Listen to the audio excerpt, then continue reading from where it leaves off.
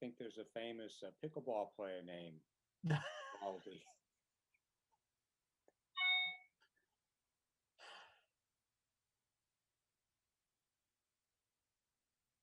That's okay. Want to welcome everybody to our Wednesday, June 15 meeting of the Conservation Commission. At this time, we can continue to meet via the Zoom platform until July 15. Remote participation is allowed in accordance with Section 26 of Chapter 22 of the Acts of 2022 signed into law by Governor Baker on February 12 of 2022, suspending certain provisions of the open meeting law, GL paragraph 30A, section 18. In the event we are unable to do so on matters not requiring a public hearing, we will post on the City of Peabody's website an audio or video recording, transcript, or other comprehensive recording as soon as possible. I believe this meeting will be posted to PAT. It's running live now, but I think it'll be posted on their website tomorrow. Is that right? So without further ado, want to get into the first item on the agenda, which is trees. We had 3 requests from homeowners, 67 Winona Street, 40 Gardner Street, and 20 Chestnut Street. Everybody sent in a tree request, permission to take them down, and that was granted. Do we have to vote to approve, Lucia? I think we did something special for this agenda only because of how many items we have on it. You guys gave me the permission this one time to approve, review, and allow everyone to remove the trees already. But before I did anything, you guys were sent a copy of the tree paperwork and maps and pictures. So 67 Winona, 5 trees came down. 1 was in the backyard. It was about to crash on their shed, and the other ones were all in close proximity to parking sheds, and they were definitely falling. I sent you guys the pictures. 40 Gardner was 1 tree, and it was like in his backyard. And I think Amanda like emailed and was like, take that tree down. And then 20 Chestnut was 2 trees. And it basically after a storm, a fence came down. It was a mess. And the proximity, she's going to do plantings. I can't remember if the other people said they were going to do plantings, but 20 Chestnut is definitely going to do plantings. So a total of 8 trees, 3 houses. And as far as I know, I'm pretty sure everyone has already taken everything down. All right. The thing I want to point out was that everybody followed the rules and asked for permission to take the trees down. They didn't just take them down and hope for the best. And I thank everybody for doing that. The next discussion item is revised local permit fees. Do you want to take it away, Lucia? You want me to take it away, or did anyone get a chance to look at the proposed fees? I was kind of hoping I set the fees, and I was kind of hoping you guys would either say, yep, these are perfect, let's vote on it, or let's change it, or let's forget it. So I've already done my duty. It's up to you guys. I had a chance to look at them, and considering the surrounding towns and that there hasn't been an increase in the fees for, was it 15 years, Lucia? 20. I think it's 20. 20. Oh, 20. Yeah. Okay. So I thought they looked appropriate. I didn't have any objection. I second the motion to increase the fees over from 20 years ago. All right, so we are approving those. That motion was made by Commissioner Athis, seconded by Commissioner Vivaldi.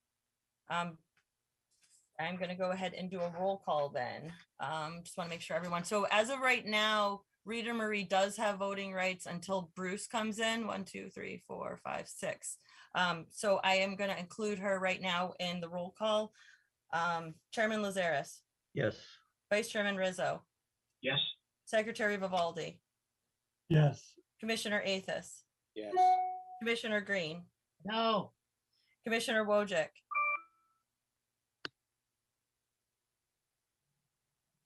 Didn't hear you, Travis. you're on mute. Can you hear me? Yep. Now we hear you. Okay. Yes, I will be voting yes. Commissioner Cavicchio.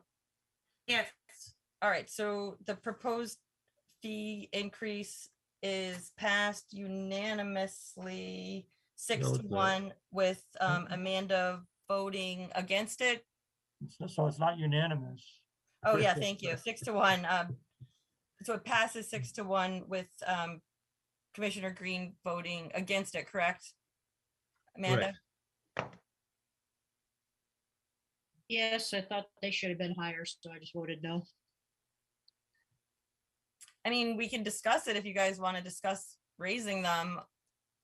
I sent that email to the three of you of what I thought that they should be, but as long as they're going up, I'm fine with whatever. I'm still voting no because I thought they should go higher, but yeah, you guys can do whatever you want.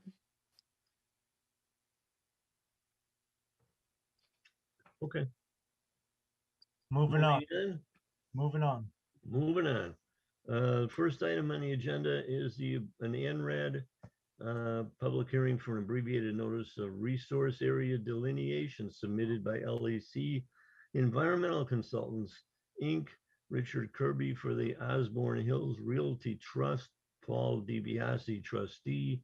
The applicant is seeking confirmation for the extent and location of wetland resource areas that may be subject to jurisdiction under the Massachusetts Wetland Protection Act and the City of Peabody Wetlands Ordinance within and surrounding the property known as 0 Sherwood Ave, 7 Home Street, and 47 Home Street, map 110, lots 2X, map 104, lot 1, map 111, lot 1, Peabody, Mass. I believe, do we want to hear from LEC at this point, or? I don't think they're here. There Okay. was unfortunately an issue and I was not able to get out to do a wetland flagging. It was going to be about a 3 or 4 hour day and physically I couldn't do it. So I spoke to the applicant. I mean, if they're in the audience, they can raise their hand, but from what I'm understanding, they were extremely compassionate to me and said that they are fine continuing this to July 13th. Okay. Motion to continue? I just had a question on the, I would have asked the petitioner if they wanted to share the purpose behind getting the delineation, is what the plan might be, if they wanted to. It's going to be a development of some nature. I would imagine it's going to be a single family subdivision because I'm pretty sure that's what it's zoned, but. Yeah, when I first looked at the, when I was trying to see why there was 3 properties, when you put in 0 Sherwood Ave, it's on the other side of the street in a different location. I'm going, what's the connection between them? And I checked the Northings and Eastings, and the Northings and Eastings showing the house on the other side of the street. I'm going, I don't understand this. Why they disconnect between properties? Are these 3 separate ANRADs? Then I realized that it's not. Somebody just picked the building, in the Northing and Easting on the ANRAD. I don't know how critical it has to be, whether that Northing and Easting is supposed to be accurate to some degree, but it basically just got us in the area, didn't get us where the location was. That's all. The map and the lot? No, the address. on the application is a Northing and Easting. Oh, yeah. Those latitudes and longitudes are always, they're always like wrong. Whatever the person puts, then when I go to do it in DEPs, it's always like completely off by a lot. So, but Mike, if you want to join me on that delineation, if you have about 4 hours and you want to go for a nice walk, let me know. Well, let me know when it is. So if you guys, just to move Okay. things along, if you want to continue, I don't see them raising their hand and I'm pretty sure they're not going to come here tonight. Yeah, I'm okay with continuing it. We have a motion to continue. I'll make a motion to continue this project for 7 Home Street, 0 Sherwood Avenue, and 47 Home Street until July 13th. Okay, I'll second that. July 13th. That's what I said. Okay. I'm gonna go ahead and do a roll call. Chairman Lazaris, Yes. Vice Chairman Rizzo, Yes, Secretary Vivaldi, Yes. Commissioner Athos, Yes, Commissioner Green, Yes. Commissioner Wojcik, Yes. and Commissioner Cavicchio. Yes. All right, that one passes 7-0. And now I see Bruce just came in at 7:15. Hey, So Bruce. Rita no longer has voting rights. Okay. Hi, Bruce. Hello. Notices of intent. Item 2 on the agenda. Public hearing on notice of intent submitted by Hayes Engineering, Inc., Anthony Capicelli for Mills 58, LLC, owned by Ed Greeley. Proposed work is paving over an existing gravel parking area with the installation of stormwater management and subsurface drainage. The property is known as 58R Pulaski, map 53, lot 87, Peabody, Mass. Tony, want to speak?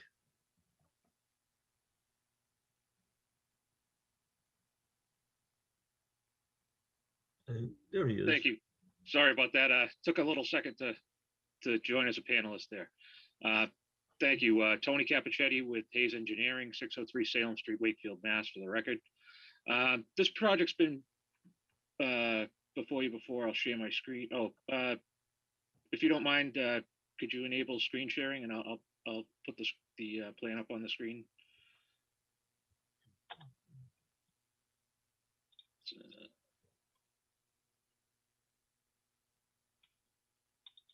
So hopefully you can all see the plan. This was before you previously as a request for determination of applicability. The commission issued a positive determination. The project evolved. Just to refresh your memories, there's a kind of a water issue. Offsite water from the farm comes around, drains into this isolated wetland, and then comes out of our property and causes some flooding and icing on the abutting property. The neighbor had asked that we look at that. The commission asked that we look at that. So what we ended up coming up with was a design that incorporated a small detention basin here that provides some stormwater management and infiltration for the water coming through before bringing it into the pipe drainage system that we would extend and ultimately goes out to the Waters River.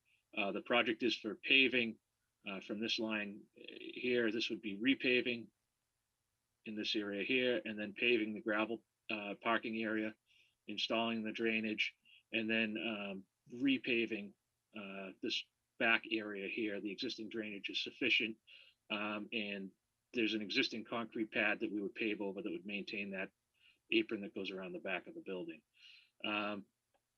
One of the requests we got when we brought this in originally was from DPS to go and do an additional test pit, which we did, confirming our groundwater estimates in this location. And we also had test pits from the original RDA as well.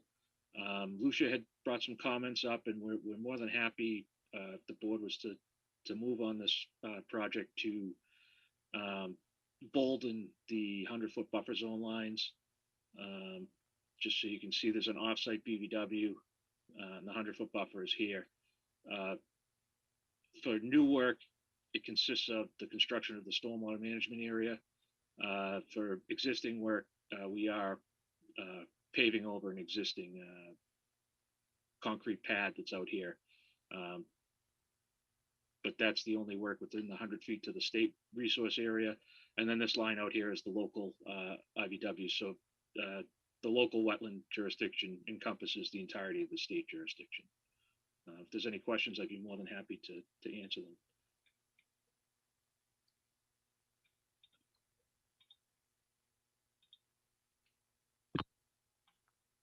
Through the chair. Go ahead, Travis. Mr. Capichetti, where is the groundwater? The groundwater is elevation 37.3 in this hole, 37.2 at this hole. So we have about 2.5 feet of separation from the bottom of the basin to the seasonal high water table. And 2 feet is required under the stormwater regulations.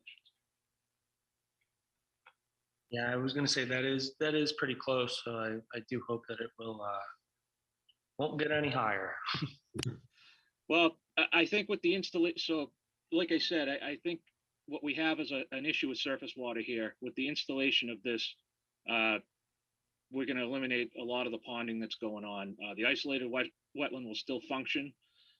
So in the lesser storms, this fills up and it kind of stays there. And once you get the larger storms, what's happening now is it's coming out over these flags here and then just running out. There's a fire hydrant that we have to relocate. It's ponding at the fire hydrant and then running out into the abutters lot and running down to a catch basin here. But it's pretty flat in some areas here, so it ices up during the winter.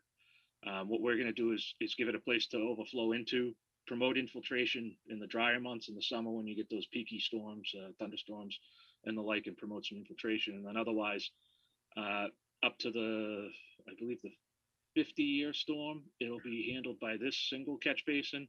In the 100-year storm, it'll overflow into our site and gets picked up by this additional overflow catch basin that picks up that additional volume and then carries it along into the structured drainage system. So the major difference from the RDA to this NOI is that there will be an infiltration detention basin, which is also drained in the event of a 50 to 100-year storm. So this is actually the final RDA plan that we submitted. My recollection was that the commission felt that it was too much work close to the IVW and the BVW that would require more than 3 conditions. So they requested we come back with the notice of intent. So this is kind of the final RDA plan that took us a while to get to. And we just resubmitted it as a notice of intent with additional groundwater testing to prove out that basin. May I ask, what is the scale of this plan? It's very tight. Is it 1 to 60 or something? No, it's a 20 scale plan. 20 scale. On the screen, it's really not to scale at all, but the plan we submitted, the full-size drawings are 1 to 20. This is, just to give you a reference of scale, this distance here from the building to the property line is just shy of 60 feet. And that side, is that there's enough for the fire trucks to get back to the back of the property? So the fire truck can come in and back out, but this is an existing condition. All we're doing is paving over an existing gravel parking area. This is not meant to be anything other than kind of a maintenance path, because all it is a concrete apron currently. Rather than replace the place in kind with concrete, we're just going to pave over it, and it allows us just to circulate around the back of the building. There's a couple of doors in the back, but just for pedestrian traffic only.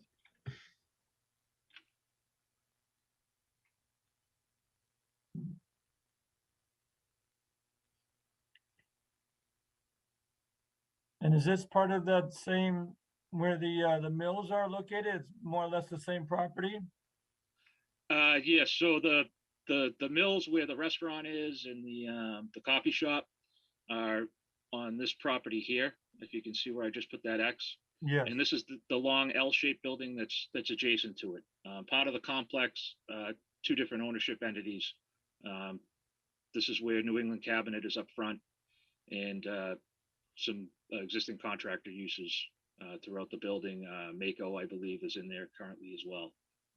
And this is just to stop the gravel area from rutting and to allow for some additional parking in the back.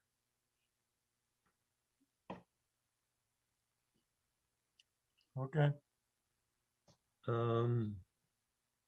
I don't have Will's memo I don't have Will's memo in front of me, but he just submitted it. Is that the one he sent tonight, Lucia? No. Will sent this back on June 2nd and Okay.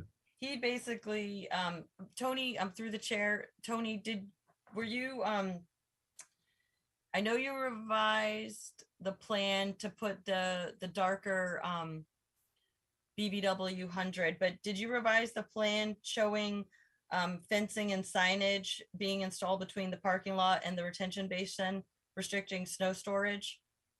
I have not revised the plan for that, but we're more than happy to add that, hopefully as a condition that we could put the no snow storage at this area and add a 6-foot high chain link fence across the back. Yes, I think that was, Will had 4 comments. I mean, Will has been looking at this since October. We all have. But you know, he just wants to bring to your guys the obvious that they're working directly off the isolated vegetated wetland. For the record, how far is that erosion control log to the IVW? Just because when I draft the order of conditions, I'm going to need to know that. So right in this area here, it is about a foot off of the IVW. And the reason we're doing that is we are bringing the grade up about 6 inches in this area to stop the water from overtopping on this edge and bypassing and forcing it to come out from the low point into the pond. So are you, Bill, is there a detail? Is there like a berm or something there keeping, you're going to fill that? I don't think I realized that. I was asking over near where you're going to start digging the elevation for the basin. But to go back to, you're going to be 1 foot off where there's going to be the pavement. You're going to be raising that. And how are you going to keep that there?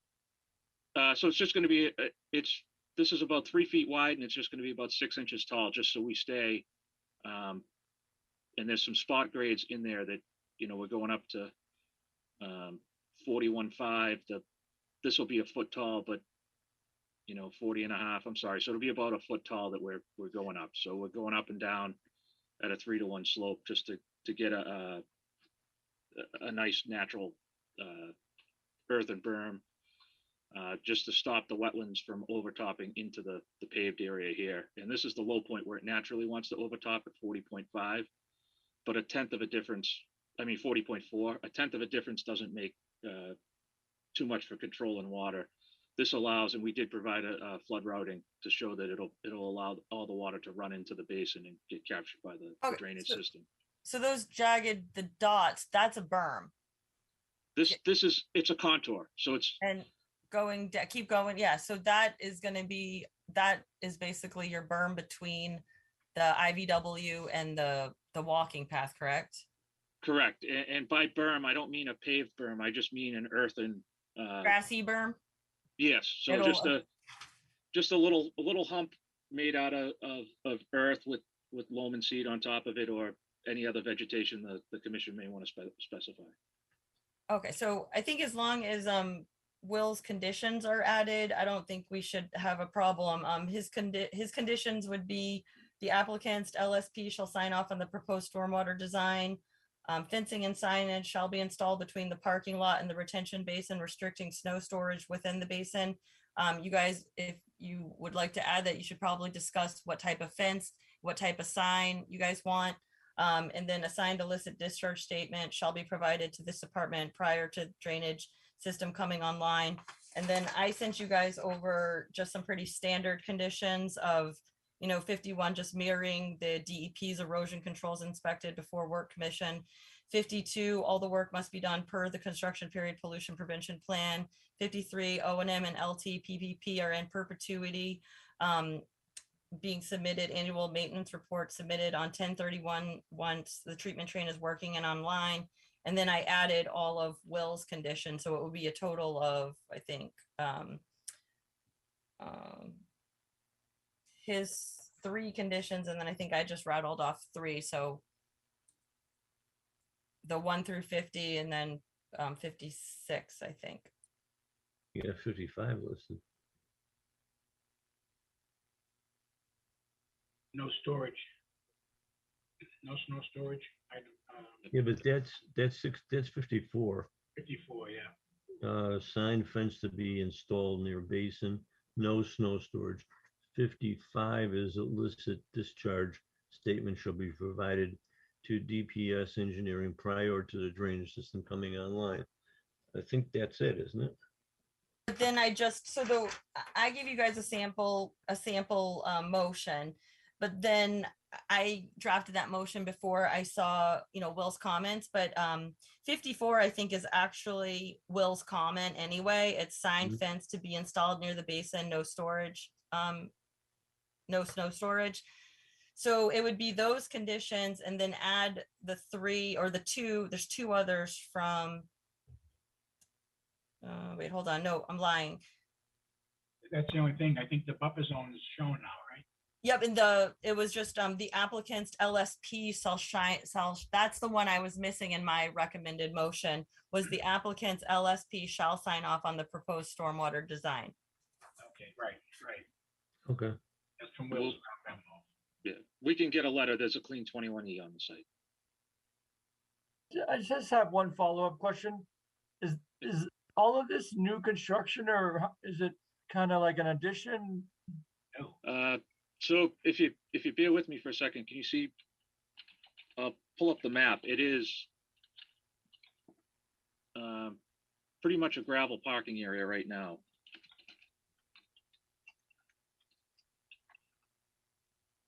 The building exists. Yes, the building exists. All we're doing is looking to, this was kind of overgrown. It is bare gravel. He pulled the weeds out of it, but it's an old parking area. There's bay doors in this area. So all he's looking to do is preserve this parking area and then repave the paved area on this side of the building here. Okay. I'm familiar with, And yeah, Mako's yeah. in this part of that building as well, you said? Yeah, Mako it's either this side of this bump out or this side. It's one or the other, Yeah. but I think it's right over here. I think so too. So the reason we would be asking for a fence is to dissuade snow storage. Is that correct? My Mhm. understanding is Will doesn't want us to take all the snow and plow it right into the detention basin. Right. Which makes sense. I mean, it's designed to infiltrate. So you don't want to get all the road sand in there and clog up the bottom of the basin. My only thought on that is that if we're putting a fence there, it's probably going to be ugly because it's going to be tall enough to dissuade someone from plowing snow into it. So it's not going to be waist high. It's probably going to be higher. So I mean, I'm not really sure we need a fence over there to dissuade it. I think that, I don't know. I think that just signs, if they're not. Granite bounds, I think we need, a few I think you granite should have the bounds. fence. You need the fence there. You need the fence because that's gonna hold water. And there's no protection if somebody should fall in there. even Like though a it's chain not- link fence? No, a fence. A fence. There was just someone said whether we needed a fence. Right, I think you should have the fence for if not for dissuading people from putting snow in there. You don't want anybody to fall in there if it's got water in it during rainy season. I mean, if it's an aesthetic issue, we'd be open to like a post and rail fence or, but a chain link fence works. Even a row of arborvitae we'd be open to as well. Mhm. Then you gotta cut it. Yeah, no. Well, if you've seen what Mr. Gurley's done to the first phase of the Mills complex, Mhm.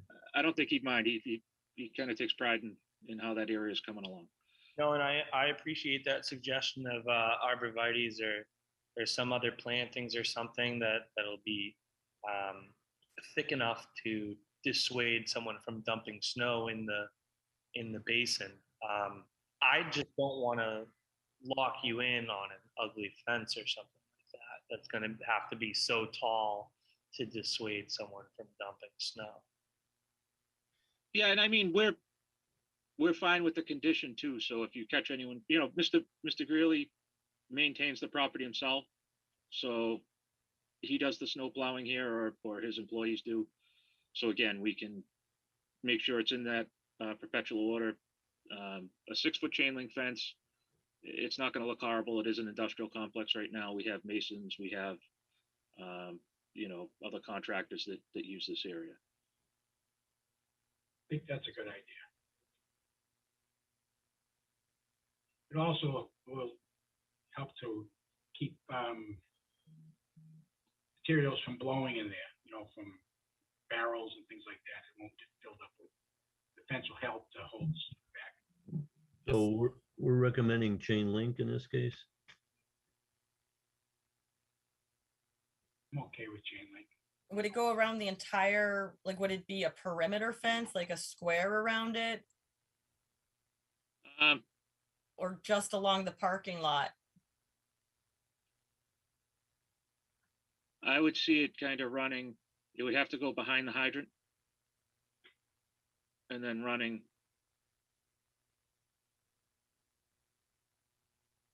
along the berm in that fashion. And then we would probably just come along here just to, because this parking lot does continue in this area here. So we would protect it from these 3 sides. This is gets pretty thick down in this area here. So, but we would protect it on this side here and in this side. So the fence is going where you're running your arrow. Yeah, so it Yes. would be along the parking lot side here, Okay. and then along our proposed parking area. And pathway. Yes, down to this area here. And like I said, that pathway is maybe 10 feet wide. It's only designed to be walked down, not Okay. designed for vehicles. Any other questions, anybody? No. We get a motion? Well, is there anybody who wants to open it up to anybody who might want to speak about it? Was it public hearing? Yeah. Anybody want to speak in favor of?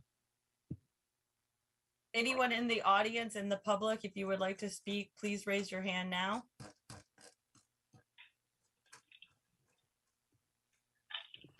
Anybody want to speak against? I don't see anybody. A motion, do we close this hearing? Move to close the hearing. Second? Mike Vivaldi? Huh? I'll second that. All right, I'm going to go ahead and do a roll call. Motion to close the public hearing made by Mr. Athos, seconded by Mr. Rizzo. Roll call, Chairman Lazares, Yes. Vice Chairman Rizzo, Yes. Secretary Vivaldi, Yes. Commissioner Athos, Yes. Commissioner Green, Yes. Commissioner Wojcik, Yes. Commissioner Komak. Yes. All right, so it's closed 7-0. So we're gonna get an updated plan that shows the fence. Yeah, I'll update it, show the fence. Note that there'll be some signage, incorporate the other information, get the letter from the LSP and forward it all to both DPS and the commission. Right, thank you. Do we want to give him some wordage? Normally we'll have conservation area or environmentally sensitive area, no snow storage, no disturb, no dumping. And we want it on reflective sign. And you guys normally want it at least 12 feet by 12 feet. And since this is a long fence, do we want more than one sign?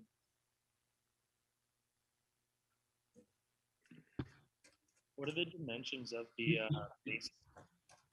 I mean, I feel like there should be at least 3 signs at this point because there's that one side that's on the adjoining parking lot. And I feel like if anyone's going to use it to get rid of snow, it's going to be them. But I guess if there's a fence. I'm happy with every 25 feet along any side of budding pavement. So that would probably get you 4 signs. 2 Oh, on on the abutters property and 2 on our property. How big are the signs? The 12-inch square, is that correct? They're like roadway signs, if they're anything like the other conservation markers we've had to put up. Actually, they're probably more like 12 by 18. Yeah, that sounds reasonable. Yeah. I agree.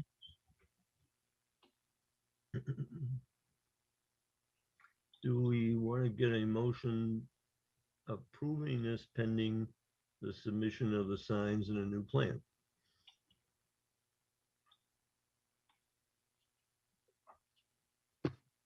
I feel comfortable making a motion to issue an order of conditions with the additional conditions that erosion controls are inspected, all work to be done per the construction period pollution prevention plan, O&M in perpetuity, and there's two more.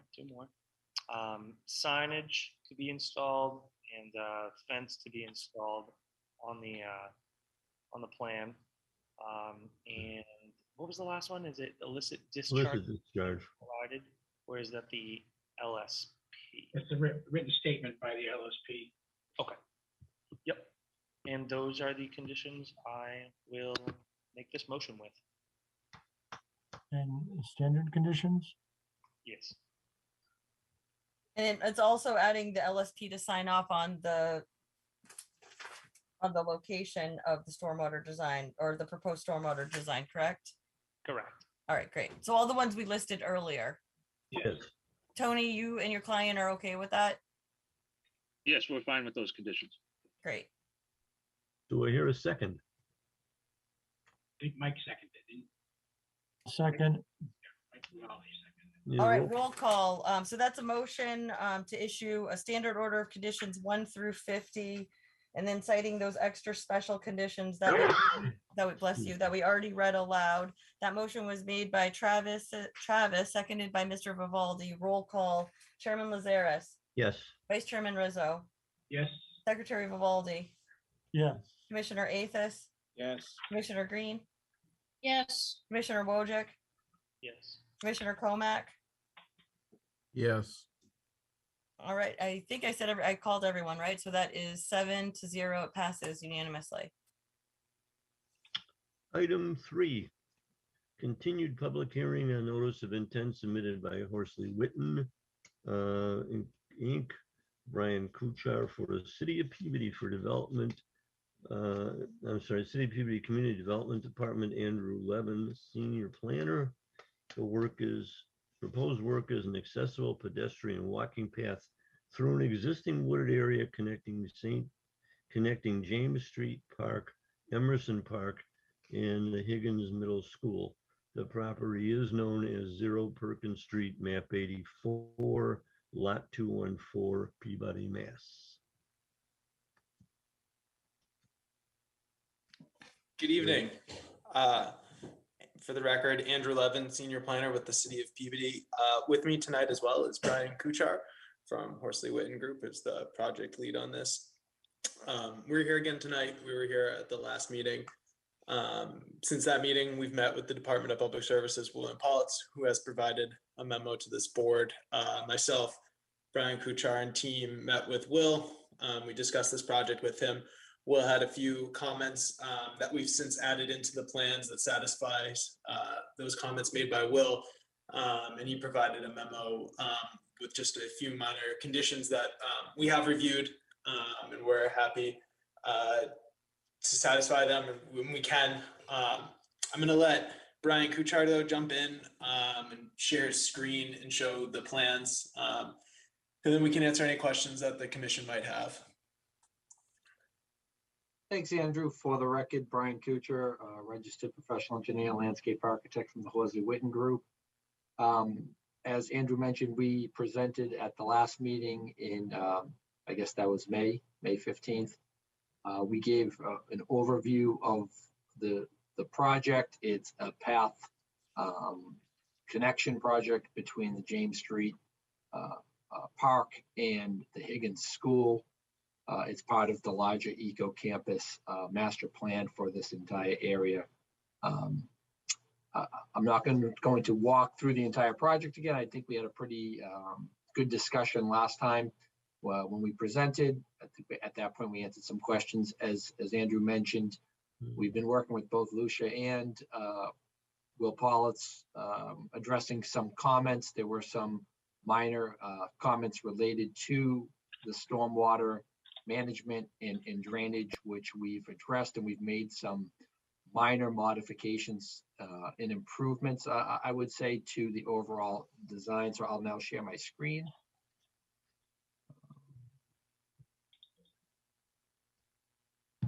You should be able to see a plan in front of you. Is that correct? Yes.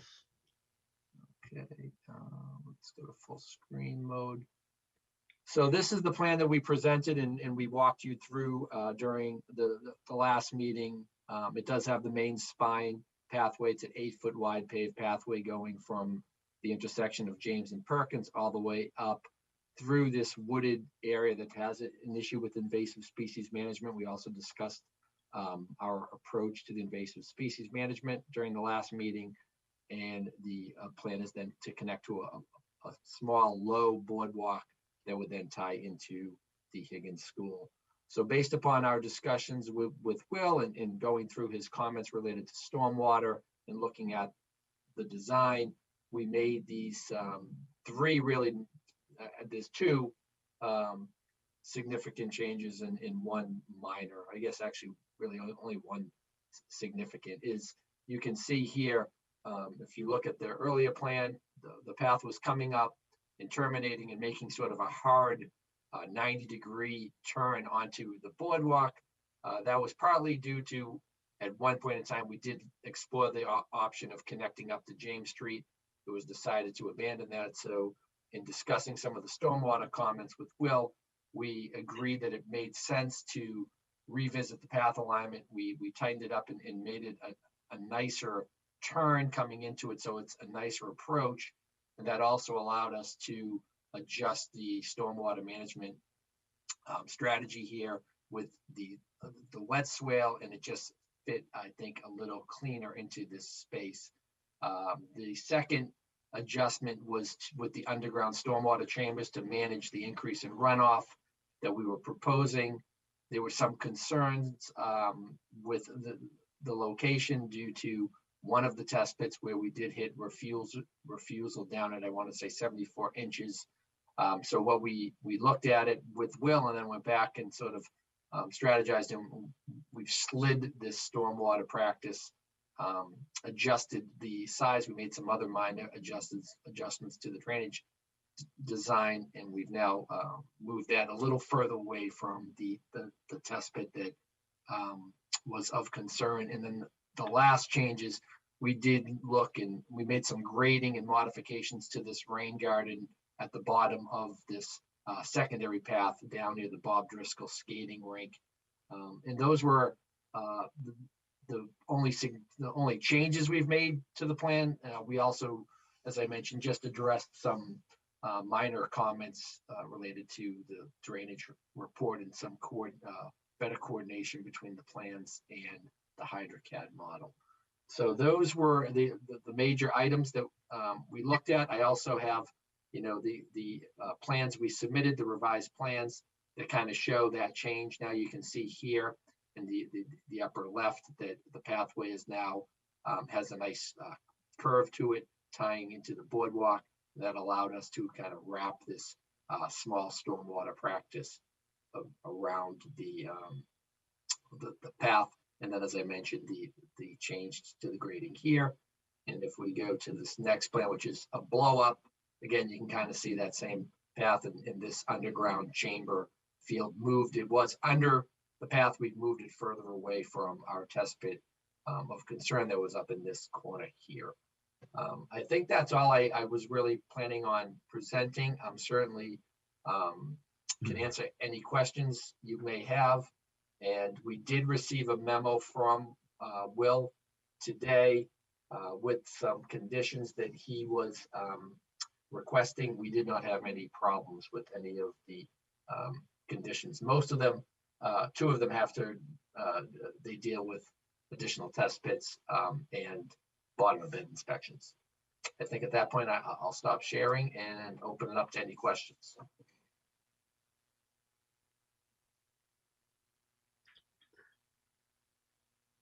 I don't have any questions. I don't have any questions. Drew had shown me the plan last week and showed me where the path was taking a different turn. To it, I said I have no objections, which I do not, but I do want to add one of the conditions that we have a maintenance budget that is in perpetuity to make sure that the stormwater systems work and are reported on and the path is cleaned and maintained.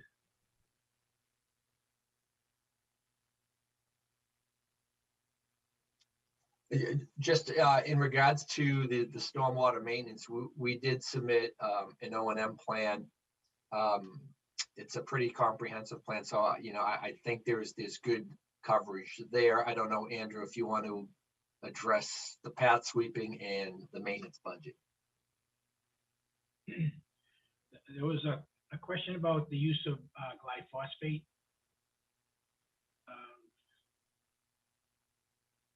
Did you want to talk about that, Stuart? The glyphosate is Roundup, and Lucia, I think, is suggesting that we limit the use where impossible or we eliminate it. I think there's other ways to reduce overgrowth, like using vinegar or something less carcinogenous. So if the commission recalls, the last time we met, we did have a pretty good discussion on the invasive management strategy. And what we proposed is we have three different approaches that we were using. One is just removal, excavation and removal as part of the path construction. The second, which would use the Roundup or the glyphosate, was it would be limited to just stem injection. We'd be cutting and stem injection, not there would be no foliar spraying. And the third strategy was the use of the wire mesh. So I think what we were hoping is with permitting that we could, the three options would be permittable, allowing some flexibility for the contractor who would be coming in to do the invasive species management. Is the contractor that's doing the invasive species management going to be available forever?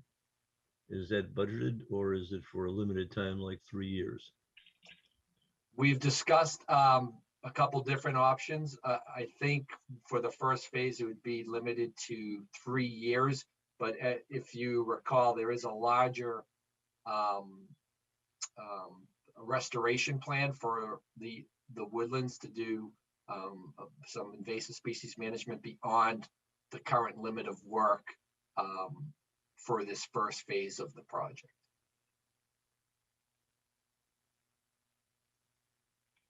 It sounds to me like there would be an opportunity to include this first phase of the eco campus in a management plan when we address scout woods, when you come back to install stuff like that. Am I headed in the right direction? You're right, Andrew, you're on mute. Yeah, sorry about that. Yes, Travis, exactly. I think, right on with what the eco campus really is, and that this is a phased approach to this kind of whole area.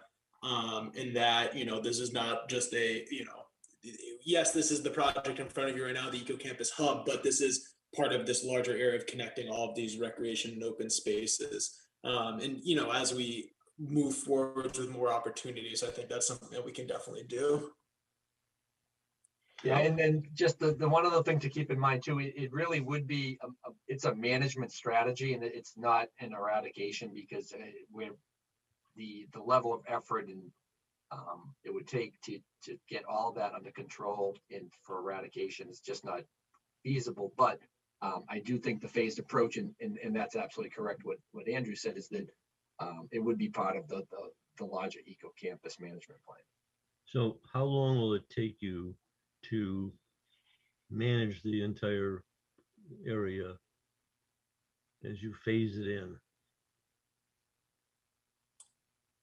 So in regards to other sections, I guess it's when money becomes available with different grants and such, and as we start going after them. But this is kind of a dynamic project in that it kind of keeps evolving. So I can't really give an exact timeline on it, but as mentioned, it is phased, so we would be keep looking to move the different phases of the eco campus forwards. We can, though, Stuart, to your point, we'll work very closely with Jen Davis on this at our Parks and Rec department, and make sure this is right next to the school as well. So I think this will have a lot of eyes on it, and I think that as part of that, we'll work with Jen to make sure that we can get our Parks and Rec department out there and make sure that this pathway is maintained. I think our benefit to this is not a miles of pathways that we're talking about. It's not a huge area, so it's not a super committed effort to maintain it. So I think that's working to our advantage. Do you envision coming back to the Concom as the phases move forward and tell us what you did and what the next plan is?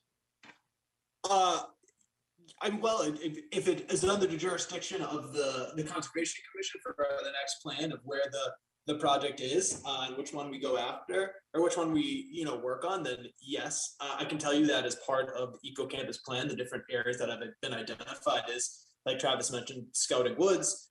We've also been looking at the improving the pathways that exist around Emerson Park.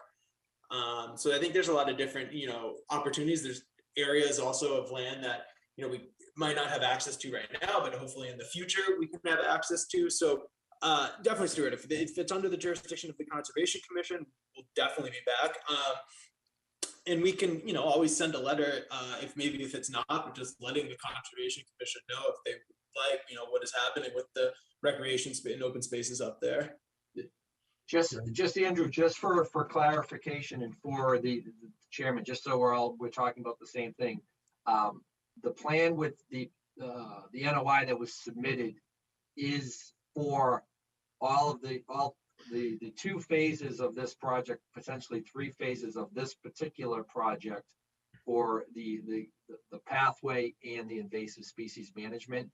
The intent is to construct the main spine first.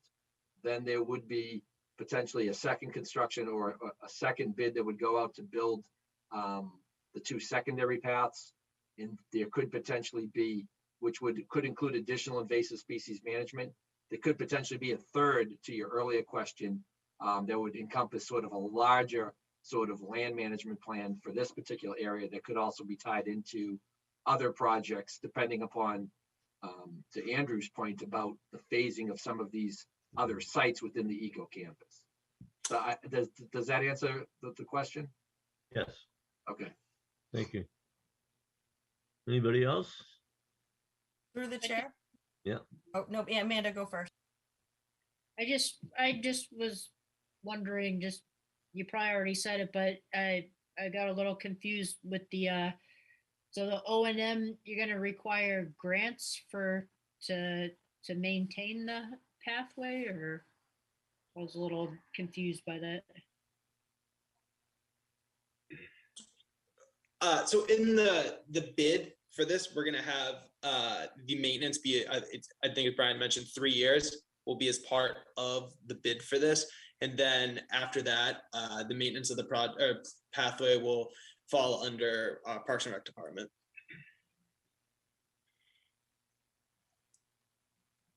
Okay, thank you.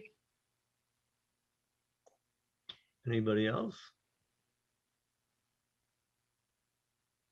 Yep, through the chair. Go ahead.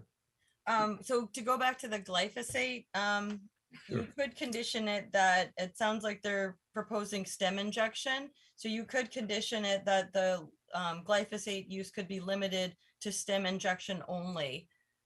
And I think we already discussed that offline, and that would be a good condition, correct?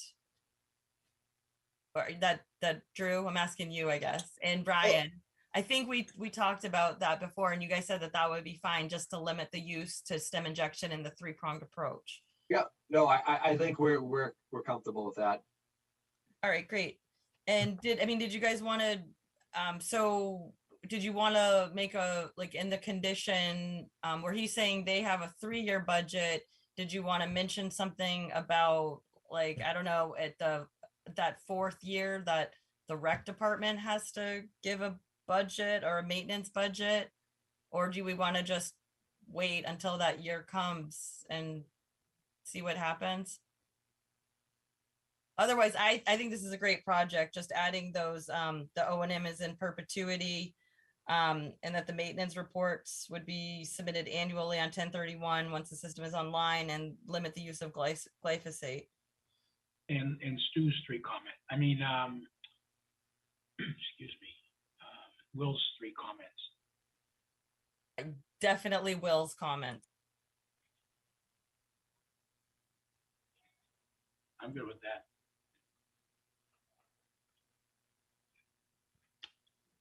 Anybody else? No? Does anybody on the public want to speak, or? I don't know. Open this up to the public. Anybody want to can raise their hands to speak? Seeing none, anybody want to speak against the project? I see none. Then I'd like to make a motion to close the public hearing. Do I hear a second? Yep, second. Okay. All right, a motion was made to close the public hearing by Vice Chairman Rizzo, seconded by, I believe I heard Commissioner Wojcik. All right, I'm going to go ahead and do a roll call. Chairman Lazaris, Yes. Vice Chairman Rizzo, Yes. Secretary Vivaldi, Yes. Commissioner Athos, Yes. Commissioner Green, Yes, Commissioner Wojcik, Yes. and Commissioner Komack. Yes. All right, so it is closed 7-0. Let's make a motion to issue order of conditions, which would be, as Lucia stated, standards 1 through 50, then 51 was the maintenance budget, 52 was the O&M plan, 53 was the agreed upon use of the glyphosate, and Pollitt's 3 comments requests from his memo. On the motion, I'd just like to make a discussion point about the budget. I personally don't have much concern about the maintenance budget coming from the Parks Department. I think that, as mentioned, its location in between Emerson Park, James Street, and also the Higgins campus should garner a lot of attention. I also don't know what we would do if we got the budget from the Parks Department or staff over there. I don't understand. What would we do? Well, we would know that they would have a budget, but I don't think it's our. I mean, the oversight of the O&M plan definitely falls into our jurisdiction, but I mean, I wouldn't be looking at a budget dedicated to that. Me personally, I'm not going to speak for members of the committee, but I would. My only concern is that without addressing a budget, there will be no money budgeted to maintain it. That's all. And again, if the O&M plan is in perpetuity, there's got to be some monies to maintain that. So, and I don't need to know where the money's coming from. I just want to make sure that there's money. Understood.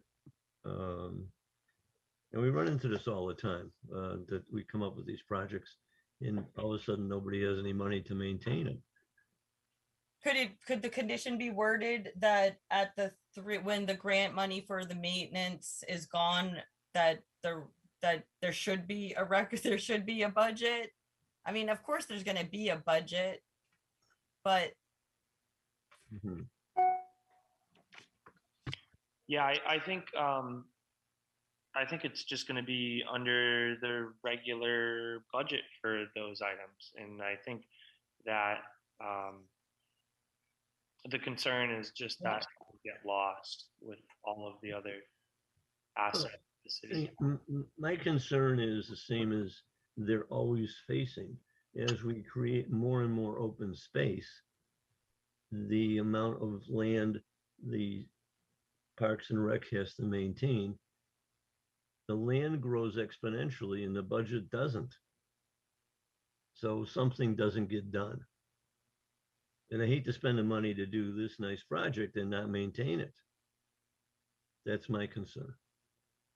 But I'm willing to agree that we review this in 3 years when the person that's doing all this work is done. Sounds like a good idea. And I think we should look at this in every project. so do you guys want to reword the motion? Because right now, Vice Chairman Rizzo made a motion adding that a maintenance budget must be submitted.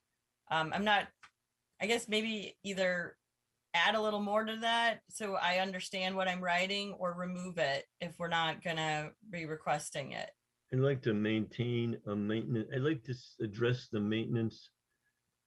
The maintenance of the project would be funded under the company that's creating this for 3 years. And after that period of time,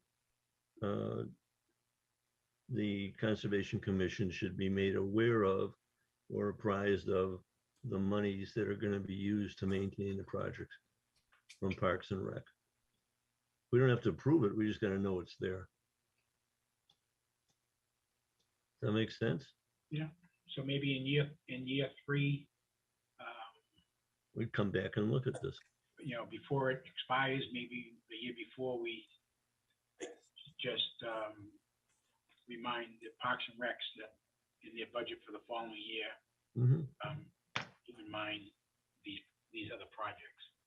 I guess I'm sorry if I may. I guess I'm just confused on maintenance. When you say budget for maintenance, now are you talking about the stormwater system, or are you talking about the pathway itself and like street sweeping the pathway, or whatever you're creating?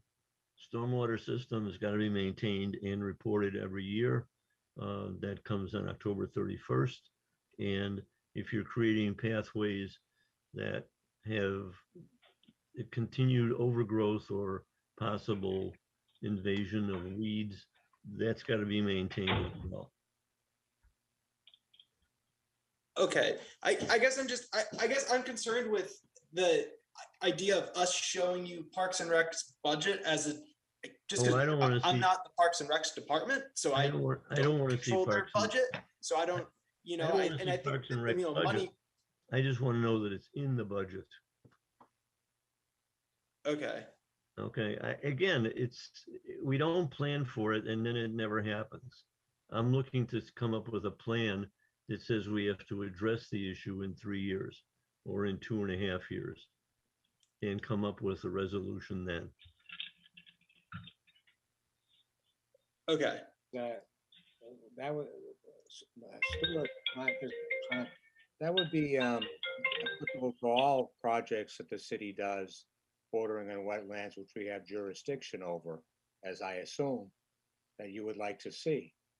But I would say the cities are required to maintain their properties. And if this is but what I think what you're saying is to have some kind of mechanism in place that it will be maintained, if not by the builder, the developer at first, but it will be maintained by the city, period.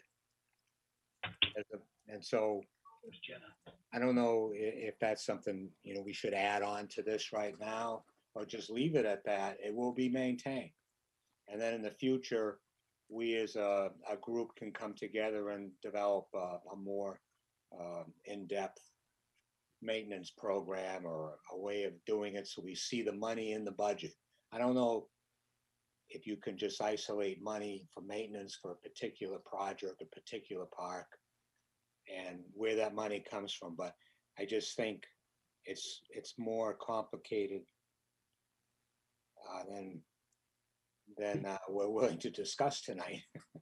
I'm not disagreeing. I think we should not spend a lot of time discussing a maintenance budget tonight. Yeah, through But- the chair, sometimes what you guys will do is you'll put a condition instead of this condition asking for a maintenance budget. You guys would say when they come in for their certificate of compliance, they should supply us with an estimate of what they believe it's going to be to maintain it on an annual basis. And that's typically what you guys will ask for. You'll ask for the well, you have asked for it before, but I don't know. I think we do have to move along though, because we do have a long agenda.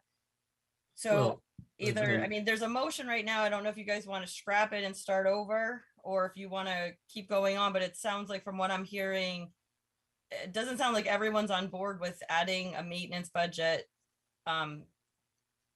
You could always request an estimated maintenance budget at the time of the certificate of compliance. Or whatever, you guys just make the motion, I think we- and you have to word that condition for me, because right now, I don't know what I'm writing. Yeah, I think we need to move on. Can we amend the motion to make it so that the company maintaining the path and the eco campus includes a budget for us at the completion, when they request their certificate of compliance, as Lucia suggested? So that way there, we can give that information to the Parks Department. Good idea.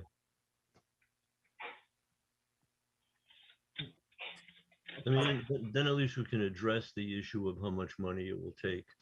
Exactly. And the city can either have the money available, or we can ask Drew to go to the well and get a grant. Is that an amendment that I can make to the motion, or does, Yeah, okay. It would be an amendment just to item 52 under the O&M plan, I believe. So that doesn't change anything else. Great. okay. So we just want to repeat that, and then maybe that's okay?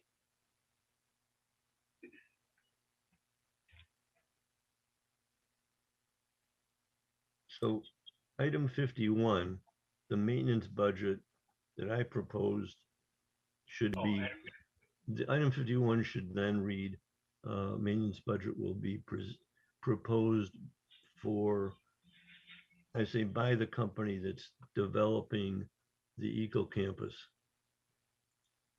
when they come for their certificate of compliance. And then the O&M in perpetuity, that stays the same, Okay. correct? Yep, and then no spraying, only stem injection of glyphosate, and then add all of Will's comments or Correct. conditions, excuse me. And Yes. so that would be made by Mike or Travis at this point.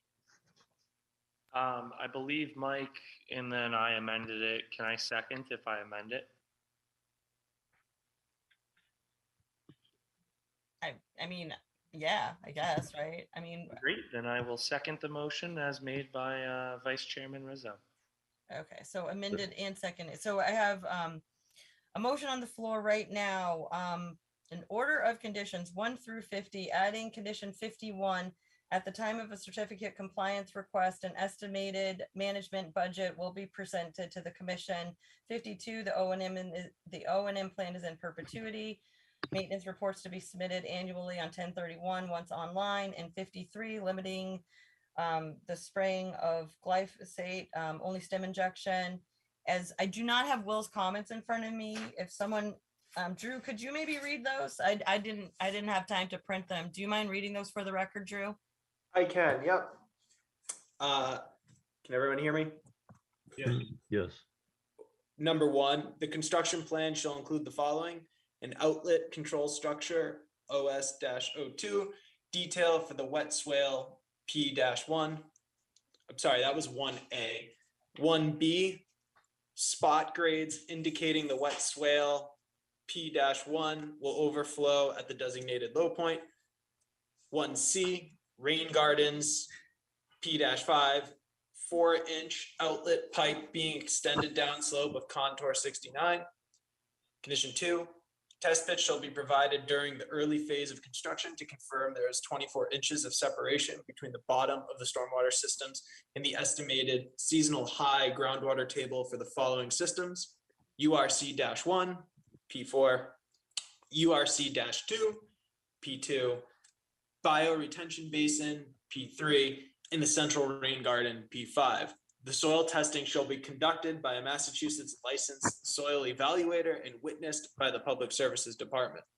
Condition 3, a bed bottom inspection of the stormwater system shall be conducted by a licensed soil evaluator in this department for the following systems: URC-1, P-4, URC-2, P-2, bioretention basin, P-3, central rain garden, P-5, and the Perkins Street rain garden, P-6. So that was, I'm gonna go ahead and do a roll call. That was amended by Travis and also seconded by Travis. A roll call, Chairman Lazaris, Yes. Vice Chairman Rizzo, Yes, Secretary Vivaldi, Yes. Commissioner Athos, Yes. Commissioner Green, Yes, Commissioner Wojcik, Yes. and Commissioner Comack. Yes. All right, great. That is unanimous 7-0. Thanks. Thank you, everyone. Thanks, Drew. Thank you. Thanks, everyone. Item 4, continued public hearing on a notice of intent submitted by Hancock Associates for Michael Larkin on a 40 Oak Street Development LLC. Proposed work is site improvements and redevelopment, which includes a 40B housing project, paved vehicular and pedestrian access, landscaped areas, connections to municipal utility services, and a stormwater management system. The project is known as 40 Oak Street, map 95, lot 81X in Peabody, Mass. Is this, the problem I'm having is that, first of all, this is before the ZBA? Closed. It closed with the ZBA. I'm sorry? It was closed with the ZBA. It was decided upon And their decision was? to issue a decision with conditions. Okay. So does that take it out of, well, the only jurisdiction we have is the wetland, correct? That's correct. And I'm of the opinion that unless they do some magic, it's a flood zone.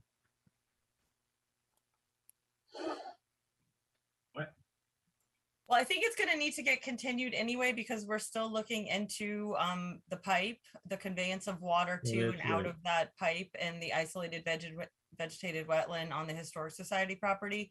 I know that there's definitely people in the audience here. There was quite a stir last week when they decided to just start doing exploratory borings about a foot away from the wetlands without telling anyone in the city, including this commission. So I had people coming up to me in the neighborhood. It was quite frantic. So although I am definitely recommending a continuance, I would try to keep this extremely short and succinct. But I know that there are people in the audience, as well as it looks like Devin Morse is here from Hancock, I believe. But I would like to keep this very succinct and pithy and let the people who showed up tonight speak and then move on, because we're going to continue it again until July. Hi, Lucia. For the record, Devin Morris, Project Wetland Scientist and Manager at Hancock Associates. We are here tonight just to continue. We submitted a formal continuous letter for the July 13th, I believe, hearing. So I'm just here just to make sure it does get continued. But I understand that the audience does have some members, but I do not want to speak on the project manager and the applicant's behalf tonight because we are continuing. Thank you. Do we have a motion to open the public hearing to the public? The public hearings. Yeah, you don't have to make a motion. You just say it's open as far as I know. Then people that would like to speak, please raise your hand and tell us who you are and where you're in your address. I have already promoted Sam Vitale, Wayne Losey, and I do not know the other gentleman's name to panelists, so they are able to unmute themselves as in turn their camera on like they already did. Richard DeFilippo. Oh, Sam Vitale. Yes. And Wayne Losey. Just briefly, we had attended the prior hearings. We appreciate the opportunity to speak. We understand it's going to be continued, but Richard DeFilippo is a resident at 41 Washington Street. He's in a butter. He'd just like to make a short statement. Mr. Losey is a consultant who's working with Richard, and he would just also like to make a short statement. We do understand it will be continued. And with that, I'd like to have Richard just give you his observation as a person who's lived on Washington Street next to this area for some time. Okay. You know, I've lived there for about 10 years now. And next to the historical wetland on Oak Street for about 10 years. And in the summers, I've seen various animals, including herd frogs and peepers at night coming from the area of the wetland pond. Whenever it rained during summers or springs, heavy rains, water would overtop onto the parking lot at 40 Oak Street, and it would recede in a few days.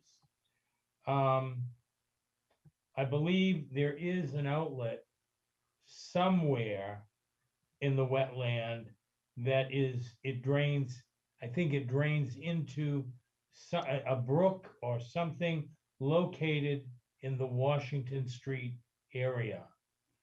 However, you know, that's what I've been told. You know, I just, it is wetlands. It's wetlands. And for them to be making decisions like this, it's really frustrating. I've lived in Peabody for 10 years, and I absolutely love Peabody. This is very upsetting at this point. You know, it's disturbing. Don't know what else to say. Okay. Wayne Losey, representing Mr. DeFilippo. I do want to touch on Mass DEP's comments because they're very concerning to me, as I'm sure they are with some of you on the commission.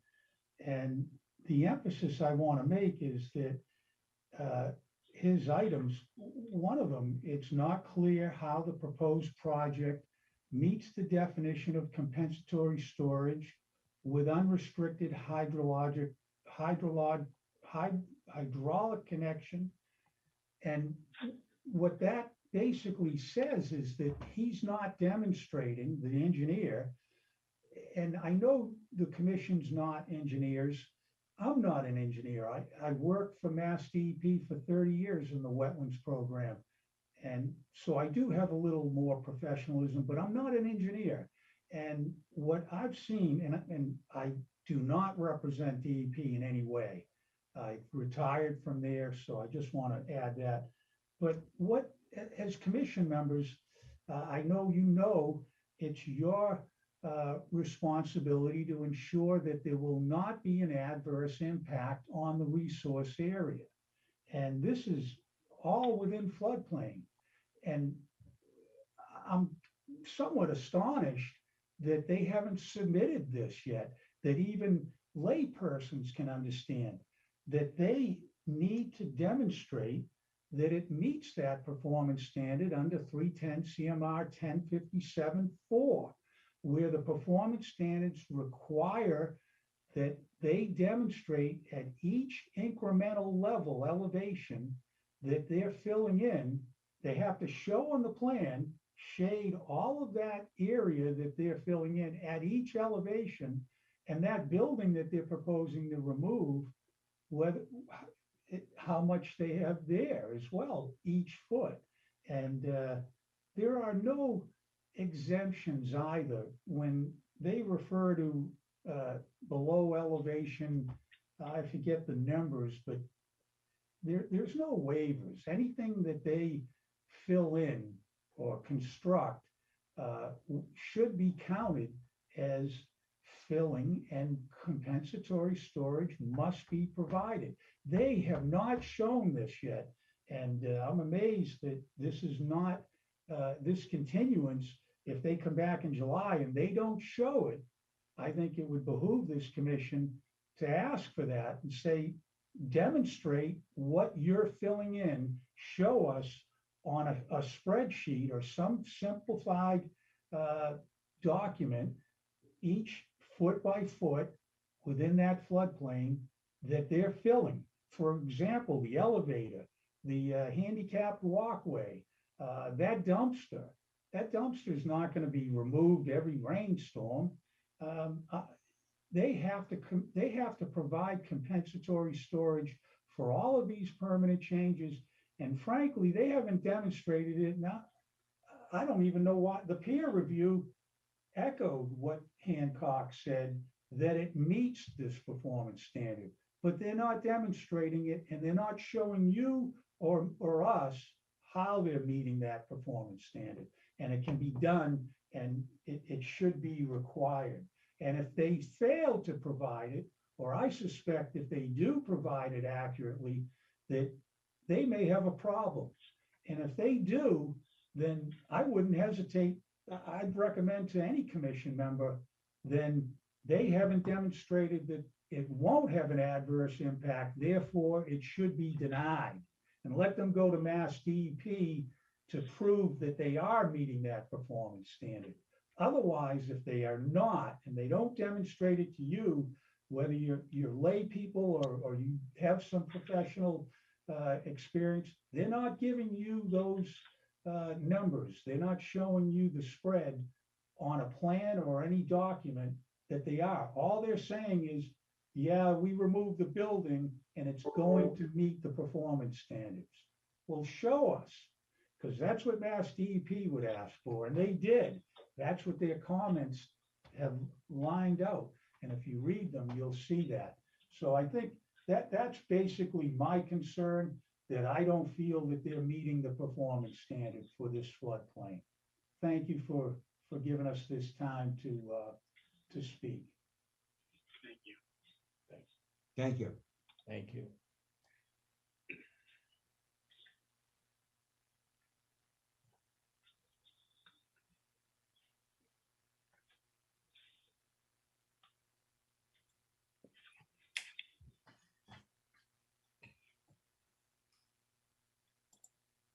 I know we want to continue this to our next meeting, but I do echo the information that the previous gentleman just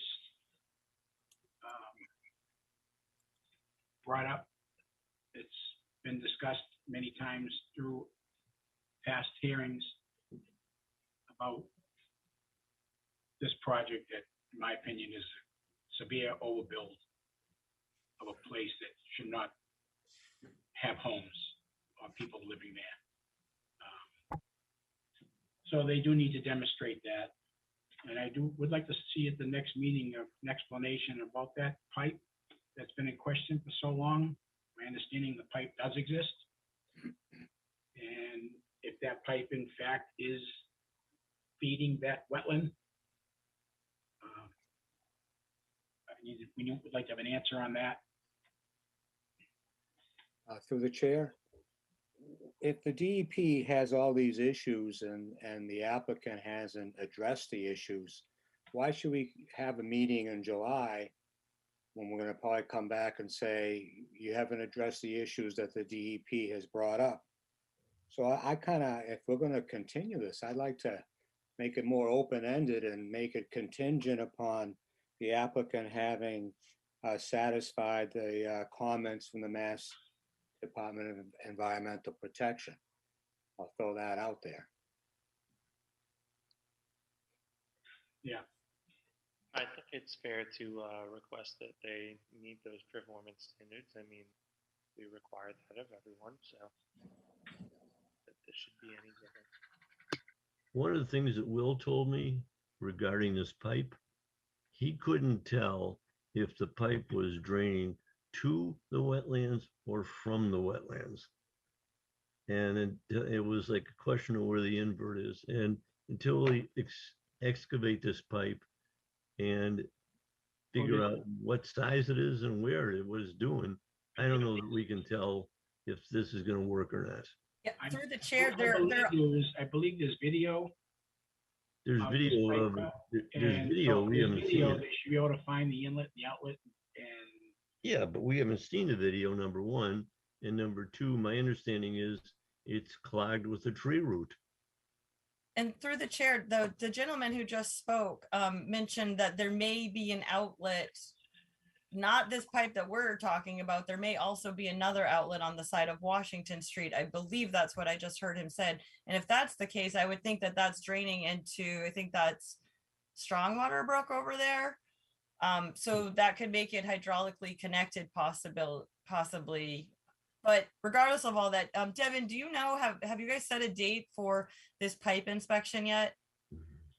No, and I apologize. I have not been too present on this project, besides the fact that I submitted the notice of intent and I was the actual one who did the wetland delineation. So nevertheless, I can take all of this discussion to Joe Pesnola and to our staff, engineering staff, and let them know in regards to a direct response to DEP comments, which I believe that they either submitted or, I'm not too sure.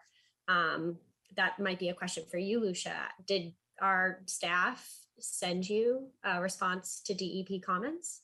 I believe they feel that they are meeting the performance standards, but okay. I'm under the assumption that Wayne has seen all the revised paperwork. He's seen the review comments, and I believe he is still under the assertion that they are still not meeting the compensatory flood standards under 310 CMR. Was it 0.37? But also, just to go back to this pipe and the possibility of it draining into Washington Street, rather than, obviously they're going to come out there with a digger and they're going to be digging around on the pavement and about a foot away from the wetlands. I also think that they should have someone in there with a rake, raking on all around the pond, trying to find another outlet. I think maybe it was missed during the delineation, or maybe it was just, I don't know when you did the delineation, if it was too overgrown. I mean, at this point it is overgrown. Yeah, and no, and I mean, this delineation was done last year, and then we visited the sites multiple times,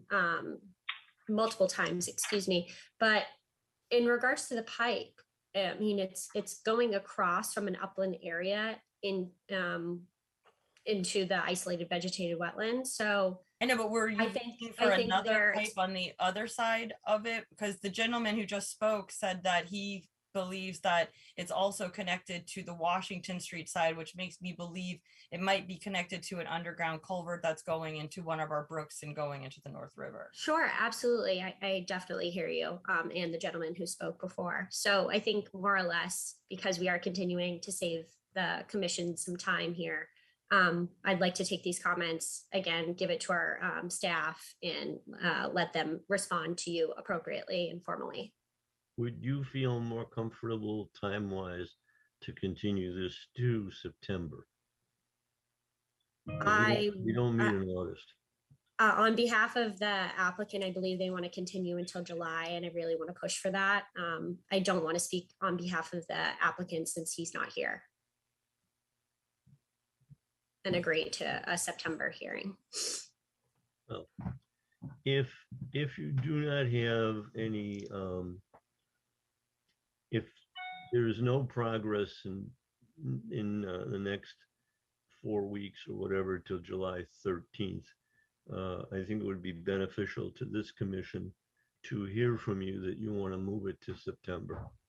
Sure, Is that fair? absolutely. Yes, we do have a 2-week for all commercial projects. Our deadline is 2 weeks. It's you can't give anything to us the week before or the week of the meeting. So anything that we got would have to be 2 weeks. I don't know what that is. It would be July 13th. I think it's June 29th. I June think. 29th. Yeah. Okay. I Okay. will make note of that now. So. Can I just say one thing? Go ahead. Say two things.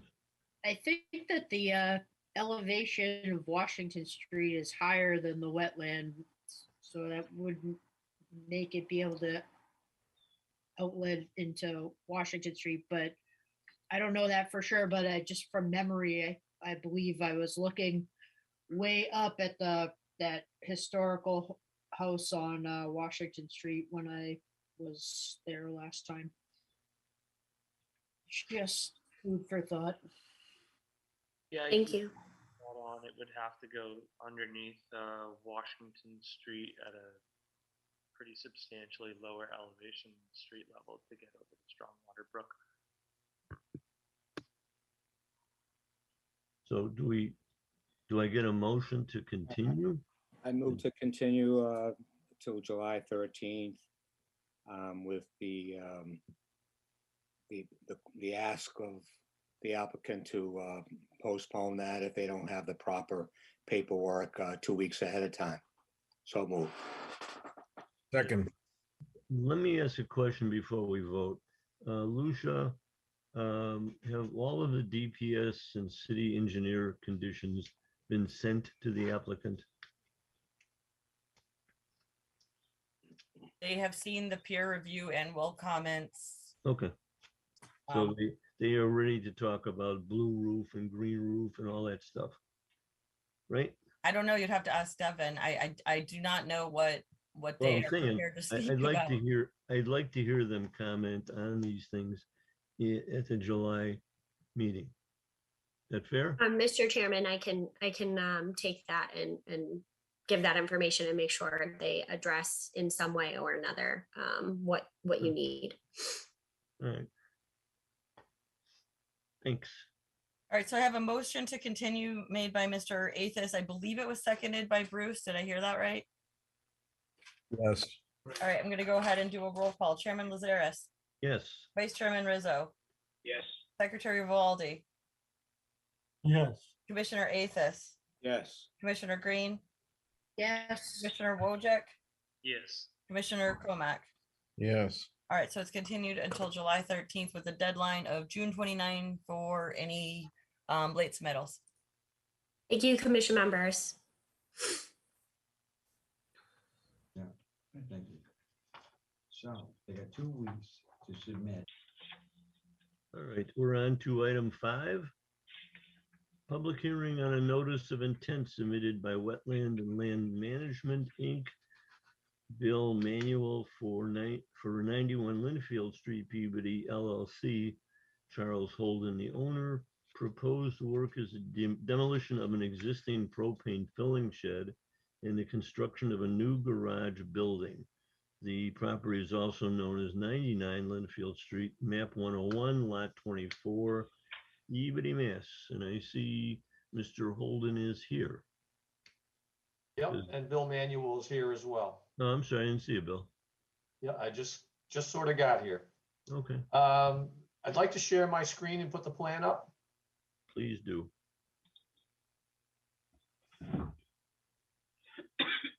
Okay, so this is a sort of a unique filing in that this is a filing under your Peabody Rivers and Wetlands Protection Regulations only. And I'll show you why using this 40 scale section of the site plan. Here's Linfield Street, and this is the proposed work. There is a drain in Linfield Street that empties out to this location here, and from here downstream is an excavated channel that only receives water when it rains, as far as I know and as far as been described to me. And this channel runs down through the site, past the PMLP switching station, which is right here, and eventually it drains down into wetlands that are associated with Goldthwaite Brook. So this is City of Peabody land. I ventured down towards the brook, and I put markers on the bank of the brook, which signifies the mean annual high water line of Goldthwaite Brook. It's a perennial stream, so I was interested in marking where the riverfront boundary would be. And then I marked the edge of wetlands. And it didn't take many because, well, I marked enough so that the buffer zone would be able to be illustrated in relation to the proposed work. And so here's our 100-foot buffer zone line, and here's our 200-foot riverfront line from Goldthwaite Brook. And so this is the limit of state jurisdiction. Now, we know that in your wetlands and rivers protection regulations, you take jurisdiction on all lengths of intermittent stream, perennial or intermittent, and there is a 200-foot zone of jurisdiction extending off of this intermittent stream channel. And that's what captures this work here. Here's the proposed building, and it is within the 200-foot zone. So that's why I filed it under Peabody regulations only. And let me slide over to the 20 scale plan.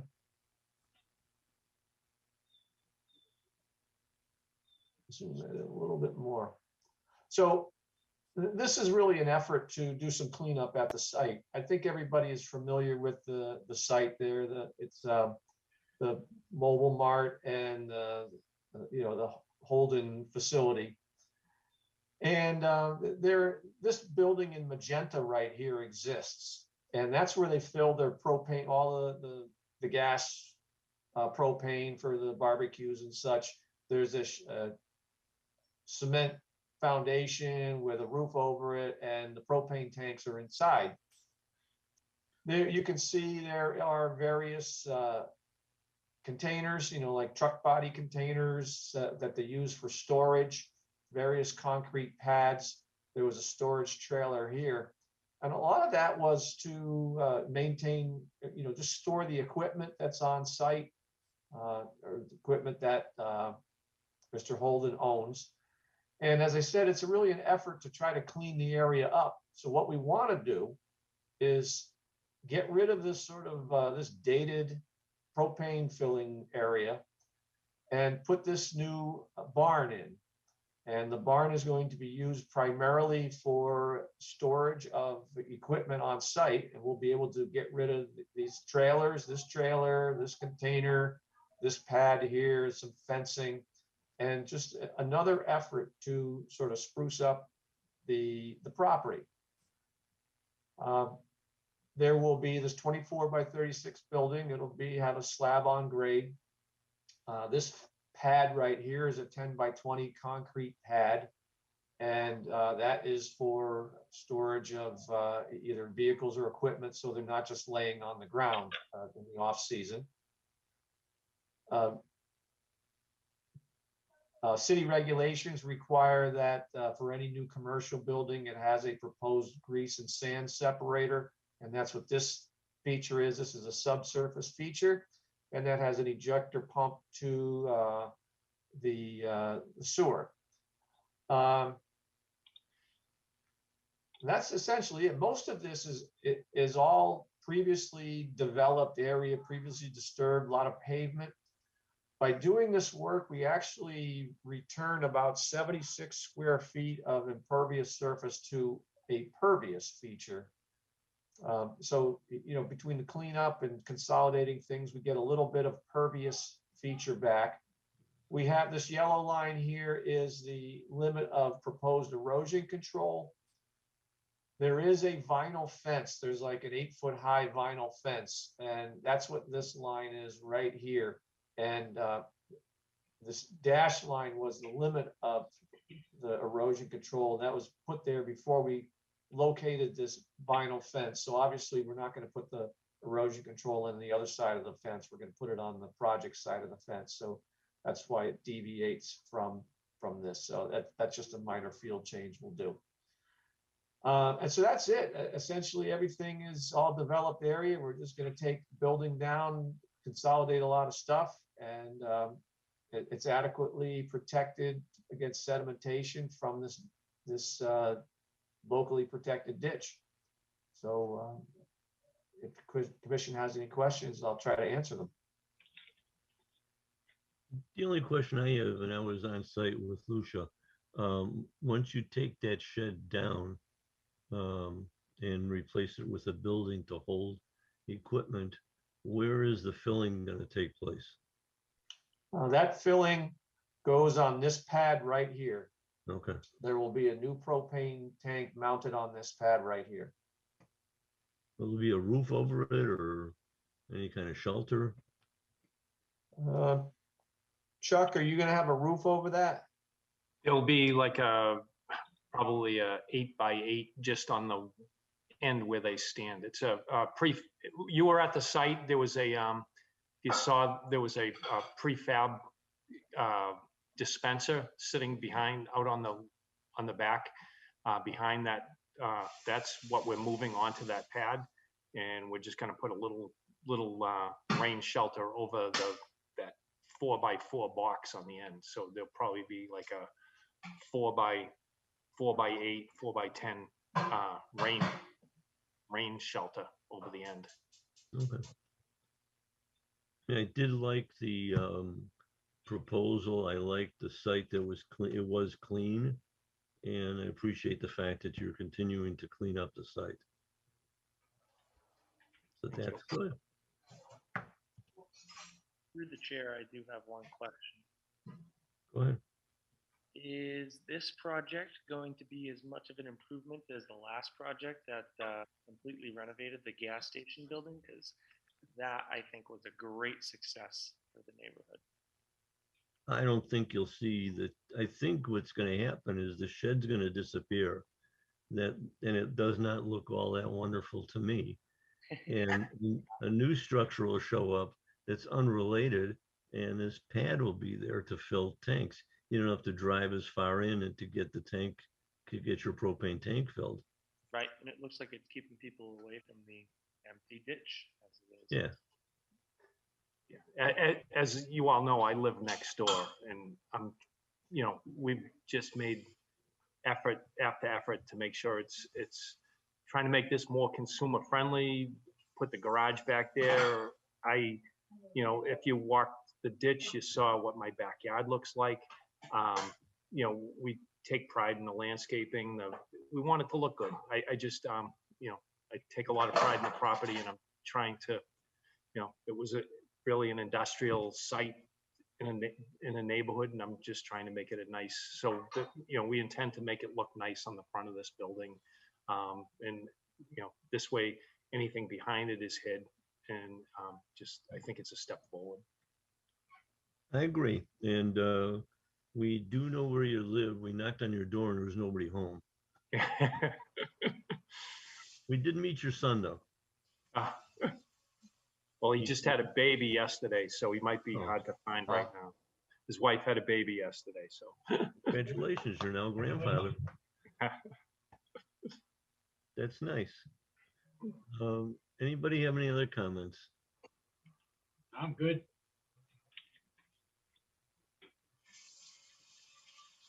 Open to the public. Anybody in the public have any comment?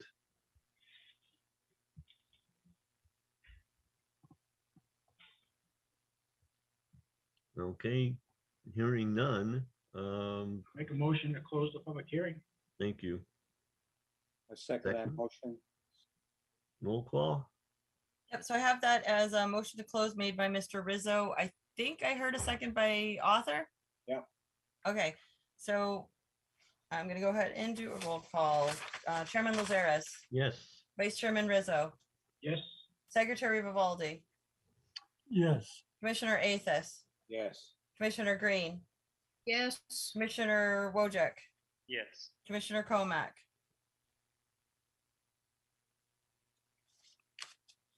yes, All right. All right, thank you. Do So you guys want to talk about conditions? I gave you guys some sample conditions. They're just pretty generic because this is a pretty straightforward project. 51 and as-built is needed for a partial or full certificate of compliance. Reminding that the applicant that at a minimum, a partial certificate of compliance should be issued by the Concom before they request the occupancy permit from the building department, which never happens. 52 O&M is in perpetuity. Maintenance reports to be submitted annually on 10/31. Or actually there is, yeah, is there an O&M plan? There's no treatment train, so it's a maintenance, the, Bill, am I wrong in saying O&M? There is no. No, there was an O&M plan Okay. submitted with the stormwater checklist. Okay, great. So O&M is in perpetuity, and then DPS has a bunch of comments. They have 8 comments. One of them's already been satisfied, but I guess if you guys want to add the DPS memo, normal, what I've been doing is I've been just separating the Concom's conditions and just adding DPS conditions. Most of these have nothing to do with the Concom, but Bob went to the trouble of,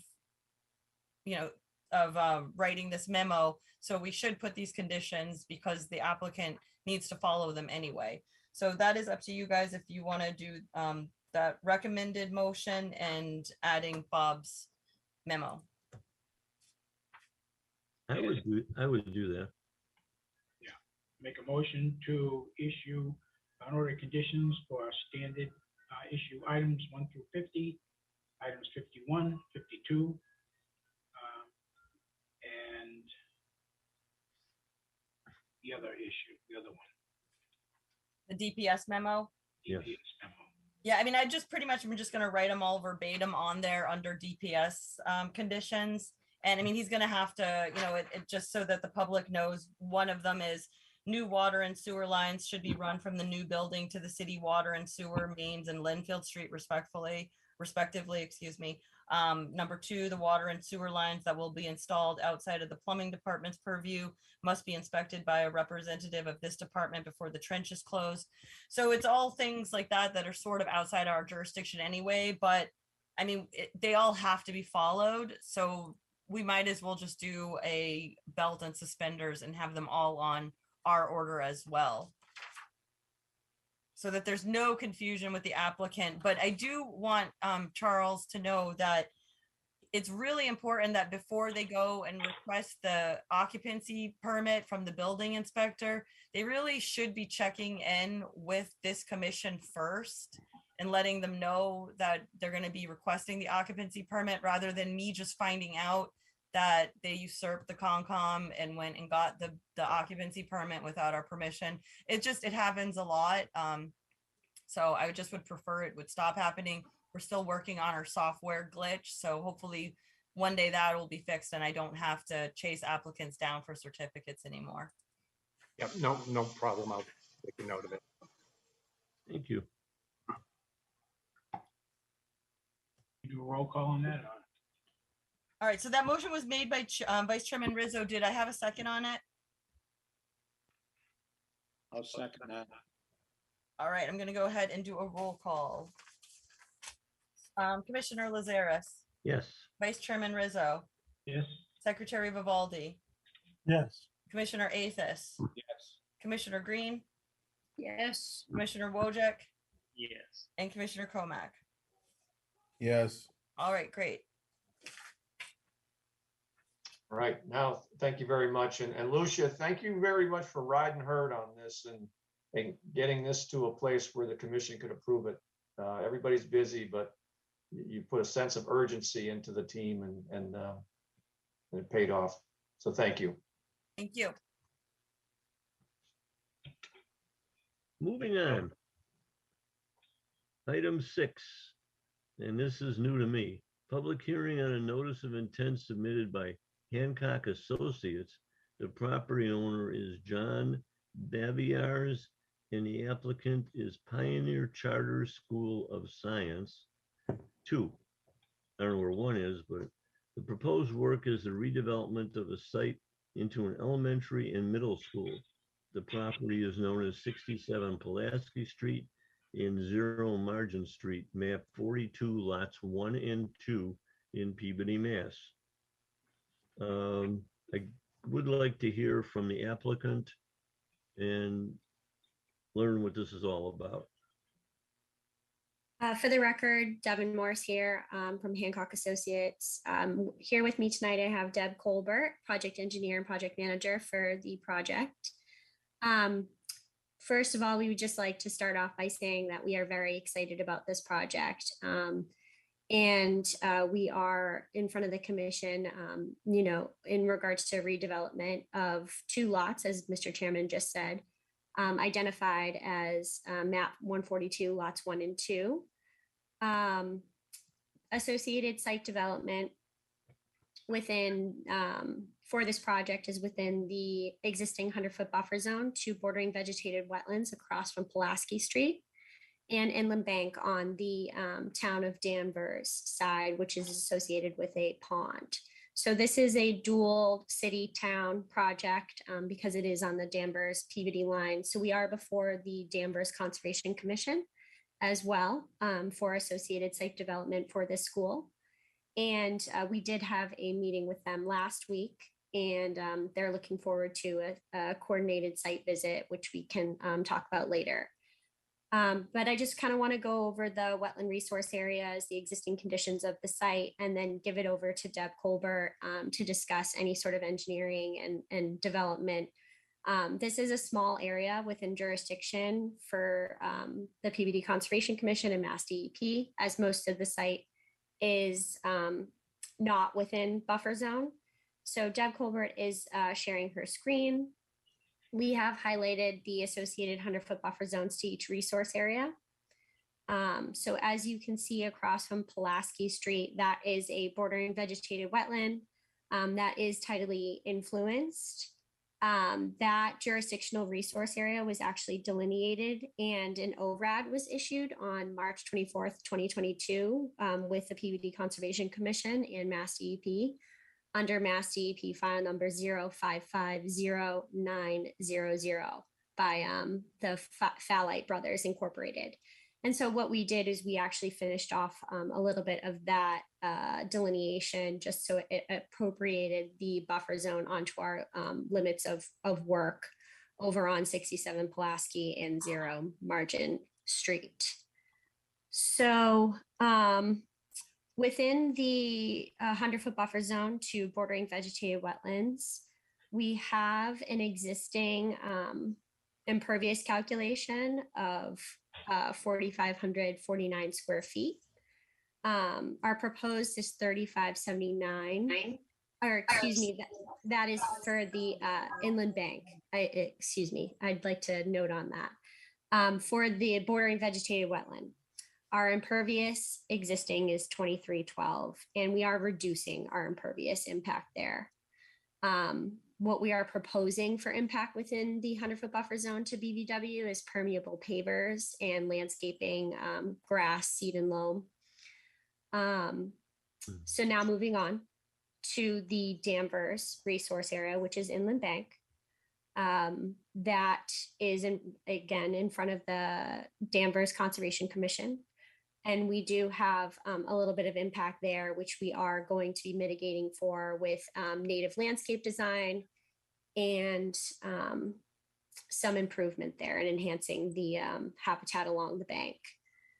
So to keep it short and sweet, I think I would like to hand it over to Deb just to talk a little bit about the actual school and the engineering design. And I'm here to answer any questions in regards to the wetlands. Can you enlarge the plan? Yes. I'm sorry, my camera's not working. I apologize. Deb Colbert from Hancock Associates. Is that enlarged enough? Yeah. Yep. This is our layout and materials plan. And the school is the Pioneer Charter School of Science. It's a charter school. It's their 4th charter school. They have 2 other locations in Everett and 1 location in Saugus.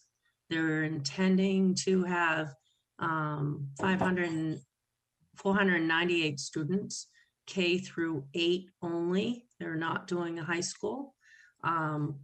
We are proposing that there's going to be 8 buses that come through here and then also drop off and pick up.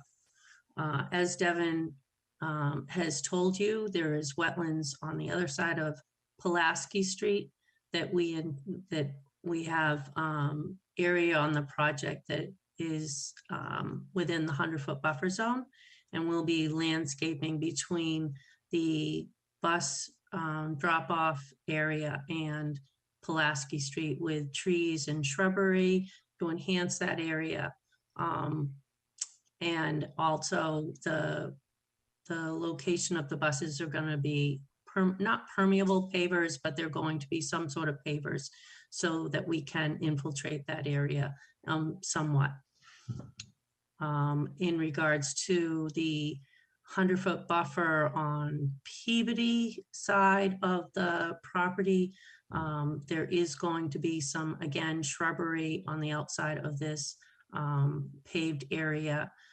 Currently, if I can go back to the existing conditions plan, it's a very disturbed area that has a lot of metal buildings, and I'm sure you're aware this is the old Onion Grill restaurant that will be coming down. There's a lot of debris in all of this buffer area. There's debris over here and trailers that will be coming down. And then I can also show you the landscape plan that shows a lot of restoration along the bank within the 35-foot buffer zone to this inland BBW, and then also trees and bushes and lawn area to restore it and improve the situation that's happening today. I can move down. I know the set of plans, it's very long. There's 10 sheets, and this is the grading and drainage plan, which I'm sure all of you are aware of. And then there's the utility plan. But if I get to the landscape plan, which I think is really important to Conservation Commission members. So there's a lot of restoration that we're doing to this bank because there's a lot of invasive species happening today. And then we also have trees and shrubbery that we're going to plant so as to prevent and create this buffer zone between the wetlands and the new school and the parking area. We're also having trees and then some grass area for some outdoor education for the school. And then along Pulaski Street, we have, again, trees and shrubbery for buffers between the school and Pulaski, but then also to improve the 100-foot buffer zone to the vegetarian wetlands. Happy to answer questions. And as Devin said, because it is a unique project, we are in front of Danvers for the notice of intent for their wetlands. We're in front of you for the notice of intent for the 100-foot buffer zone. So we really would love to have a co-visit to the site with the two boards. I know that our next hearing with Danvers is scheduled for June 23rd. I know that's short notice. It's less than about a week away. They like to do site walks after 5 o'clock with the fact that, you know, we have a lot of light after then. And then they also are available on Saturdays and Sundays from 9:30 to 10.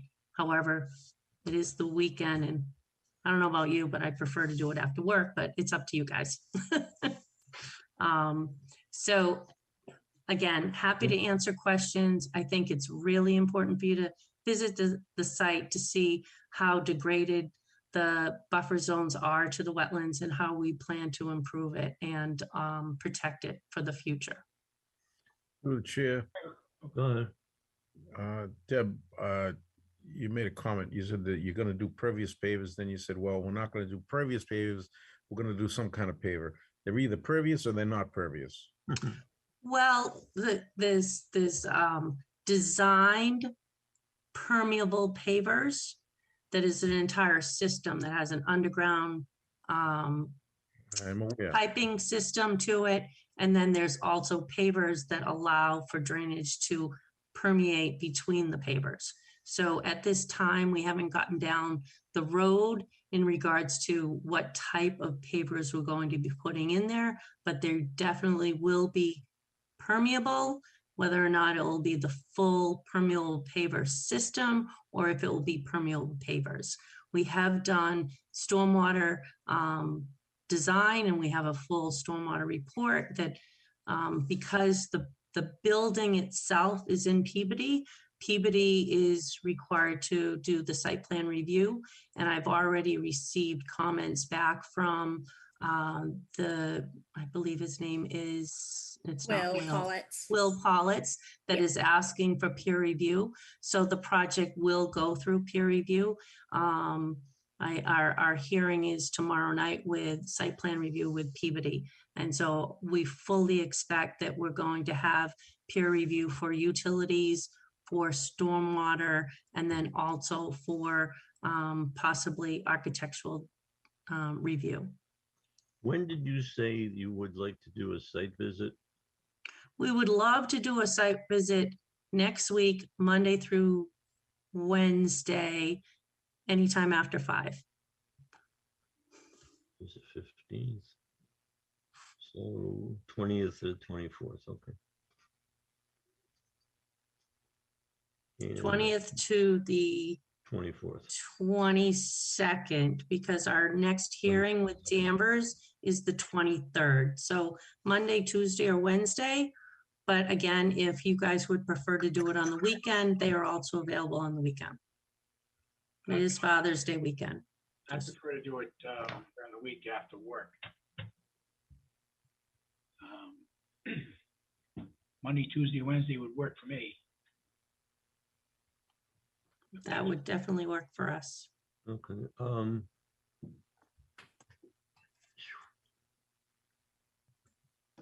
I have a question. Could you explain a little bit about the stormwater, the on-site handling of the stormwater, and a little bit to go with the details on sheet number 9, sheet Yep. 7?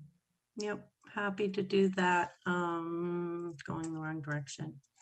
It's kind of hard with the. Hey guys, I just want to interject here because we said we were going to try to keep everyone to a 15-minute minimum. And since we already know this is going to peer review, I mean, we have 1, 2, 3, 4, 5, 6, 7, 8, 9 more items, and it's already 9:08. So what Deb told me was that she was going to do a 15-minute presentation. I didn't think we were going to do this in-depth presentation right now. I mean, if you want to go for it, it's fine. If I work till midnight, I'm okay with that. But I think setting up a site visit is probably a good idea first. I definitely cannot do Monday. I am not working and I won't be in town. I'm not sure if I can make any of those times at 5 o'clock unless I can rearrange my schedule. Can I also point out that Monday is a federal holiday? It is Juneteenth. Yes. Yep. Thank you for pointing that out. So we're limited to 21st or 22nd. Either one Is of that those right? work for me. I could meet after 2:30 on Tuesday or Wednesday. All right. I don't have a problem either day.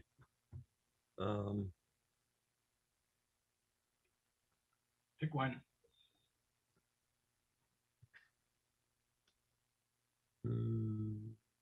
21st? 21. Okay, What time?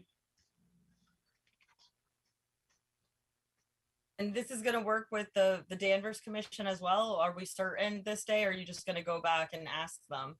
Lucia, that's a great question. So I spoke with Georgia Pendergast, the conservation agent, prior to this meeting, and let her know that I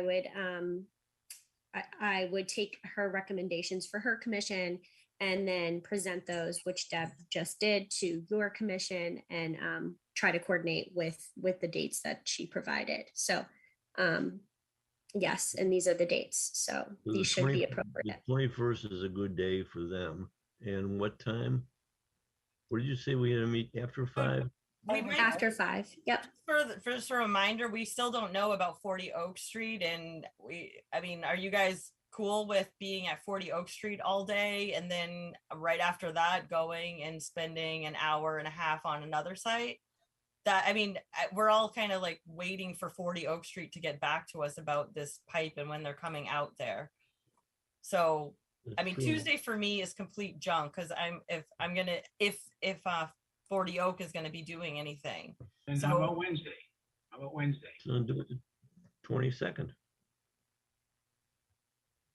I guess the question is, if 40 Oak doesn't get done on Tuesday, do they do it on Wednesday? Well, they need to figure it out and let us know. If they can't do it at this point, if we're booked on Wednesday and Tuesday, I mean, my schedule fills up super fast. So, you know, they have to get back to us. It's Right. kind of ridiculous what's going on over there. So at this point, I'm not concerned. I'm just going to start filling my schedule up. And Devin, please let your colleagues know that. Yeah, absolutely. And in regards to this, I think we're here. Let's set a date. And we'd love to have you there, Lucia. So whatever.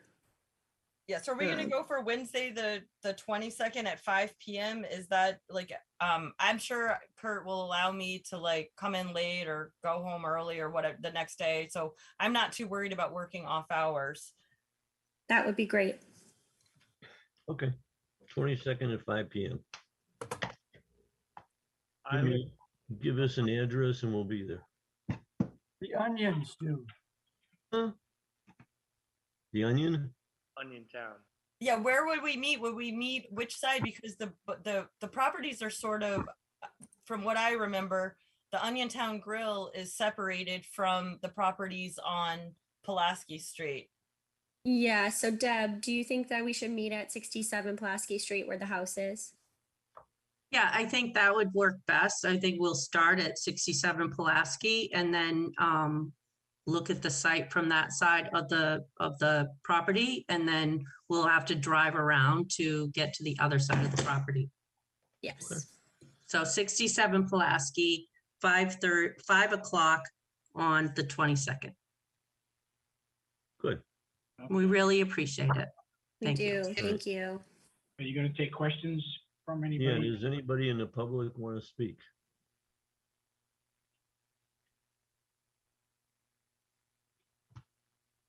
Anybody want to speak?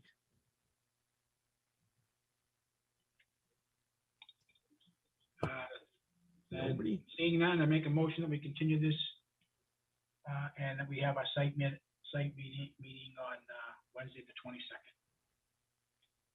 Second? Do I have a second? Second. Second. Roll call? Roll call, motion to continue made by Vice Chairman Rizzo, seconded by Secretary Vivaldi. Chairman Lazares, Yes. Vice Chairman Rizzo, Yes. Secretary Vivaldi, Yes. Commissioner Athos, Yes. Commissioner Green, Yes. Commissioner Wojcik, Yes. and Commissioner Comack. Yes. All right, so it is passed, continued until July 13th, 7-0. And we have a site visit on Wednesday, the 22nd at 5 p.m. Right. At the 67 Pulaski Street side, not OTG Grill. Right. Thank you all so very much. I'll Thank get my you. camera to work next time. Yes. Thank you so much. Have a wonderful night, and we look forward to meeting you all in person. Thank you. Good night. Good night. Moving on, number 7, continued public hearing on a notice of intent submitted by Sean O'Neill, the owner of record of OHC Walnut Place LLC. Proposed work is construction of a duplex condominium within bordering land subject to flooding. The property is known as 10 Monroe Street. Last meeting, Commissioner Rizzo, Vice Chairman Rizzo stated that 10 and 12 Monroe are codependent and should be voted on together. So that's where I'm at right now, because the next item, item 8, is 12 Monroe. And I believe they're pretty much the same. Anybody have comment? That's correct, Mr. Chairman. Is it okay if I jump in and Yes. introduce the project? Please do. Yep. Thorson Akerley, wetland scientist and registered sanitarian with Williamson Sparages. Here representing Sean O'Neill, the applicant. And as you mentioned, the owner is OHC Walnut Place LLC. And yes, you knock off 2 birds with 1 stone with just 1 plan. So a good note here to start off with. And this is a continued public hearing for these 2 properties. As the commission may recall, number 10 is here on the left, number 12 is here on the right. This is essentially an existing, what can be best described as an existing parking lot at the moment. It's really just comprised of a bituminous concrete paved surface at the moment. There are vehicles parked there off and on. Otherwise, it's completely vacant. I'm not sure if this will work, but this is the view from the corner of Monroe Street here and Hardy. This is a view of the site from Google Street View. And then behind us here, we have condominium building at 8 Walnut Place and, parking lots, other condominium buildings. And I'll come back to this picture in a second to show another one of the resource areas. But I'll jump into, I guess, what's present on the property in terms of protected resource areas under the Ordinance and Wetlands Protection Act. Number 1, we have bordering land subject to flooding. Enlarge the plan. Oh, sorry? Can you enlarge the plan, please? Yes. Oops. Thank you. That's fine. Okay. So bordering land subject to flooding or FEMA floodplain is the first resource area we'll talk about. That is demarcated by these horizontal lines here that run through the property. These are all elevations which you get from viewing the FEMA floodplain from the FEMA website. And they cut through the property, and essentially the floodplain drops as you go, I guess, east through the property. So we have a peak at about 22.5 over here, and it drops off to 20.75 on this side of the property. This is just simple reporting based on our topographic instrument survey. It simply follows the elevation. So you can see the entire property is mapped as floodplain. Next, we have the 200-foot riverfront area associated with what we all believe to be the North River. We've had some discussion and back and forth with Lucia and DEP, but we have on our previous plan, we did not include that, but it is shown here now. This is the same riverfront area boundary that is shown on the prior filing for this property back in, I guess it was 2005, 2006-ish. They encountered a similar issue. It's actually a river that is almost entirely, I'll go back to this Google Street View, entirely underneath this building here, very unusual situation, and the parking lot on the other side of this building. There is a small section that surfaces, comes out, I guess, is open to the air over in this area. And the 200-foot riverfront area boundary extends from that area towards the project here, to approximately where this truck is, I would guess. And again, to remind the commission, the proposal is to develop each of the parcels with a 2-family dwelling. There would be egress, primary egress on the front with a paved driveway, and an egress off the rear of each unit here and here. Otherwise, most of the parking lot is proposed to be converted to lawn areas, so the impervious surfaces would be reduced pretty drastically across the project site. There are some street trees proposed, as well as a new sidewalk along Hardy and the corner of Monroe Street here. but not a lot other than that to report. Mostly just the conversion of paved surfaces to the building, driveways, and then to lawn. Performance standard wise, I'll start with BLSF, or perhaps I'll start with Riverfront area and then we can get into BLSF because it gets a little complicated. Riverfront area, again, extends to this dark green line here. And because this is all a paved surface, which is devoid of topsoil, it's considered a redevelopment or work within degraded riverfront area. So the performance standards are very different than if you were dealing with a site that was completely vegetated or wooded. What DEP says and what the regulations say is that if you have a site that's degraded, you're not supposed to go closer to the river than the existing conditions or the existing degraded area. In the case of this project, everything is proposed within the existing paved surfaces. You're not supposed to expand any structures closer to the river than what's existing. And again, we're dealing with multiple buildings between us and the river, all paved surfaces. Stormwater is supposed to be managed in accordance with the with DEP stormwater management regulations. And in the case of this project, that does not apply to us because we're only proposing 4 units here. And then the other piece is that the project should be an improvement over existing conditions or the function of the resource area and riverfront area. And in this case, we're cutting or converting over half of the paved surfaces here within the riverfront area to vegetated. Although some of it's grass, there are a couple trees proposed here.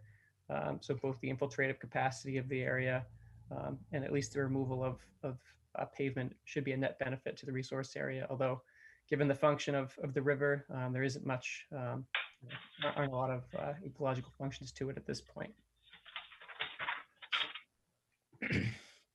So as far as BLSF goes, or FEMA floodplain filling, there is floodplain associated with this project that's being filled. As I mentioned, these dark squares here represent I-beams, steel support structures for the dwelling units. There are also I-beams proposed for the decks and egresses here and here. And again, these are stairways off of the egresses. So as far as our calculations go, we took the area of these steel beams up to the flood elevation on each of the units, on each of the I-beams, added that together for each of these black squares, and then also for this section of stairs that would be within the floodplain as well. And what we did to get to that, to conservatively estimate it, is for the I-beams where you typically have, an I steel structure sort of like that, we instead measured a square of the total area of the outside of an I-beam, use that as our fill number. And then for the stairs, we just did a square from the ground elevation up to the flood elevation, instead of trying to, wiggle and calculate it it's a very difficult number to calculate if you do it otherwise. But in the end, it results in a more conservative estimate of floodplain to be filled. So the number we reported for floodplain to be filled as part of these steel beams and I-beams is 376 or 378.7 cubic feet. And again, I didn't mention, but the first floor is well above the floodplain. So the only piece of, materials in the floodplain that are filling are, again, the I-beams and then a portion of the stairs. The regulations say that you're not supposed to increase flood stage velocity or create any barrier that could increase flood stage velocity. And in the case of this project, given the small amounts of fill, or even it's hard to call them fill, but the structures, it's difficult to make the argument that these I-beams would somehow impact another person's property or somehow alter the floodplain's flow if there ever was an intense flood that brought waters all the way up to, up here where the floodplain ends somewhere up here. Otherwise, I'll jump to page 2 here. Sorry. So this is where things get a little confusing. So this chart here is what's called a cut and fill chart. It represents the total, or I guess the change in elevation throughout the regrading of the site. I will jump back really quick just to show you how this works. These dark lines here represent the proposed change in grade. I'll zoom in really close. So for example, in here, we have we started 18.37. That's the start of the project here. And so that grade is being pushed back slightly to create additional flood storage. Similarly, on the 19 contour, the 19 contour is being pushed back slightly to create additional flood storage. And again, same here for the 20. You see the existing 20 right here is the dash line. The proposed 20 is slightly higher, essentially pushing soil further up and creating additional floodplain. And at the end of the day, it's really not a very significant change to the site. These contours are not changing very much. And then up here, 21, 21, 20, 22 is right here. Proposed 22 is here. So the outer limits of this grading that I just showed you is shown on this plan here. This is the envelope of the total proposed grading program that I just showed you. And what all these numbers represent, I don't know what's happening there. The top number is the proposed grade. The middle number, sorry, I'm not sure why that's happening. The middle number is the existing grade, and then the bottom number is the delta. So that's just the overall change in grade. So you can see these are only changing by hundredths of a foot throughout the project site as you move away. So the grade does not change very substantially. And in total, I'll zoom over here really quick. The total amount of compensation is 560.9 square feet, 0.93 square feet, which is nearly 200 cubic feet more than what's being filled. DEP only requires you to match what's being filled, but we've done a bit more, and it's not a significant amount of work, as I mentioned, but we have gone over a little bit. Otherwise, I know Chris Barrage is the project engineer, project manager, met with the town engineer, Robert Langley. Their meeting went well. Mr. Langley, as I'm told, did not have any questions about the cut and fill chart or concerns over how we calculated it. And then I know Lucia and the commission sounds like they brought up an issue about a deed restriction or deed recording need to be put in place because these projects are tied together. Each deed would need to have a recording just limiting the any potential alterations to the floodplain because filling one portion of this property impacts the storage on either one because they're tied together. And that is in the works, as I understand. Jack Hilty has finished that.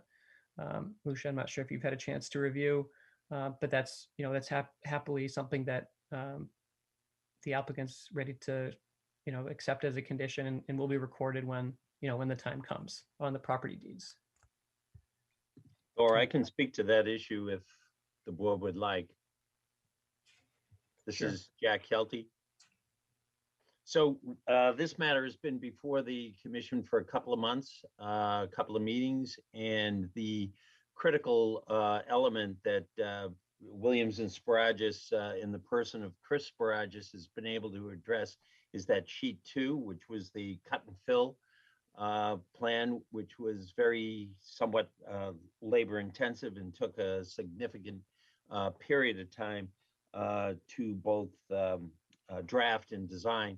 But having done that, that has been presented to the commission and to DEP.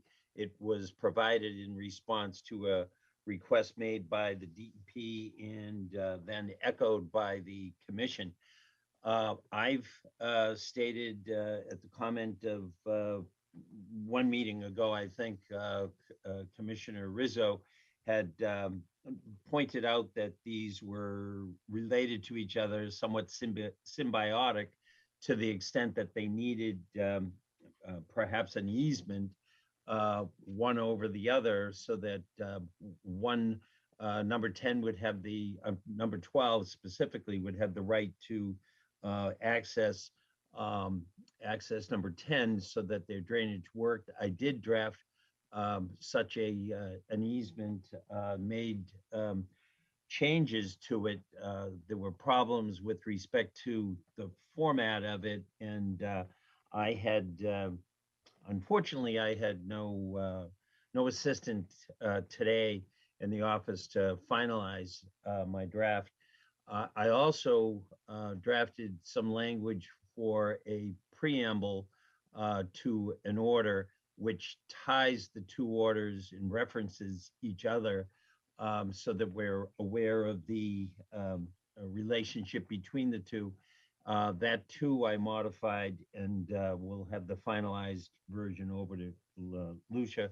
That was language that Lucia and I discussed that came from a similar project with respect to up at 530 Lowell Street, where now the cemetery is being proposed. At the time, we were, when we were proposing a CVS on that side of the street, we created several orders of condition which had this preamble language that tied them together. So we're happy to provide that in a finalized form. And I know I had a discussion with Lucia about a draft order of conditions and some of the conditions that may apply. And the only condition that was proposed or discussed that we have pushback on is the condition that we used, I think it was on Foster Street, with respect to signage that says you can't park, that it's an area that may indeed flood and your car may be towed. In this instance, these are private residences. We have parking, we have driveways with areas for appropriate parking. We are adamantly opposed to that language being proposed for these sites, in as much as we're not dealing with a field of parking. We do not have a problem advising our clients, prospective purchaser or tenant. We don't have any issue with respect to advising them of the floodplain that they're located in. But that signage, I think, would be highly inappropriate on a project of this size with parking fields that are really just private driveways.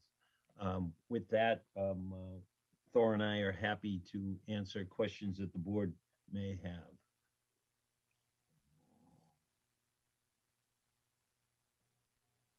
For the chair, I just wanted to know, you're gonna be disturbing this underground river, and No, we're not. how do you? The river There- actually doesn't run under our property. The river runs Okay. parallel to Walnut, and it runs under the condominium project that is across Hardy Street and runs parallel to Walnut. Okay, what was he saying, like, when he pointed out the truck? What was he saying was underneath that? That's the buffer. Oh, okay, That's the- gotcha. The actual physical river, Commissioner Green, is actually over here somewhere. If you're looking at my screen, I gotcha, okay. that's just the buffer from the river extends to approximately somewhere in here. Okay, thank I can share pictures of it if you guys want to see what it looks like. The North River? Yeah, if Amanda's No. curious of what it's like, they're all on the OneDrive. No, that's okay. Okay.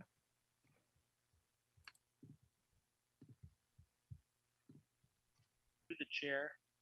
Yep. As always, I'm gonna ask for a few more trees. I think that street trees are great, but landscaping on, especially in areas like this where the urban heat island effect is so prominent, would go a long way towards not only improving air quality, improving water runoff quality, but also reducing energy costs for the homeowners, especially in the summertime. So I think there should be more trees, but other than that, I am very happy to see homes established in a previous parking lot. There is some somewhat there's shrubbery and some density of that shrubbery on our, what is that, northerly side, the non-Hardy Street, everything to the left. And we've agreed with our neighbor on that side. There, I think, are 1 or 2 trees she might like taken down, and the rest are going to remain.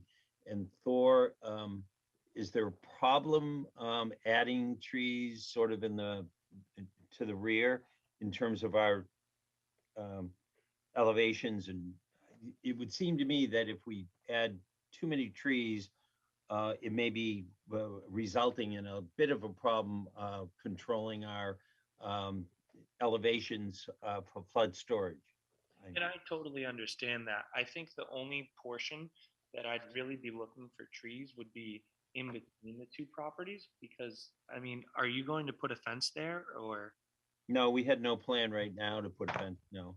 Yeah, But yeah, so some I think plantings there might. a lot for more trees. I mean, maybe if you could slip 2 or 3 in there, I think 4 would be excessive a little bit, but 2 or 3, I think, good shade trees just to help the environment in that area.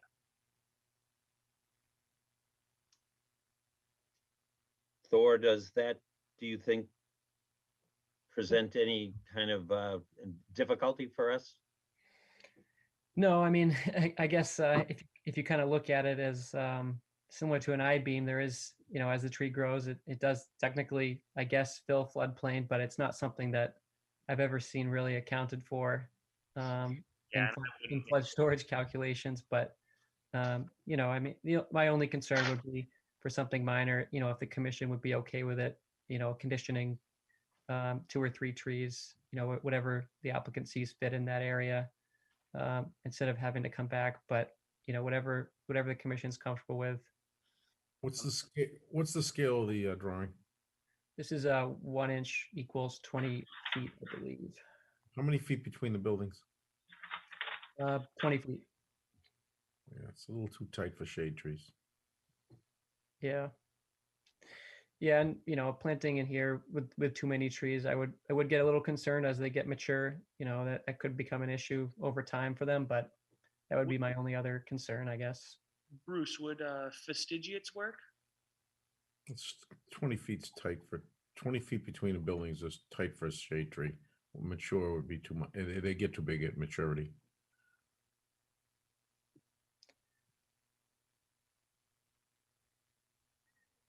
Through the chairs, so putting trees there potentially once, 30, 40, 50 years from now, the roots could kind of go into the structure, the foundation, because we have these sidewalks and Peabody, you walk down, there's a nice tree there, but you kind of have to like climb a hill and go down the other side. So I'm just concerned about that, having trees in between the two buildings. It's only 20 feet. Yeah, understanding now that it's 20 feet, I mean, I think I got my answer. So whether or not it's feasible.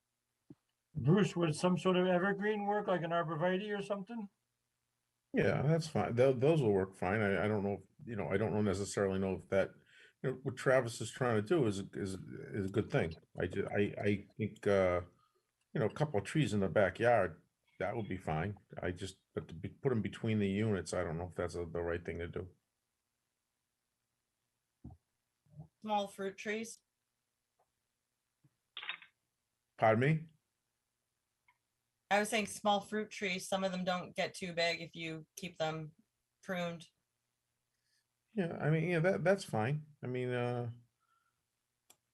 I'm also, is this site a 21E site, Thor? Is there any contamination on this site? Because now that I'm saying Yes. fruit trees, I'm thinking maybe that's not a good idea. There is an AUL that has been that was necessary to be closed out with an AUL, and yes, we do have an AUL, and that will not prevent us from planting decorative shrubs, but or plants, but would prevent any edible edible vegetables or those kinds of things. So fruit trees might not be the ideal. So with the AUL on it, I feel like this is the first time we're hearing of it. I thought we had a meeting and we were told there was no contamination. So you don't have to cap this or anything. This can be grass. What if the new owners come in and they decide they're going to put a sweet garden in the back there? We need to provide them with copies of the AUL in the event that we are selling the property. That's correct. And Lucia, it's not. And the AUL gets recorded. Correct. Could you explain the, how the stormwater for the site's handled? So the project isn't subject to stormwater management regulations or any requirements. It'll essentially be what it is now, except the site offers a lot more infiltrative capacity than what's there right now. You know, there's a lot more green space, a lot more ability for water to infiltrate. Other than that, there is nothing proposed. Yeah, I didn't see that. You have no drainage structures at all. Nope. And the roof conduits, the buildings just go out onto the paved area? Yeah, into the lawns.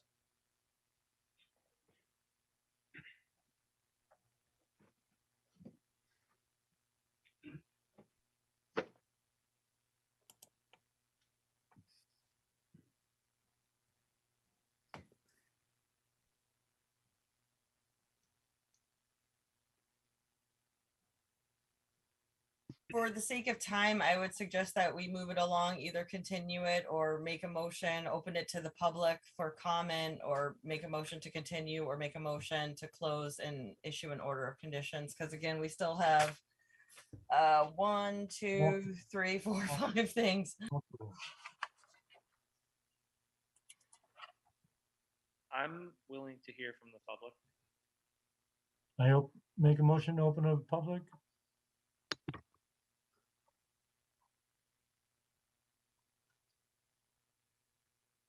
Anybody in the public want to speak? Yep, I do see someone raising their hand. Holly Gillette, I'm gonna go ahead and unmute her.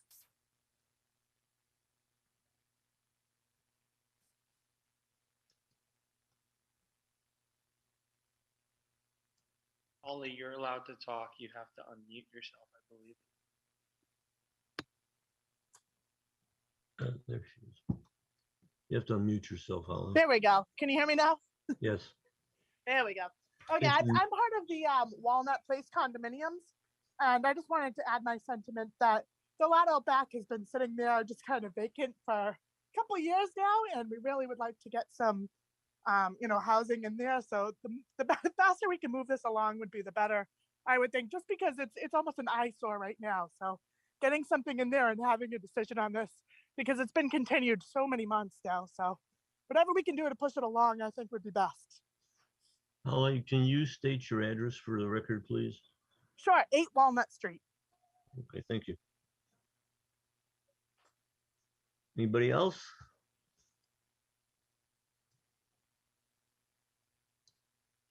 Hearing none, can we? Make a motion to close the public hearing? Second. All right, so I have a motion to close made by Vice Chairman Rizzo, seconded by, I think I heard Mr. Athos. Did I hear you, Arthur? No, I didn't second. Who seconded? Travis? Yeah, I seconded. All right, roll call. Sounds like me sometimes. I'm just trying to speed things up because we're going to be here a really long time. Chairman Lazaris, Yes. Vice Chairman Rizzo, Yes. Secretary Vivaldi, Yes. Commissioner Athos, Yes. Commissioner Green, Yes. Commissioner Wojcik, Yes. and Commissioner Comack. Yes. All right, so it is closed unanimously. And then I did give you guys some recommended conditions, which I completely understand where Jack's coming from, removing that checklist B. But the other conditions I think are pretty important, and Bob Langley's adding all of Bob Langley's conditions as well. I agree with you on that sentiment. That being said, I'll make a motion to issue an order of conditions, standard 1 through 50, along with the fact that we will need an as-built for a partial or full certificate of compliance request, and also checklist K, projects which alter bordering land subject to flooding, which includes compensatory flood storage shall be constructed prior to any filling of land subject to flooding that's necessary to commence work anyways, pretty much. And the last thing I want to add is that 2 or 3 shade trees would be allowed, and you don't need to come back for that. Tonight. Did you include checklist item 51, the as-built? Did you just? Yes, as built for a partial or full certificate of compliance requested. Can you amend it to include 12 Monroe also? Yes, there. If there is language for a preamble to connect those two, he's willing to include that. Jack.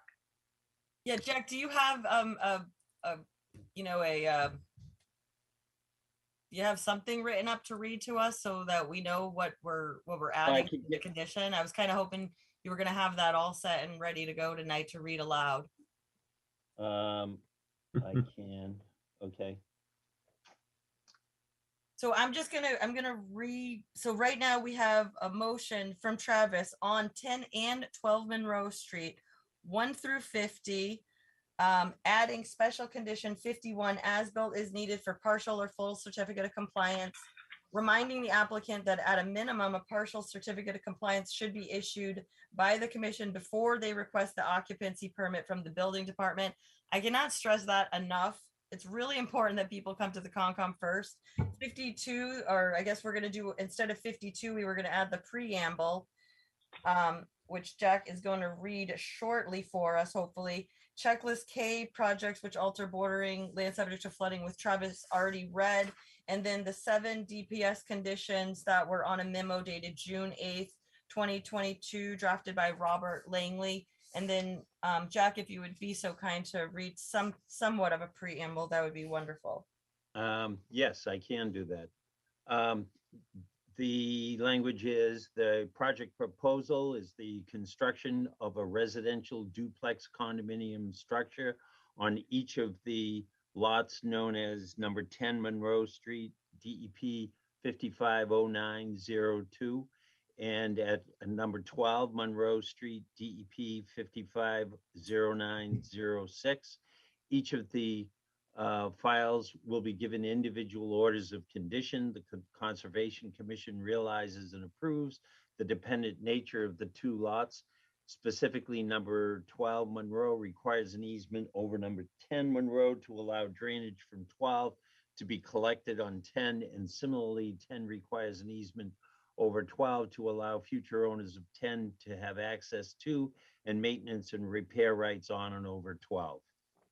And I can bring that over in the morning if you'd like. Excellent. Can you also include a statement on the AUL so that you don't plant gardens or edible fruit trees? I mean, the AUL gets recorded. It speaks for itself. Okay. If you want to reference in our order that there is an AUL, we can fill in the recording information. Good. Happy to do that. Only because I want to make sure that everybody who buys these properties knows what's happening. You know, Understand. it's part of the deal when they close. Yeah, and just real quick before we finish this out, I'm sorry, I was just I got a message from a colleague and they want to make sure that the AUL, I know this is a dumb question to ask, but I'm asking it. I'm assuming the AUL says that they can have residents on this property. Yes. All right. Residents? Yeah, houses, but Oh, residency, people living there. Right. well, you Because know, sometimes the AULs will say you can't, you know, you can do this, you can't do that. And normally the way I understand AULs is it's up to the property owner to put it on the property. right. So, I mean, so are you guys gonna, are you gonna add the AUL language to this order? That kind of got thrown out at the last minute. I would think it should be referenced. So just maybe a caveat that says, the prospective purchasers or, you know, should be aware that this property is, both of these properties are the subject of an AUL, which is recorded at Essex South District Registry of Deeds. And if you'd like, I'll get you the recording info. Awesome, that would be great. Great. Thank you. All right, so we need a second on that. I'll second that. All right, I'm gonna go ahead and do a roll call. Chairman Lazares, Yes. Vice Chairman Rizzo, Yes. Secretary Vivaldi, Yes. Commissioner Athos, Yes. Commissioner Green, Yes. Commissioner Wojak, Yes. Commissioner Komak. Yes. All right, so it passes 6-1 with Mr. Vivaldi voting no. I said yes. What, who said no? It sounded like no, but he said yes. Oh, weird. Okay, it did sound like no, so I'm not crazy. Time. All right, so it passes 7-0. Okay, great. I think you were reading my mind because I meant no, but I said yes.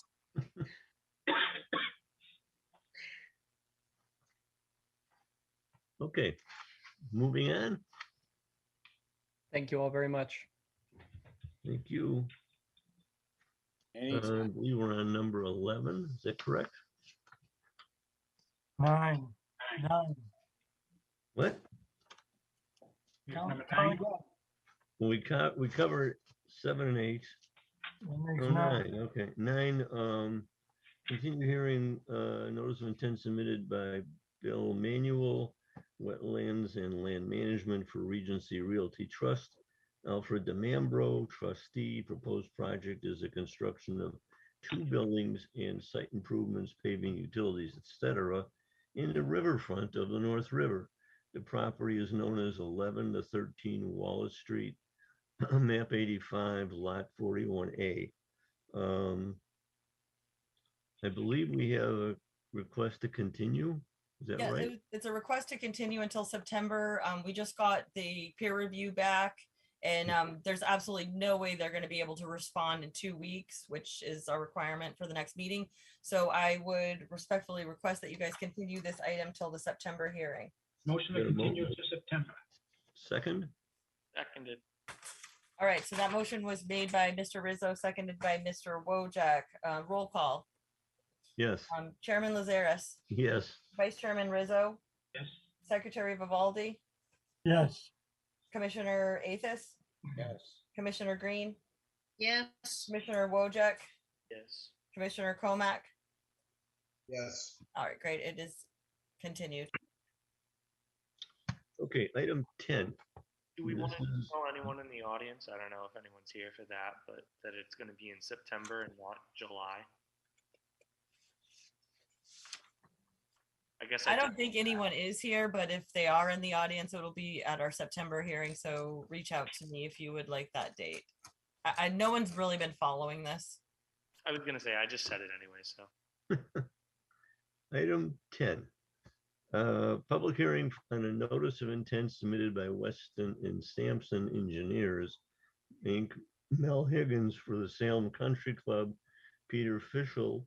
The proposed work is a temporary pipe to convey water from an irrigation well into an irrigation pond on the golf course. property is known as 133 Forest Street, map 59, lot 081X, Peabody, Mass. The only note I have, DEP has not issued a number for this, stating the fee is waiting to clear revenue. Is that correct still? Lucia? I haven't checked the website today, but no, they have a file number. It's 910. So, I mean, I don't know if it did or didn't clear, but they have a file number. So The DEP did issue a file number. Okay. I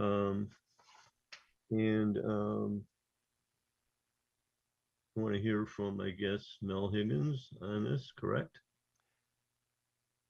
Yes. Hello, everyone. Nice to see you all, and thank you so much for your time tonight. I'm just going to share my screen.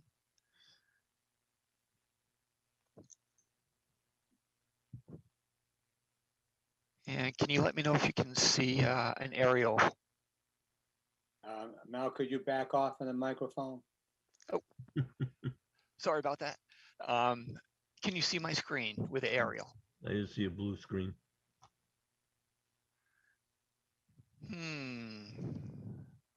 I had issues on my computer when I tried to share last time.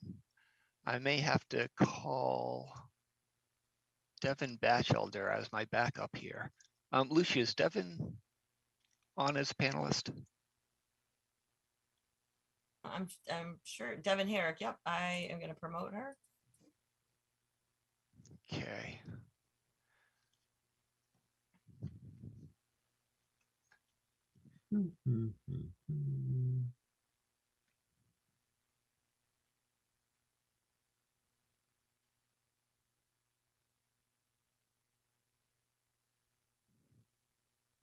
Oh, hello, everyone.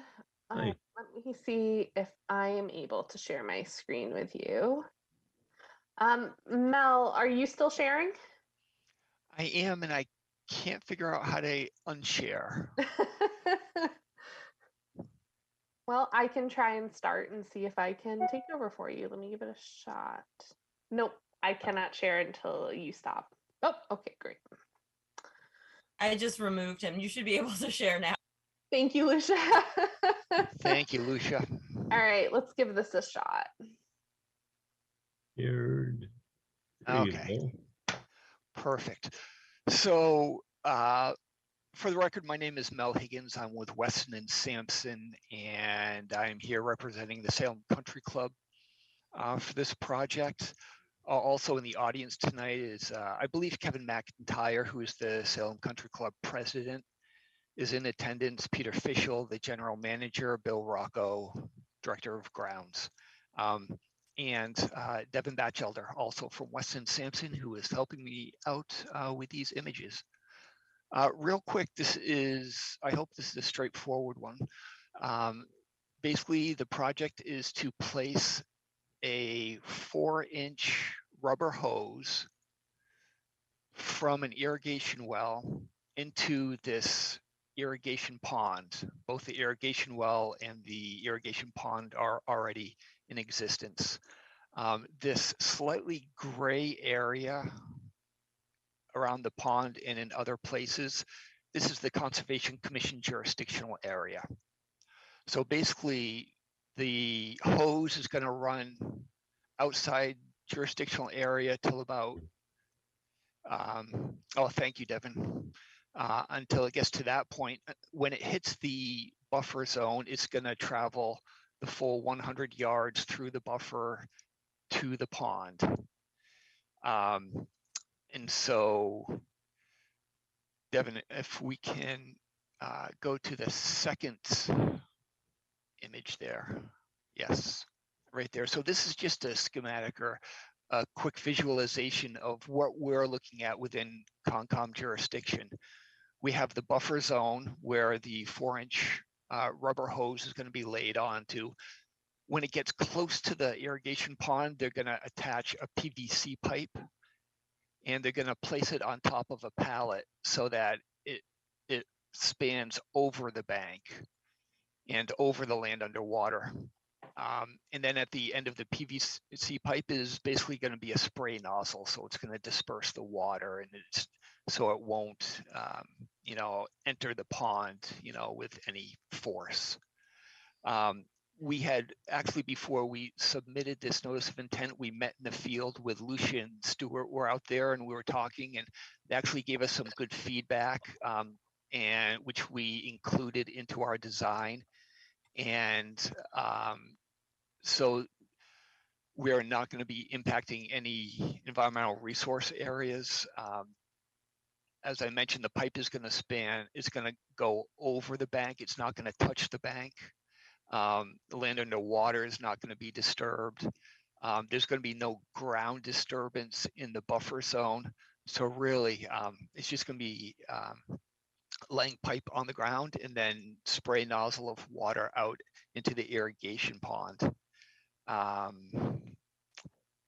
Devin, can you share the pictures so that everyone can see in reality what this might look like?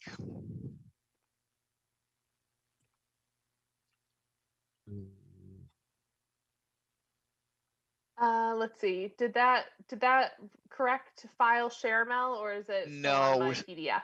still looking at the PDF. All right, give me 1 second. I think I shared a single window instead of my entire screen. So let me give this a shot. How about now? There it is.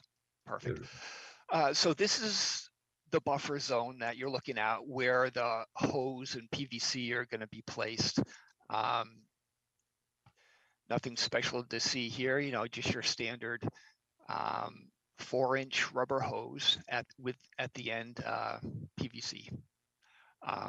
Devin, if you could raise that a little bit further so they could see the nozzle at the bottom. So this was a nozzle that we're going to be putting at the end of the pipe. This will diffuse the water, it'll spread it out, and so it doesn't, you know, forcefully hit the surface water. And if we can go down to the next picture, Devin.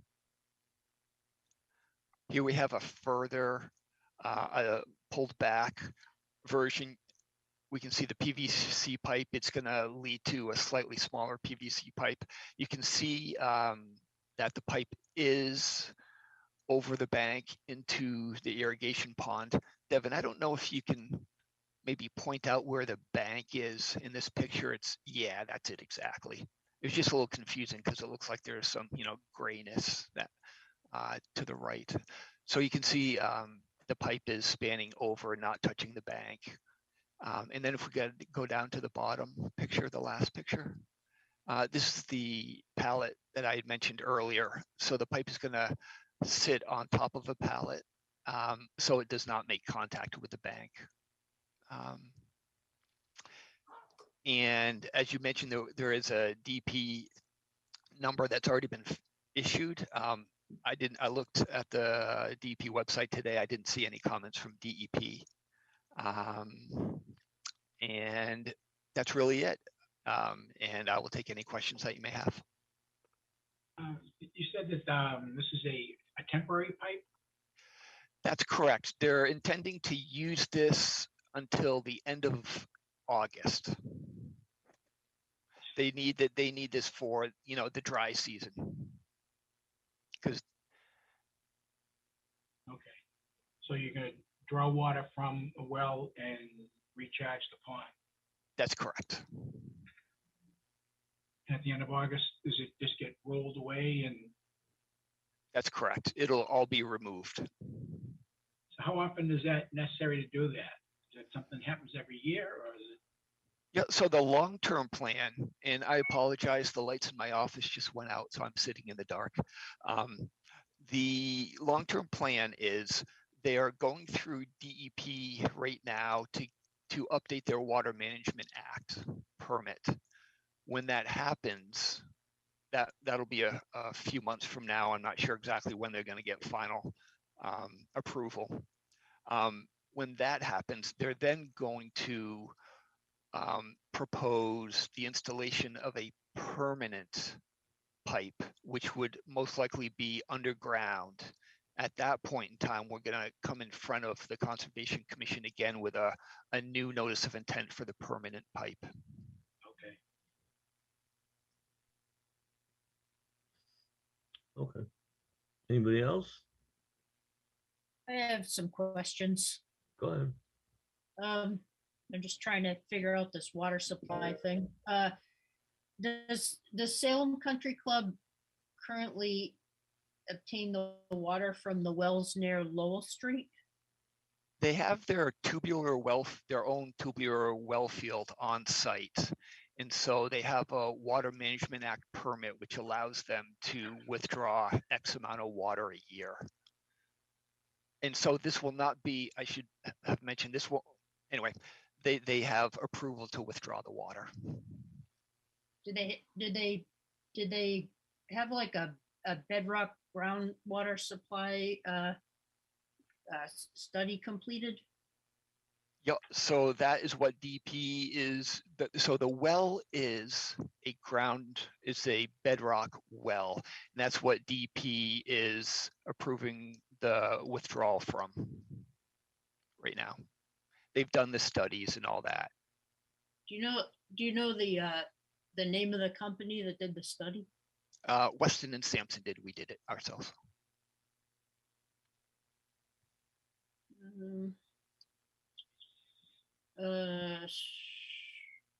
What was the so let's see. They hired a company obviously to do the drilling. What was the name of that company? I don't know. I'm sorry, off the top of my head. I don't remember the name of the drilling company. I can get that to the commission if needed. Yeah, that'd be great. And then how long ago did they drill these wells? This well was, I believe it was last year. If it wasn't last year, it was the year before. And did they get permits for all that? Ones that were needed. The well is outside Concom jurisdiction, so they didn't have to go in front of the Conservation Commission for it. Let's see. And you didn't have to, so you did have to obtain permits, just not from the Conservation Commission. I can't really speak to that. I'm sorry. I don't know what they did or did not require for permitting for that. Can we somehow find that out? I know you guys wouldn't have anything to do with that, but somebody from SCC. Is that germane though for the ability to place a pipe on the ground?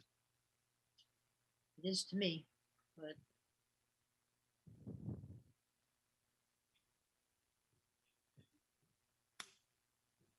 I think it becomes germane when you make this a permanent installation. Yep. And so we might as well head that off and get the approvals and the, who designed it, what's, who approved it and so on.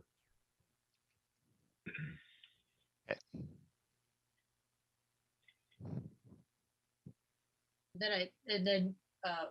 Yeah, with all that, like Stu said, that's what I was gearing up for. But then need to know things like, how many locations did they drill or do fracking? Where they're located. That all speaks to the permanence of what's. But if this well is outside Concom jurisdiction, I don't see how that comes into play. It won't be when you make it a permanent pipe, though. At that point, then I see what you're saying. So now it's going to enter into the jurisdiction and. Yeah, get the information now. Gotcha. And we'll go over it. That's all. Yep. Okay. Understood. Yeah, I think the idea is fine. It's temporary, and you will be coming back to us when you want to make it permanent. So I'm just suggesting we get all the background that we can. That's all. Yeah, I guess my worry is if we didn't vote and approve it tonight, we would have to wait another month, and then the country club is looking for the water, for July and August, which is the dry season for them.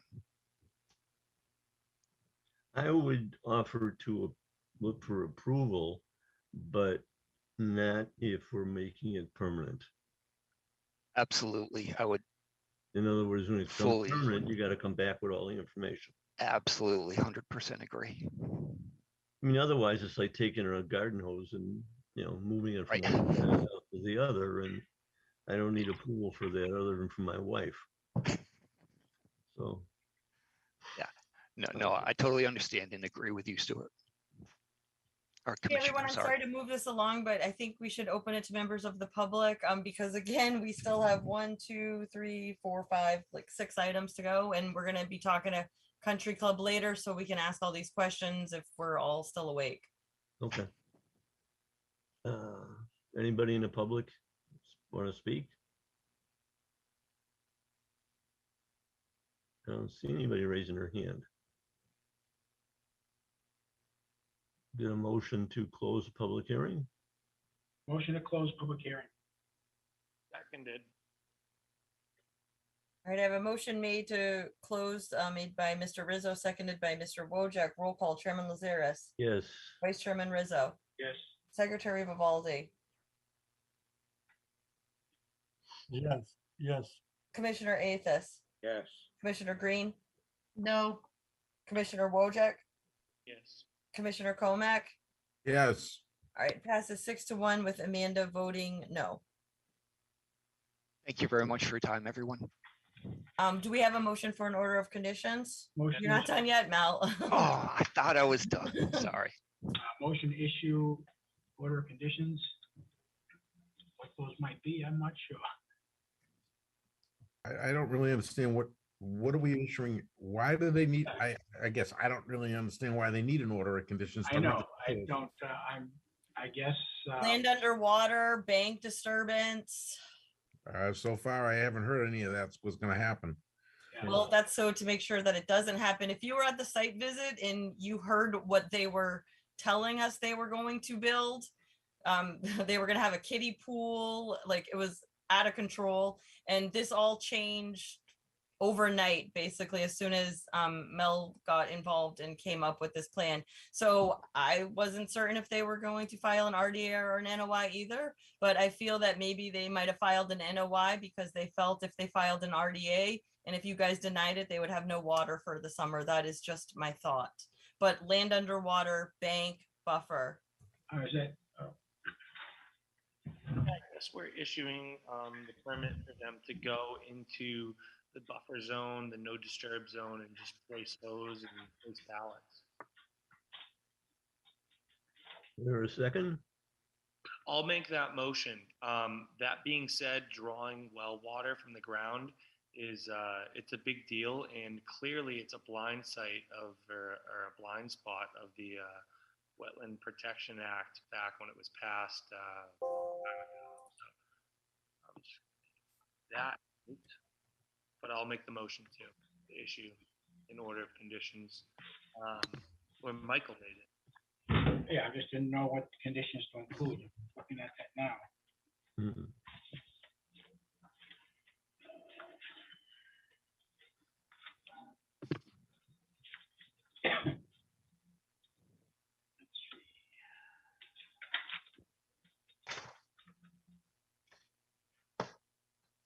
I guess short of reading all of them, if we just say 1 through 51 and then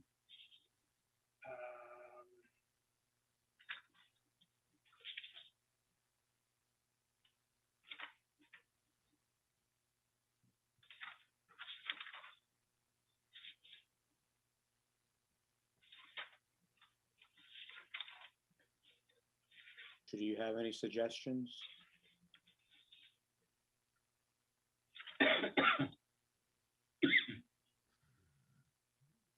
The only condition that I could think of besides 1 through 51 or 1 through 50 is that once the pipe is installed or the hose is installed, that the Concom is sent an email. okay. We should also get And notified. it is, and it's, I don't know if it's germane or if it's critical, that it is temporary Yes. until August, I believe. Is that a correct? End of August. End of August, okay. All right, so I think that there should be a condition that the pipe is removed by September 1st.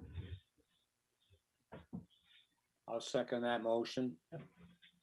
Is that something that the country club is able to do? Remove that by September? Mel? If I you don't need, want, if you need more time, you can just let us know. We can just pick it. We can say till September 1st, and then if you feel it's necessary to have it longer because we had a really dry summer, then just let us know. that's great. Okay, thank you. As far as the question that, I think it can be taken down fairly quickly, you know, in a day. So I'm not worried about that. But I do appreciate the sentiment that if we're seeing that it is an exceptionally dry summer, we can come back to see if we can continue for maybe another month. Yeah. And if not, you know. So thank you for that suggestion. Can we just, is there something we could say to, in case they try to pull a fast one, like no ground disturbance or something? In the order of conditions? I think the NOI kind of explains that there are no impacts and Yeah, we heard that before, didn't we? That keeps us covered. We can go back to that and fine them for violating the NOI, I'd imagine. Yep, we would just issue another separate enforcement order. Hopefully that doesn't happen though. So is that motion, who started making that motion? Was that Rizzo or Wojak? It was Vice Chairman Rizzo and I seconded it. One a logistics thing, if they wanted to go into September, they would have to notify us by July 13th meeting.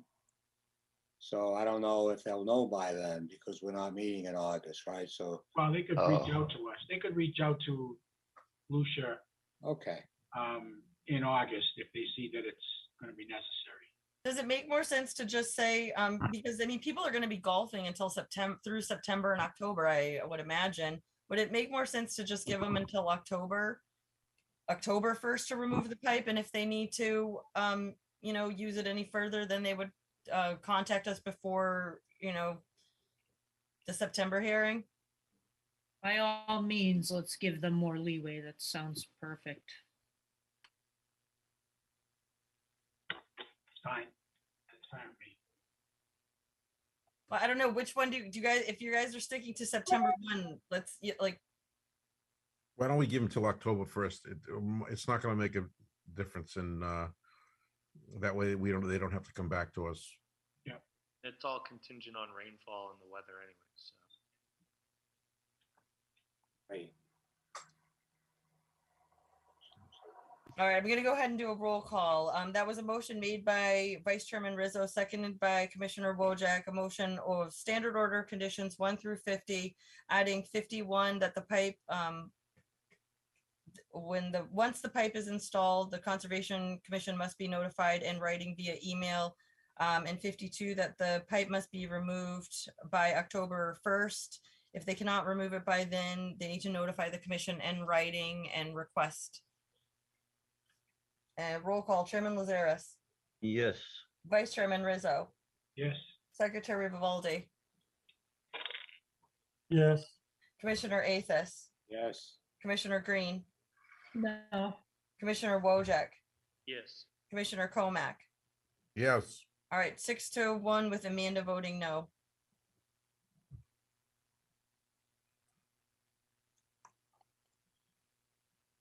All right, moving on, because we still have a lot of stuff on our agenda. Item 11, I think, continued public hearing on a notice of intent submitted by GZA Geoenvironmental Inc. Dan Nitsky for Manuel and Rose Papanicolaou, the owners, and JD Raymond Transport Inc. Will Boyle, the applicant. Proposed work is the construction of a stormwater infiltration basin partially within a buffer zone to a wetland resource. The property is known as 25 Farm Ave, map 69, lot 006.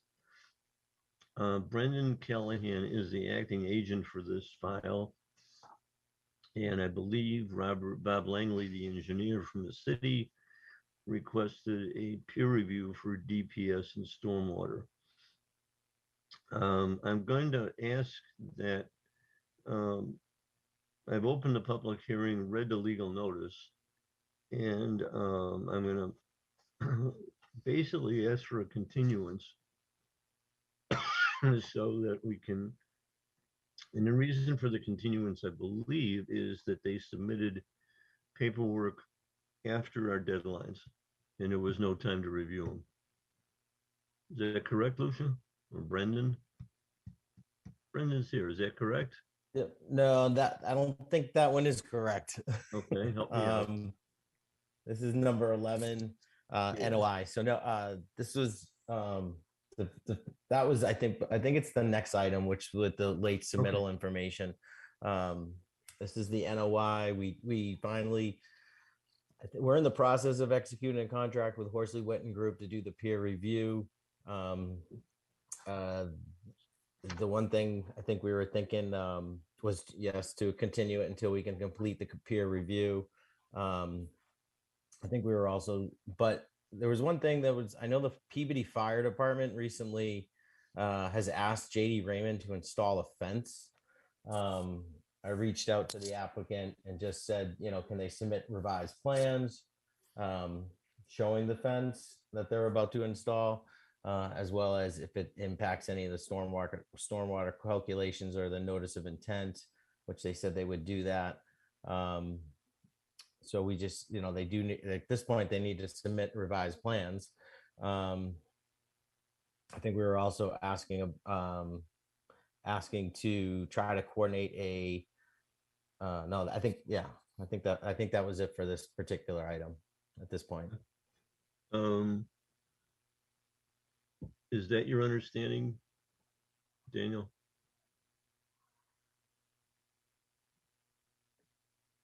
You're on mute. There we go. Thank you. Yes, that's our understanding that this was discussing the peer reviewer. Yes, we were aware that the fire department recently required a fence to be put up. So do I get a motion to continue to our next meeting? And hopefully we have answers for the fence and we have a peer review. I'll make that motion. Second, Seconded. roll call. Yep, motion made by Vice Chairman Rizzo, seconded by Mr. Wojak. Chairman Lazaris, Yes. Vice Chairman Rizzo, Yes. Secretary Vivaldi, Yes. Commissioner Athos, Yes. Commissioner Green, Yes. Commissioner Wojak, Yes. and Commissioner Comack. Yes. All right, it is continued until July 13th, I believe. All right, item 12, request for determination of applicability. A public hearing on a request for determination of applicability submitted by Baker and Braverman and Barbadoro, PC, Kimberly Croha Esquire for JD Raymond Inc., the abutter. The owner of the residence is the Residences at Farm Ave LLC. Proposed work is a 6-story 40B apartment building with 116 residential units and parking on the ground floor. The property is known as 27R Farm Ave, map 69, lots 005A and 12, Peabody, Mass. Again, Brendan is the acting agent for this project, but in speaking to him, and I agree, we received a 150-page document after the deadline. So Yes, we received that. We also received from the applicant and a submittal like a day or two before the addition, the abutters submittal.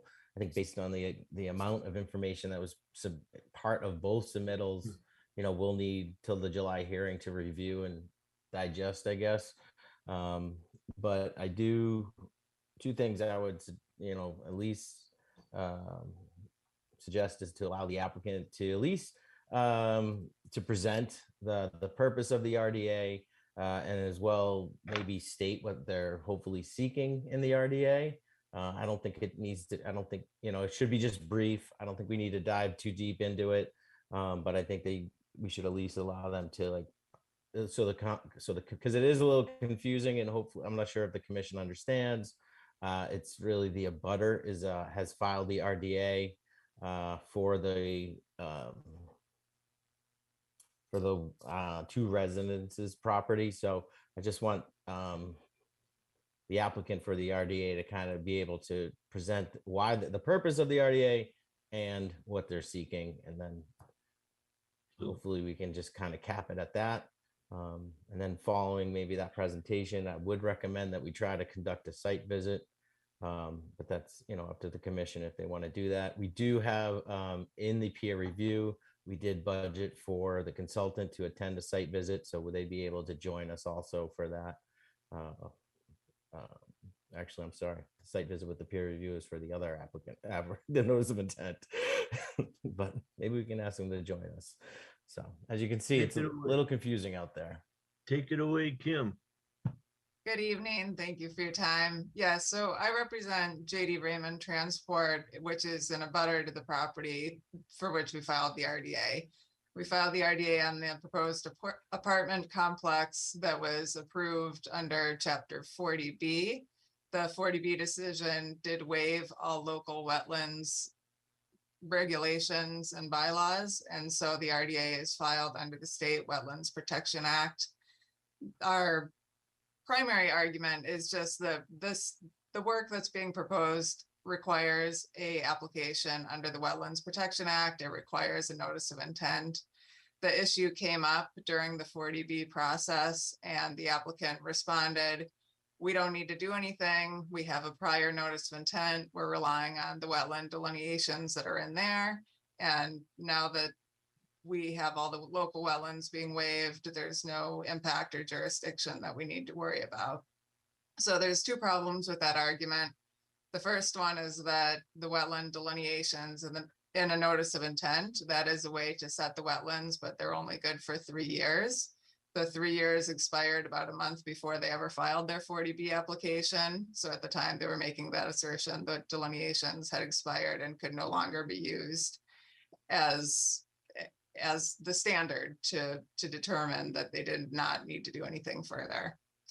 The second issue with that position is that the DEP file from that earlier 2017 order of conditions included a lot of material. In there, there was a consulting letter you'll see in the package that I submitted on June 6th. That 2015 consulting letter describes some of the wetland areas that are on the site as being actual state jurisdictional or likely state jurisdictional. And that's a section that's noted as isolated vegetated wetlands on their plans, but the consultant notes it as BVW in their letter that predates the earlier notice of intent that was filed. There's another area that's in between my client's property and theirs that the consultant noted is likely to be isolated land subject to flooding. In our application, which gets a little bit confusing because they're going on at the same time, but the NOI that was previously discussed, we use the same descriptions that were on the plans for our purposes. They don't change the performance standards because we're bound by the local and the state wetlands jurisdictions. So we didn't go back and determine exactly what was what and update those particular things. So there is a reference made in some of the materials as to how we've agreed with that. And that's the reason that happened, is it really didn't matter to our purposes. You'll see in the Hayes engineering response, it was submitted a couple days after my letter, that this 2015 Pine Brook Consulting letter is discounted as simply being one expert's opinion. Basically, don't worry about that. Well, when you look at the notice of intent plans that they filed in 2016, they take their wetlands delineations from the same wetland consultant who wrote that letter, the same person with Pine Brook Consulting. So it's something that needs to be looked at. The comprehensive permit, it waives a lot of local requirements. It does not and cannot waive state law, and they should be required to file a notice of intent with all the wetlands issues that are going on out there. Thank you. Thank you. I think we just need to continue this, but because I got to read all this stuff, and I think we all have to read it. I think we want to also open this up if anybody in the public wants to say anything. Is there anybody out there that wants to raise their? Before, through the chair, before, Go ahead. so I'm confused. Not the only one. J.D. Raymond Incorporated does not own 27R Farm Ave, No. so they are filing for a request to determine the applicability for land property that they don't own. I don't And they're think, coming before us for us to make decisions on property that they don't own. Do they have, I don't know, it just seems like they don't have the proper authority to be here to do that. If there's an issue, I agree. they could fight it out between themselves, but I don't know why they would expect us to determine whether a property is applicable for a notice of intent or whatever, for a property that they don't own. That's, I don't know, it's a little, I don't think I've ever seen this before. It's my understanding that they have the right and they are allowed to file an RDA, even though they don't own the property. It's allowed in the Wetlands Protection Act. Through the chair. Would they allow people to, would the owner of this property allow them to, or us to come onto their property to determine or to look at things? Well, I mean, I have spoken to some of their representatives. They have already stated to me that the property owner would allow us onto their property to do a site. In the memo, I think I stated that, we would still need permission. Talking to their representatives, they've already at least verbally granted us permission to access the site. We'd probably have to just do a little more coordination on like timing and all that. And but ultimately, it does seem like they're okay with us having a site visit. Reviews, Mr. Chairman, Tony Capichetti with Days Engineering, 603 Salem Street. I represent the the residences of Farm Avenue. They do have the right to file a request for determination on our property.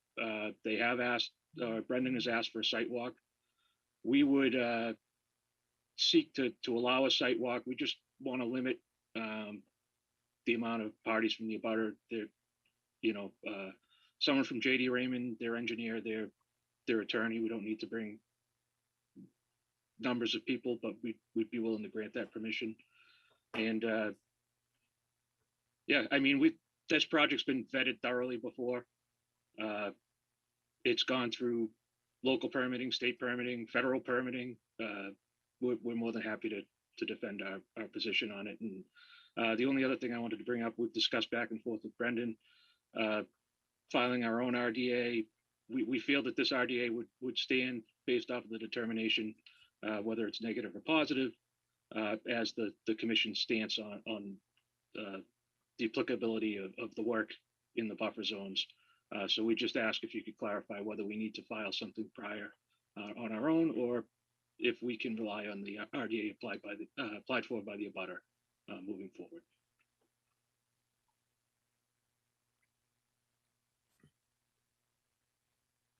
Needs to at this point. I would just, I think we continue it to July to allow us enough time to review this late submittals, and I can coordinate with the property owners and the Concom and the applicant on trying to conduct a site visit and try to get you guys some dates for that. If that makes sense. Let me ask a question to Tony. You're representing who? I represent the residences of Farm Ave, and Jason Panos is here too. He has his hand up. He's the attorney for the property owner of the abutter. We're aware of the filing. They, like I said, they do have the legal right to file.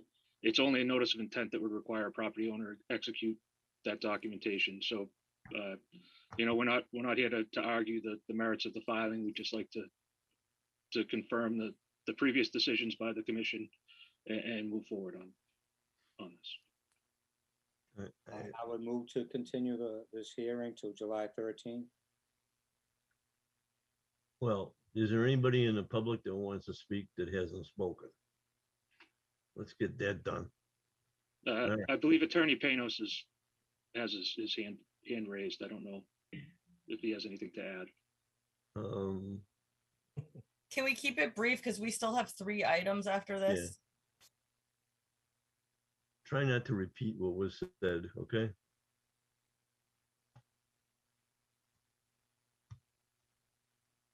Go ahead. You gotta unmute yourself. Jason? It takes a while when you get promoted to presenter it reboots the whole Zoom app on your computer. Can you guys hear me? Yes. Jason Panos, practicing law at 246 Andover Street, Peabody, Massachusetts. The only thing I would add is perhaps tonight we can schedule that site visit with the Conservation Commission. We are available at any time you are. Brendan? And yeah, if we want to schedule it right now, that's fine. If we want to, I'd rather schedule it in July at our next meeting, just because I don't have any idea. Yeah, I want to read all the documents like you do. So you'd rather have the site visit after July hearing? Yeah. Wouldn't you? I wouldn't need to do that. So, I think getting out on the site and kind of Maybe in a understanding week, the a week or 2, so you guys can read everything. I'd be more than willing to send out a doodle poll that that has dates and times that work for everybody. And then figure out what we can all land on. If we want to all look at our calendars right now and figure it out, that's fine too. There's a lot of people we're going to be trying to coordinate with, so it could take a little time. And send out the poll for, I guess, the last week of June. Does that make sense? Okay. Yep. I guess the only thing I would ask is, is there a preferred sort of time frame? Is it evening? Is it during the work hours? No, probably. Give me something. I guess I should try to at least narrow it down. Yeah, I'd say after 5 o'clock. After 5. Everybody. Yeah, it's still daylight, so after 5 is fine. So the week of the 27th, just so we're clear? Yeah. That's what I'm looking at. Yep. All right. I won't be available. I leave the 24th, and I'm out of state for some time after that. I can see if I can coordinate with someone else in the office, but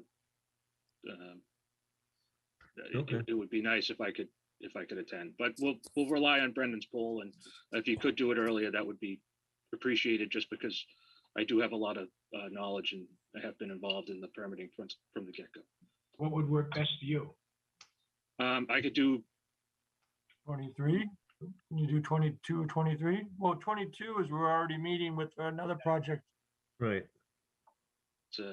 I can try to on the side work with Tony and get some sort of sense of when he's available.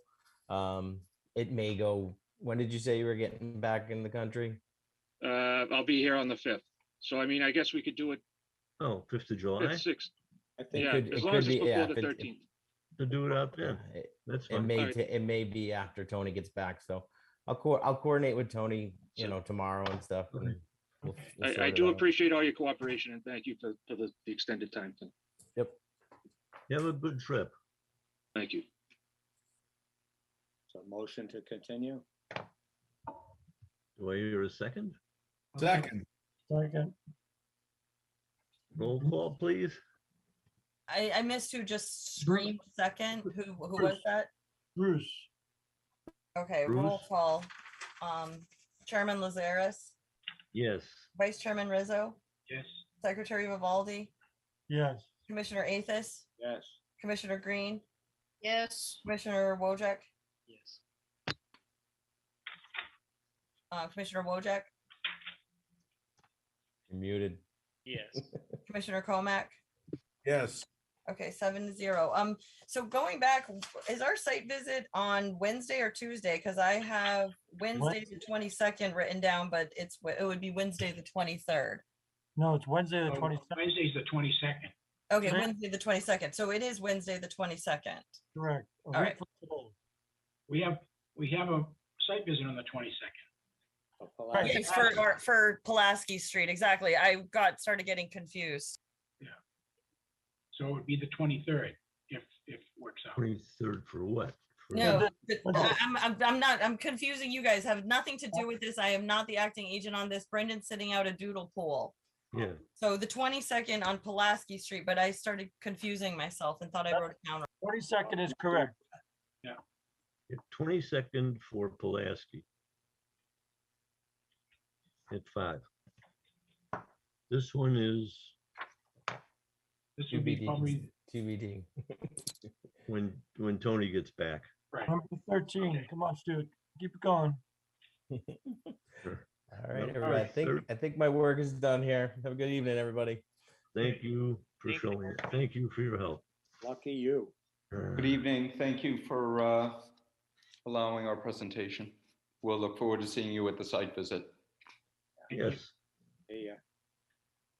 All right. Number 13. Oh, this is 119. Continue public hearing on a request for determination of applicability submitted by North Coast Environmental Inc. Michael Roskowski Jr. The proposed work is to establish temporary no-impact vehicle wash location on property to occasionally clean vehicle residue, dust, dirt, sap, and other organics that may accumulate on the panels, windshields, and windows of vehicles. Property is known at 119R Forster Street, Building 7, map 94, lot 006, F, in Peabody. Lucia and I were out there at one point. We saw the area. It abuts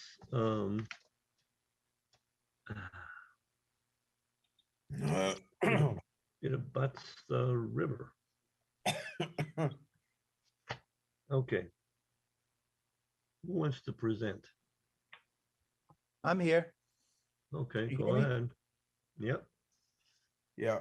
Excuse me, Stuart, I'm gonna recuse myself on this one, so I'm gonna go Okay. off. Thank you. Have a cup of coffee for me, will you? I'm gonna need one. How's everyone tonight? Getting tired. I know. Yeah. I'm impressed with your persistence, everyone. Mm. So I know time's short, so you've received all the documents that I've prepared or we've prepared.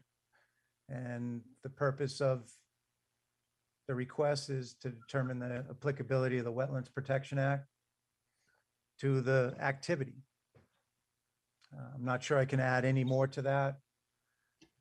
I want to simplify it. And I presented all the information that I could.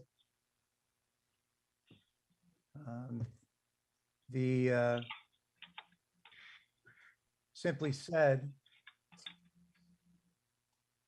my client wants to wash his vehicles, panels, windshields, and windows of work vehicles, the beds, which may carry asphalt or other materials, won't be washed. It's occasional. What I was hoping for is that the clean wash water without soap would be directed through sheet flow to the rear of the property, which is grassy area next to the railroad bed. I guess it's a B&M railroad tracks. And the goal is to limit direct flow into Goldthwaite Brook. I've also presented to you information where it's a canal, but I think that goes beyond the intent of the application. The goal is not to determine whether it's a brook or a canal. It's the activity we're focusing on. So I'd love your feedback on whether or not this is applicable. And we'll do whatever you need to do, whatever we need to do to make it happen. I'm open for questions.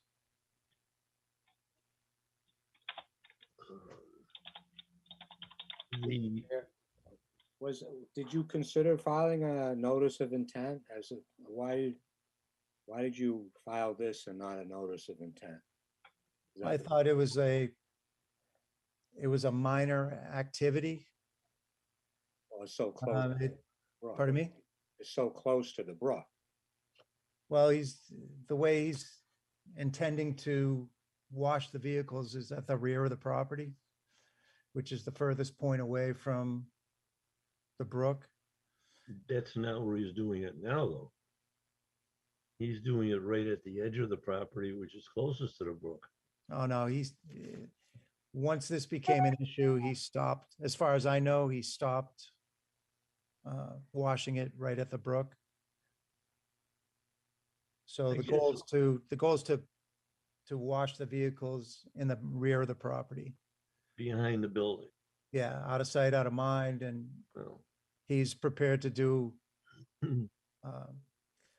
whatever it takes to allow this convenience to care for his trucks. Michael, what is the frequency of, what is the intended or established estimated frequency? Once a week.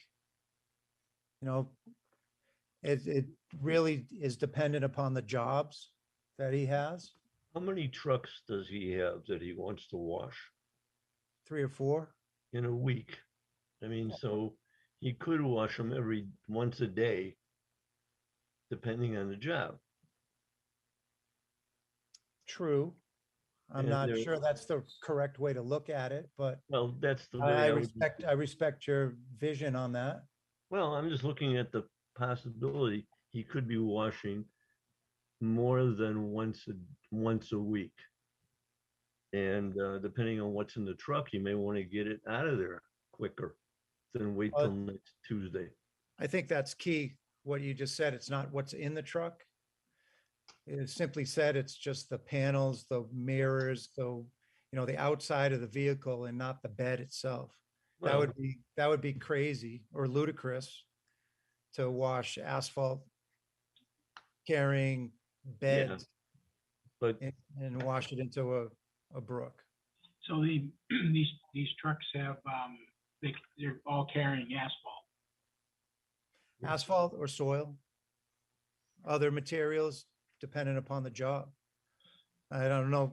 I've recently had my driveway paved and, there's wood debris and they might have to make a run to a local landfill or what have you. But for the most part, it's just about care of the trucks. Well, just like you and I would go to a car wash for one, but I have three sons that are of age and they lend a hand when I need my car wash. They enjoy it. they take it to the car wash for you? No, no. So It's old school with soap and sponge, but in this case, it's water.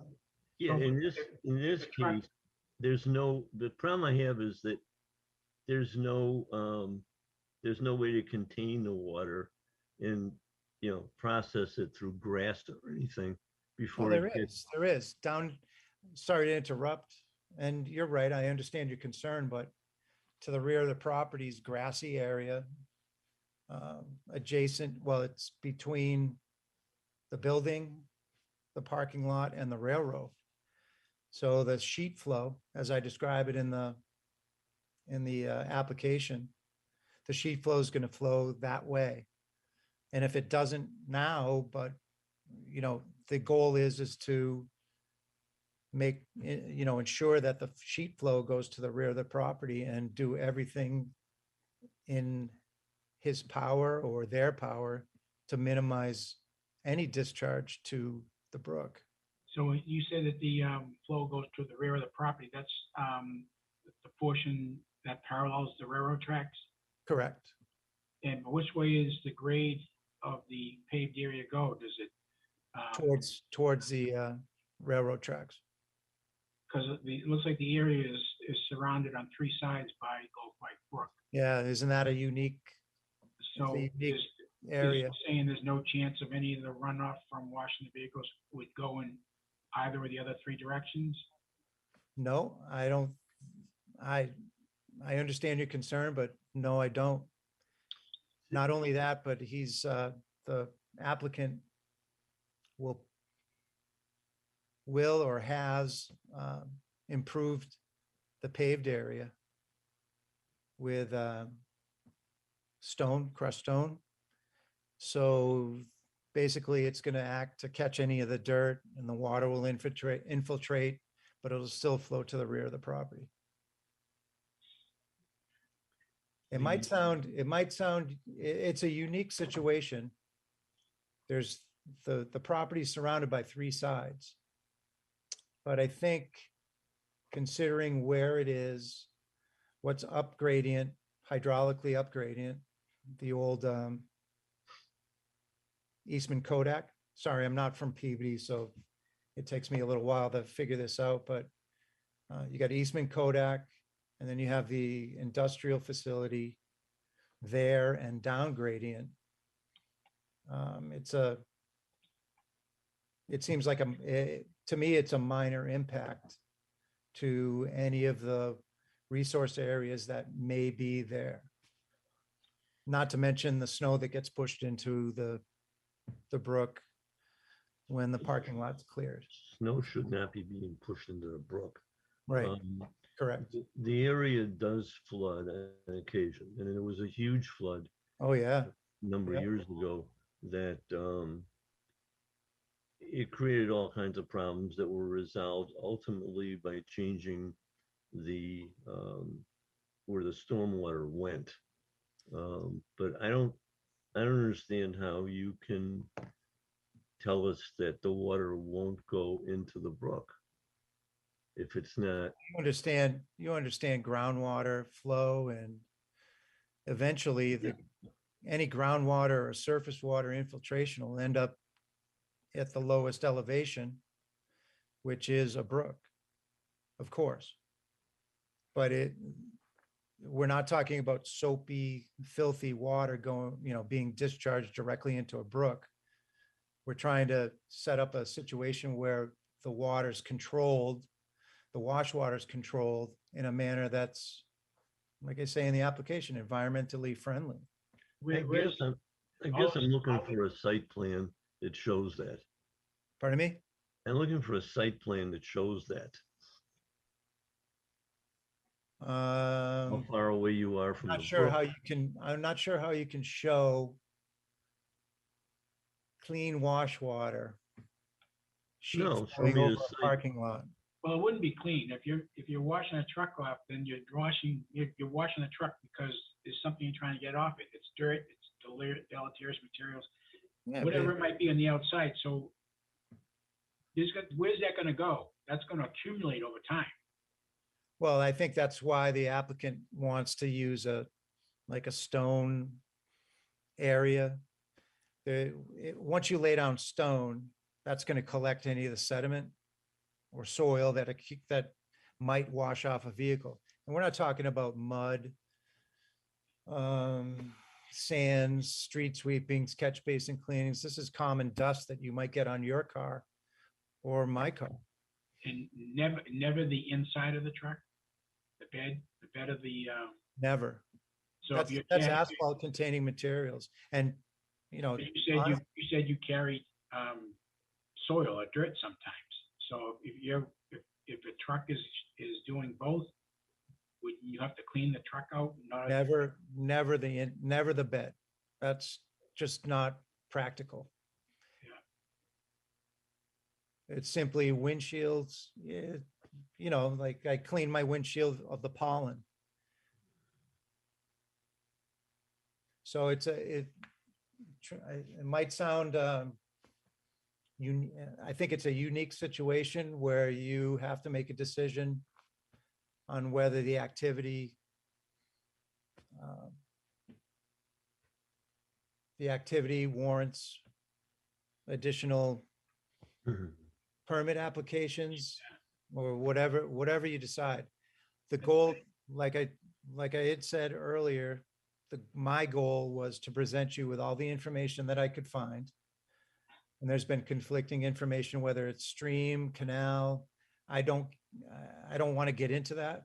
It's the activity that I'm interested in pursuing. I think I understand. 25 feet from Goldthwaite Brook seems to be in a pretty incredible distance to contain simple wash water outside of a truck. I don't disagree with you, what you're saying. I understand, I appreciate the spirit of what you're trying to say. But the fact is that it is a brook. It's called White Brook, and therefore it's a riverfront. And it's all by law, it's all considered resource area. So although the activity you're saying may be minor in nature, the bylaw says that the only washing your car on private property is allowed, but commercial vehicles is not exempt. I think it's that simple. I don't disagree that the activity to clean the truck might be maybe minor in nature. It's the fact that it's where it's being done. It's in what's considered resource area, even though it's just a parking lot. That's where I agree with your interpretation. Yeah. What I'm curious to find out is, will the Conservation Commission, well, let's go right back to I don't want to waste everybody's time, but if we go right back to the spirit of the application, it's to determine if the Wetlands Act is applicable, right? Yeah. You might think so. So we probably put it to a vote, and please advise us what we can do to make this happen. Yeah. I think it's crazy, wrong word. I think it's not cost effective to, ask him to put in a vehicle wash station. I think it's not practical to have him put in a stone, some type of stone-based structure where, you allow the dirty water or the soil water to infiltrate into the groundwater, which will eventually flow to the brook. But it would be It brings me to conclude it's no different than any other activity in the industrial park where, rainwater hits dirty cars or commercial vehicles and it flows through the parking lot, blah, blah, blah. So I guess to shorten this and to get to the point, I'm asking whether or not you can provide a determination for us tonight, or we can do more work to figure it out collectively, maybe a site visit. So The more people involved with the decision, the better. through the chair, I'd like to answer his question regarding what can be done. And I think that this site in and of itself, you mentioned infiltration, and that wouldn't really work very well because of the fact that this site is so sandwiched between the brook, between the riverfront. Obviously, you mentioned the fact that the whole industrial park is just degraded uses, and it's been that way for well over 100 years, if not. Correct. Yeah. So I completely I get that, but I don't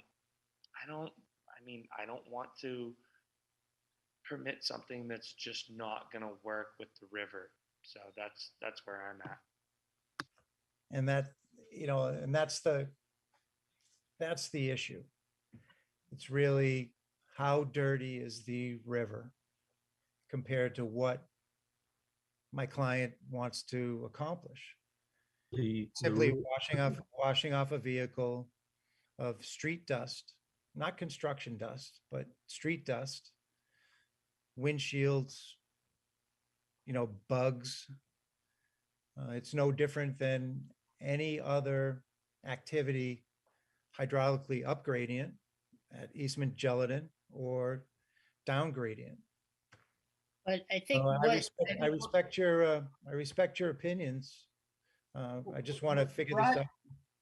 what come brought to a you conclusion. here in the first place was the fact that someone saw your client washing more than just organic debris into what we call a river, what you call canal.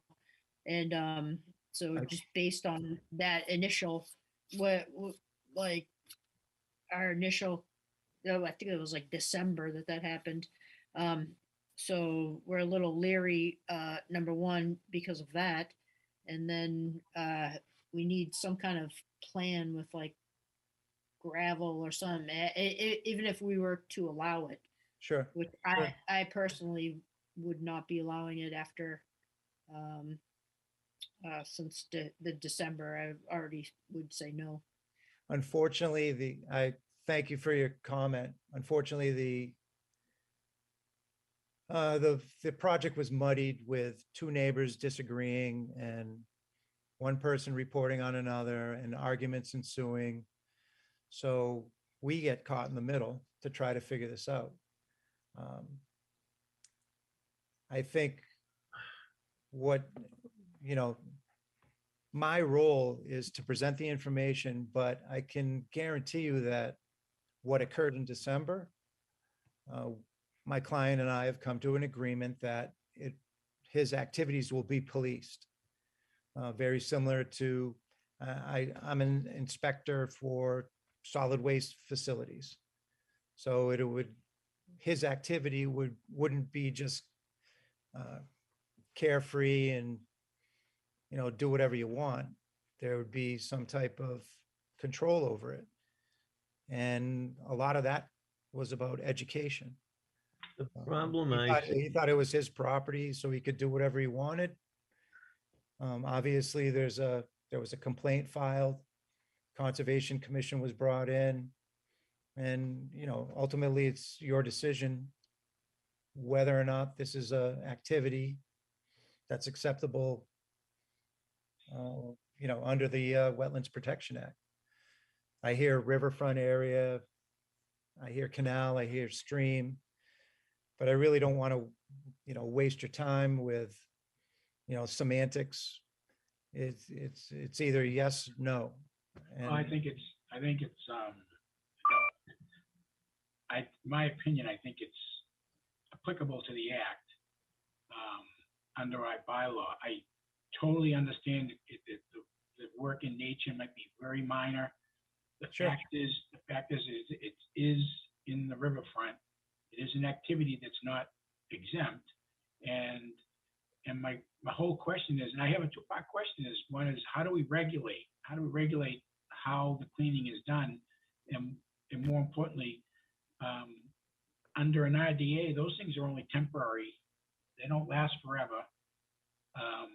Where on an NOI, you'd have an order of conditions that would stay with the project and with the site.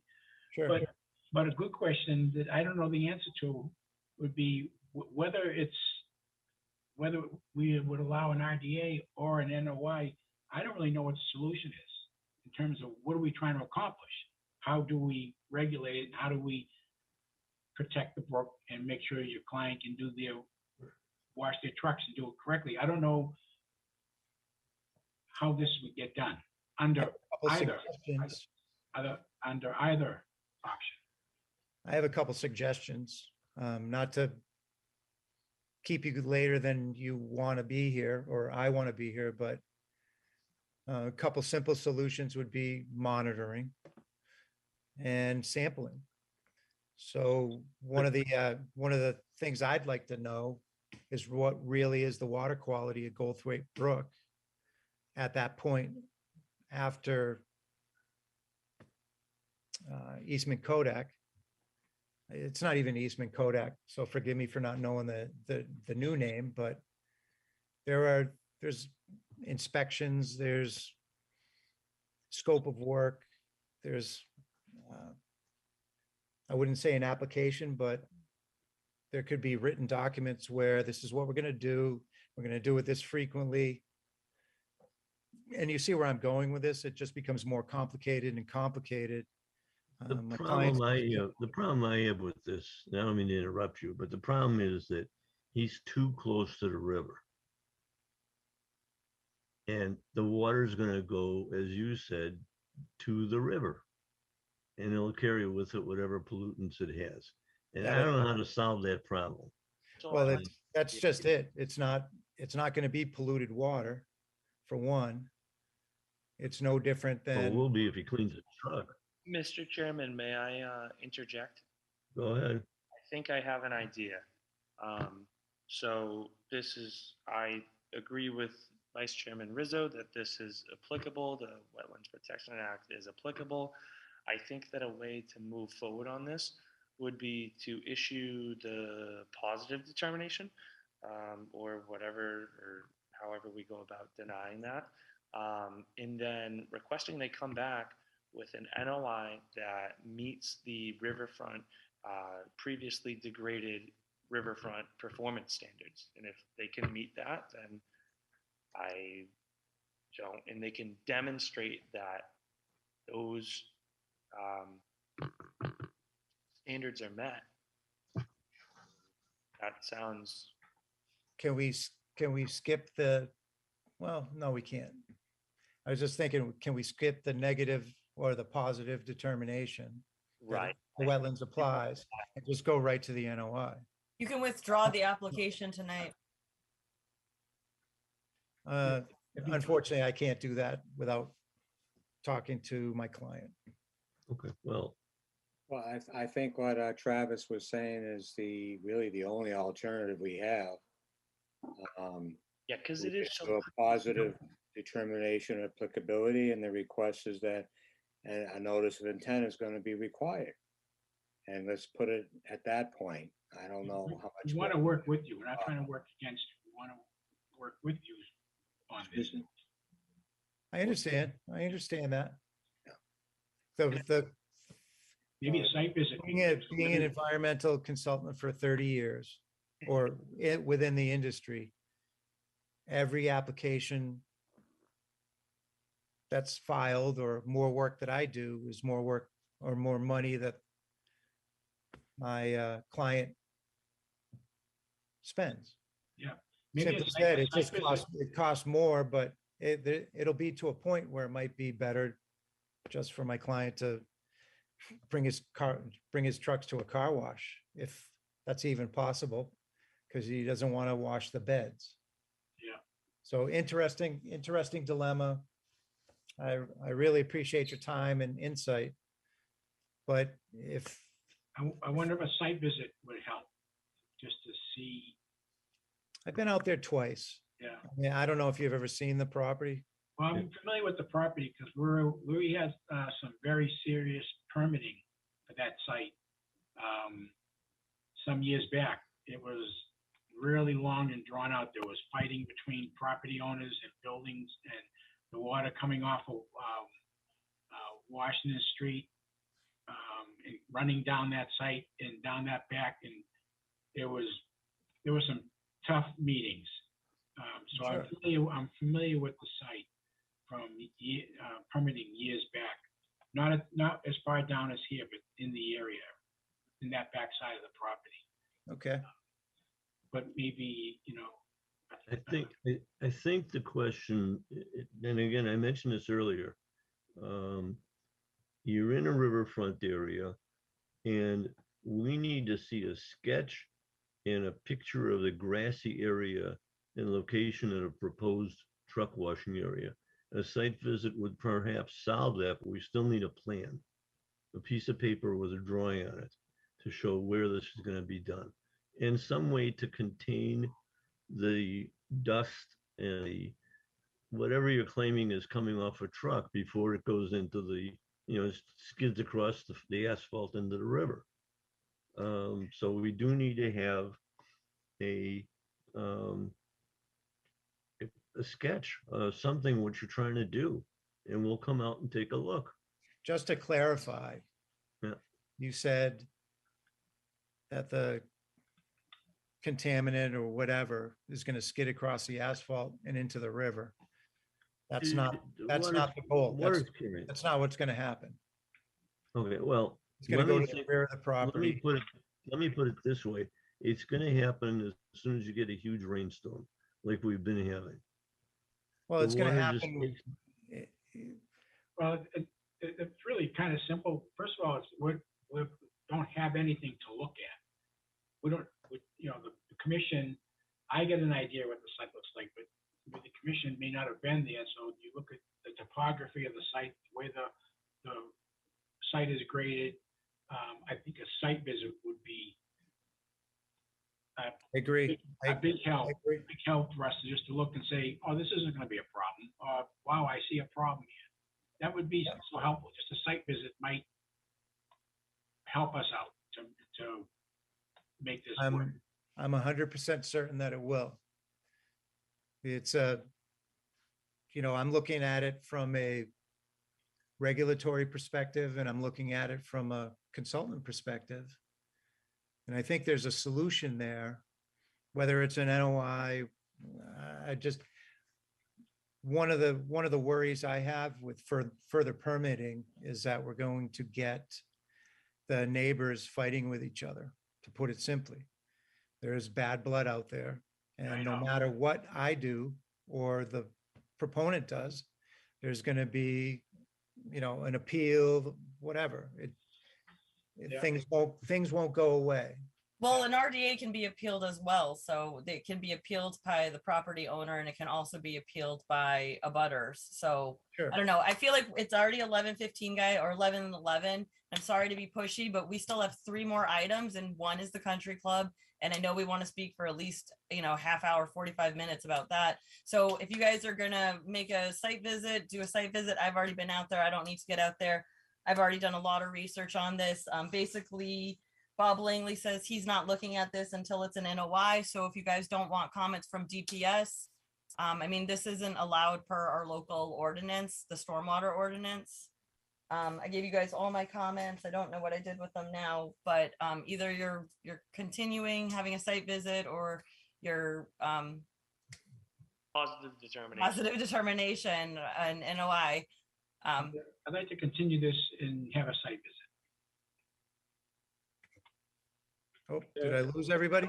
Is this a public meeting? Has the public been invited to talk? I believe it is. Yeah, you would need to open it to members of the public. I know there was one person who already submitted a letter that was back before the last meeting. They asked for a continuance. All right, well, let's just continue this to July 13th. And maybe some of us will go visit the site.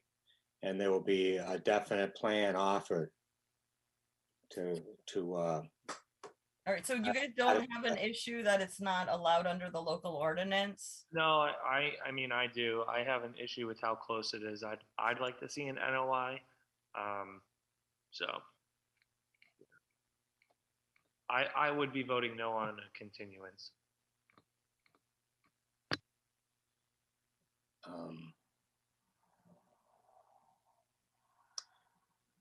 So is there a motion? I could make a motion to issue a positive determination. And I think there's 2 on the floor right now. One is to continue, one is, or we have to close the public hearing first if we're gonna make a positive determination, so. Yeah, you'd have to open it to members of the public to speak. I don't see anyone raising their hand, and I think, honestly, I think everyone is too petrified to come in. I know it's not just one abutter who has issues with this. I know who he's talking about, the person that they were in court with.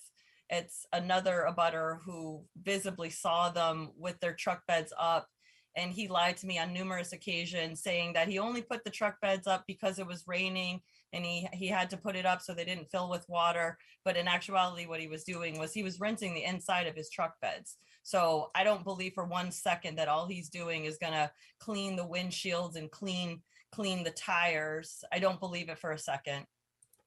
Lucia, I'm sorry to add to your time commitment here, but that's the purpose of having a consultant watch the game. That's the purpose of having someone advise him, my client, and educate him on what to do and what not to do. So what happened in the past is in the past, and he's hoping to move forward with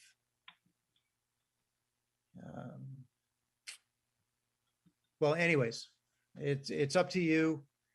I like the idea about site visit so everyone sees what we're talking about. But I also respect if you want to move right to an RD, NOI. It's up to you. Did you copy that? Yep. So what are we doing, guys? Well, we have a motion to continue to July 13th. No one seconded it yet. And we can vote on that, see how that goes. And then we have another motion about a positive determination. So I put that motion out. It needs a second. The positive determination or the? No, for a continuance.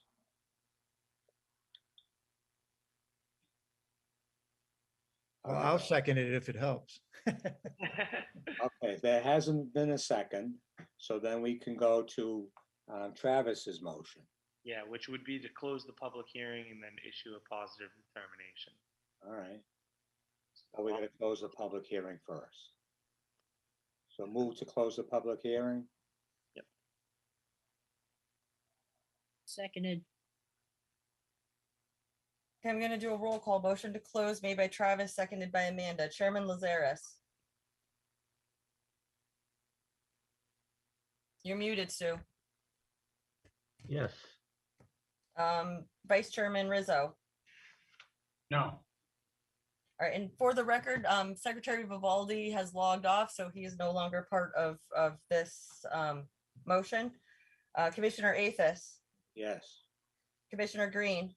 Yes. Commissioner Wojak. Yes. All right, so it looks like it's closed 1, 2, 3, 4 to 1. Lazaris, Athos, Green, and Wojak voting yes to close, and Rizzo voting no. And with that being said, I'd like to issue a positive determination. Motion to issue a positive determination. Does that link up with a request for a notice of intent? Yes, it would mean that we do find that the Wetlands Protections Act is applicable to this property and project. So it would also include the request for a notice of intent. Yeah, if they wanted to come back and further pursue the project, they would have to come back with an NOI, I believe. That being said, I would look into the previously degraded riverfront, and that could be the path forward because that area is very degraded. Do I have a second on that? Sorry to move it along, but we have a lot of people still here in the audience. There's over 30 people here still, or 29 people still. Seconded.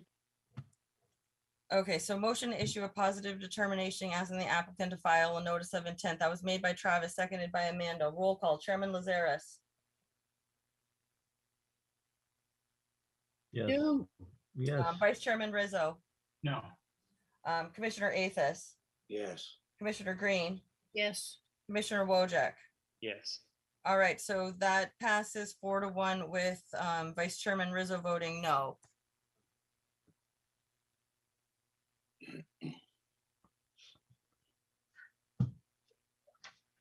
And the applicant, of course, has the ability to appeal that to Mass DEP. So do you guys want to move on? Because we still have 2 certificates of compliance that I'm hoping you guys are gonna act on tonight, and then the Salem Country Club. One request, please. The process for the appeal. Excuse me? I'm not saying we're doing that. That or- is I cannot help you appeal it because you. Not at all, you'll not at be all, but there Suing the should be- city, it'll be on the last page of the determination. Okay, And you will have to appeal it under, I think, the local ordinance as well. So we would end up in court.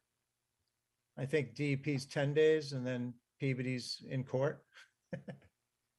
Okay, No, we have a local ordinance, so Sure, if you're sure. appealing it, you're appealing it to Mass DEP, and then you're also appealing it to the court across the street from City Hall. Peabody City, I can't, what's it called? Peabody something court?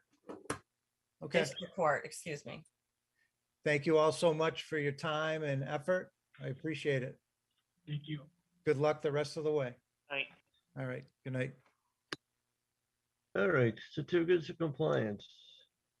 Number 14, a continued request for full certificate of compliance made by attorney Matthew Snell on behalf of Stall Inc. for DAP 55-312. The project is a construction of a service building with associated appurtenances and land grading. The address is known as 13 Corwin Street, map 92, lot 6. I believe this was denied by the city council. They did not give them a permit, correct? That is what I understand. They do not have a special permit. So I'm requesting, it's my recommendation that you guys deny both 55312 and 55323 orders of conditions, both for the same address, 13 Corwin Street. And you have absolute authority to deny both under 310 CMR 10.5 parentheses 9 parentheses C. If the issuing authority determines after review and inspection that work has not been done in compliance with the order, it may refuse to issue a CC. Such refusal shall be issued within 20 days receipt of this request and shall specify the reason for denial. And then you can also deny it under our local ordinance 3226 certificate of compliance when it has been adequately demonstrated to the commission. They have not adequately demonstrated to the commission that the work was adhered to. Basically, they're just hanging their hat on that there's new work going on. So all of their stormwater that they never came to get a certificate release for, they just kind of want to wash it. So we shouldn't be leaving things like this on our agenda for like 9 months. This is ridiculous. They can come back and request a certificate again, and they can pay all the new fees again. I just think you guys should remove both of them. They lied to you in December. They told you that you guys were the holdup for their project and pushed you to vote in the absence of me when I was at my mother's funeral. And now it's June and city council denied them. So I don't know what the push was in December.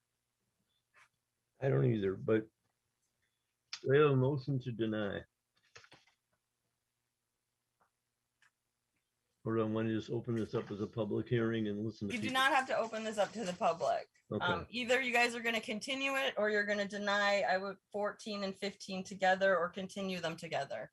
I would I vote. make a motion, we deny both projects. Do I hear a second? Do I hear a second? You need to be able to list though the reasons for denial, Lucia, so those will have to be written up and the ones you Yeah, and reference are okay with me, so. I just wanted to get some clarity on that.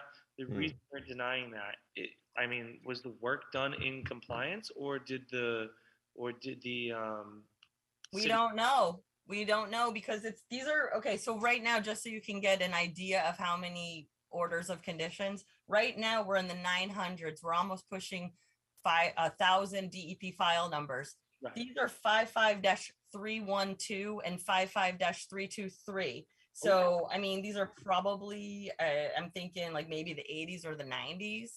And they just decided they never were going to come back to us. And, you know, at first it wasn't that big of a deal if they were going forward with this new stormwater and this new development. but that's not happening. Okay, I So- remember all of this now. Yes, when Stu asked them to clean up the part of Goldthwaite Brook near the railroad tracks and stuff behind what's that tavern? Anyways, moving on. Stonewood, yes. Yes. All right, so there's a motion to deny DEP file number 55312 and 323 certificate of compliance request that was made by Vice Chairman Rizzo, seconded by Ms. Green. Roll call. Chairman Lazaris, Yes. Vice Chairman Rizzo, Yes. Secretary Vivaldi. Oh, sorry, he's not here. Commissioner Athos, Yes. Commissioner Green, Yes. Commissioner Wojcik, Yes. and Commissioner Komak. I'm gonna abstain because I'm not really sure I'm not really understanding what we're voting on here. Okay, so that would be 4-1 with Bruce just not voting. 4-1. Yeah, wait, 1, 2, 3, 4. Oh, 5-1, sorry. That's okay. Sorry, it's getting really late. All right, so we've denied it, and you'll write up the why. Oh, I already have it. It's all prepared. It's, Okay, and I then just read it to you. 310 CMR 10.5. that's fine. That's and fine. 3226. They haven't adequately demonstrated that you guys can sign off on this. Okay. Hey, we don't have an as-built from the night. Let's move on. What are we holding on to? No, let's move on. Oh, move on, is it? Hold on. I just want to also agree that we're taking these off the agenda, so that next they have to reapply. Is that agreed? Once you guys denied it, so it's off That's the it. agenda until they pay fees again. Okay, then moving on. Number 16. Continued request for full, oh, this one doesn't even need a motion. It's continued to October 2022. Okay? We just move on. All right. Right, you're right. Okay? Yep. Enforcement order for violation orders. Enforcement order issued to the Salem Country Club for the following activities: removal of living trees, grinding, grubbing stumps in the buffer zone, in close proximity to jurisdictional areas, jurisdictional resource areas, and depositing wood chips in buffer zones and along local riverfront woods. Property address is known as 133 Forest Street, Peabody, Mass. Who do we want to hear from at this point? I think, Lucia, do you see Kevin McIntyre? I see a Julie McIntyre, so I'm assuming that must be him. I think Kevin was going to do the opening. Oh, okay. Well, go ahead, somebody. He's coming on.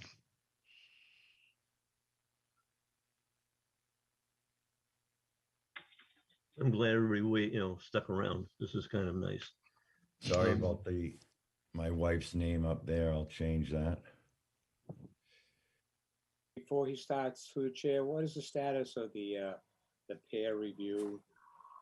Well, all right, we can start with that. Just Lucia and I, where we are. all right, I'll summarize what happened. Lucia, myself, Vice Chair Rizzo, met with Mel Higgins, I think was there. No, he wasn't. We met with the new, the company that Lucia found to do the peer review. And we went through all of the things that we're looking for.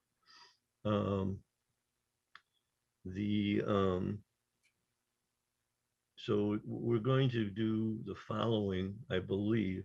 We're going to go for we're looking for the restoration plan, ASAP, from Salem Country Club, Weston and Sampson, whoever's doing it.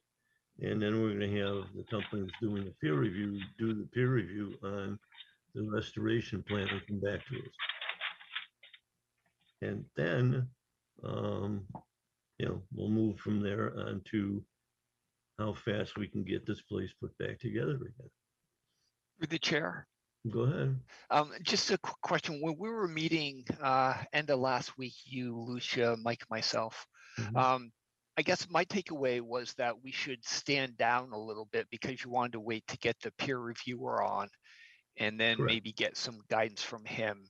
Correct. So I don't know if we're at that point where maybe we need to reconnect or.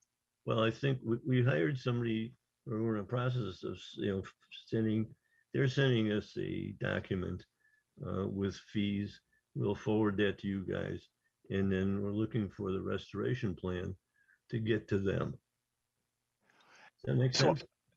Yeah, I guess I was thinking that we were going to get some guidance from either the peer reviewer or somehow to move forward with the restoration plan.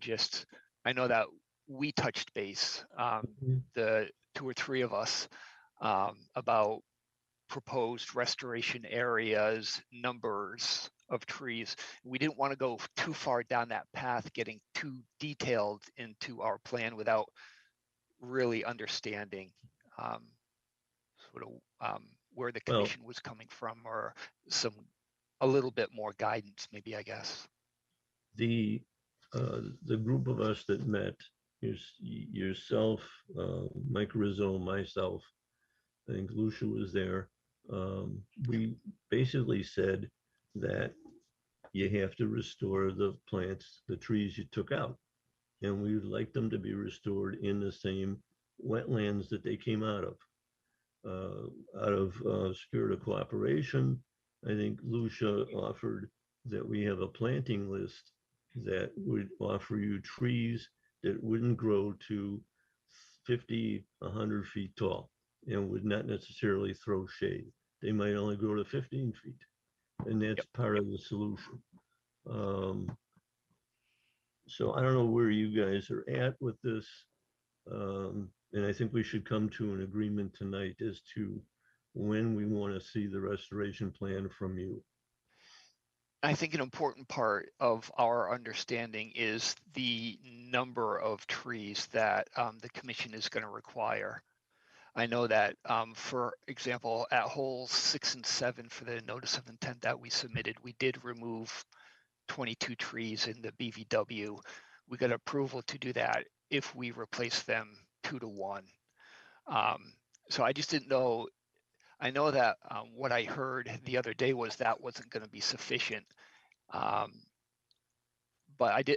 I guess I just want some guidance from the commission as a whole to maybe vote and come to a consensus of what their feelings are would be, since a precedent was set for 2 to 1.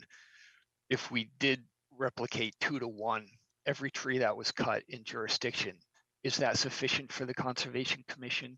Or that would only be sufficient if the trees are really big. I think the issue is that if you're going to replant trees, and we made the recommendation that you replant them, if we make the assumption that we're all 12-inch trees, which we can't tell because they're gone. Right. But if we make the assumption that all 233 trees were 12-inch trees, we would like to see 3 trees of 4-inch diameter planted to replace them.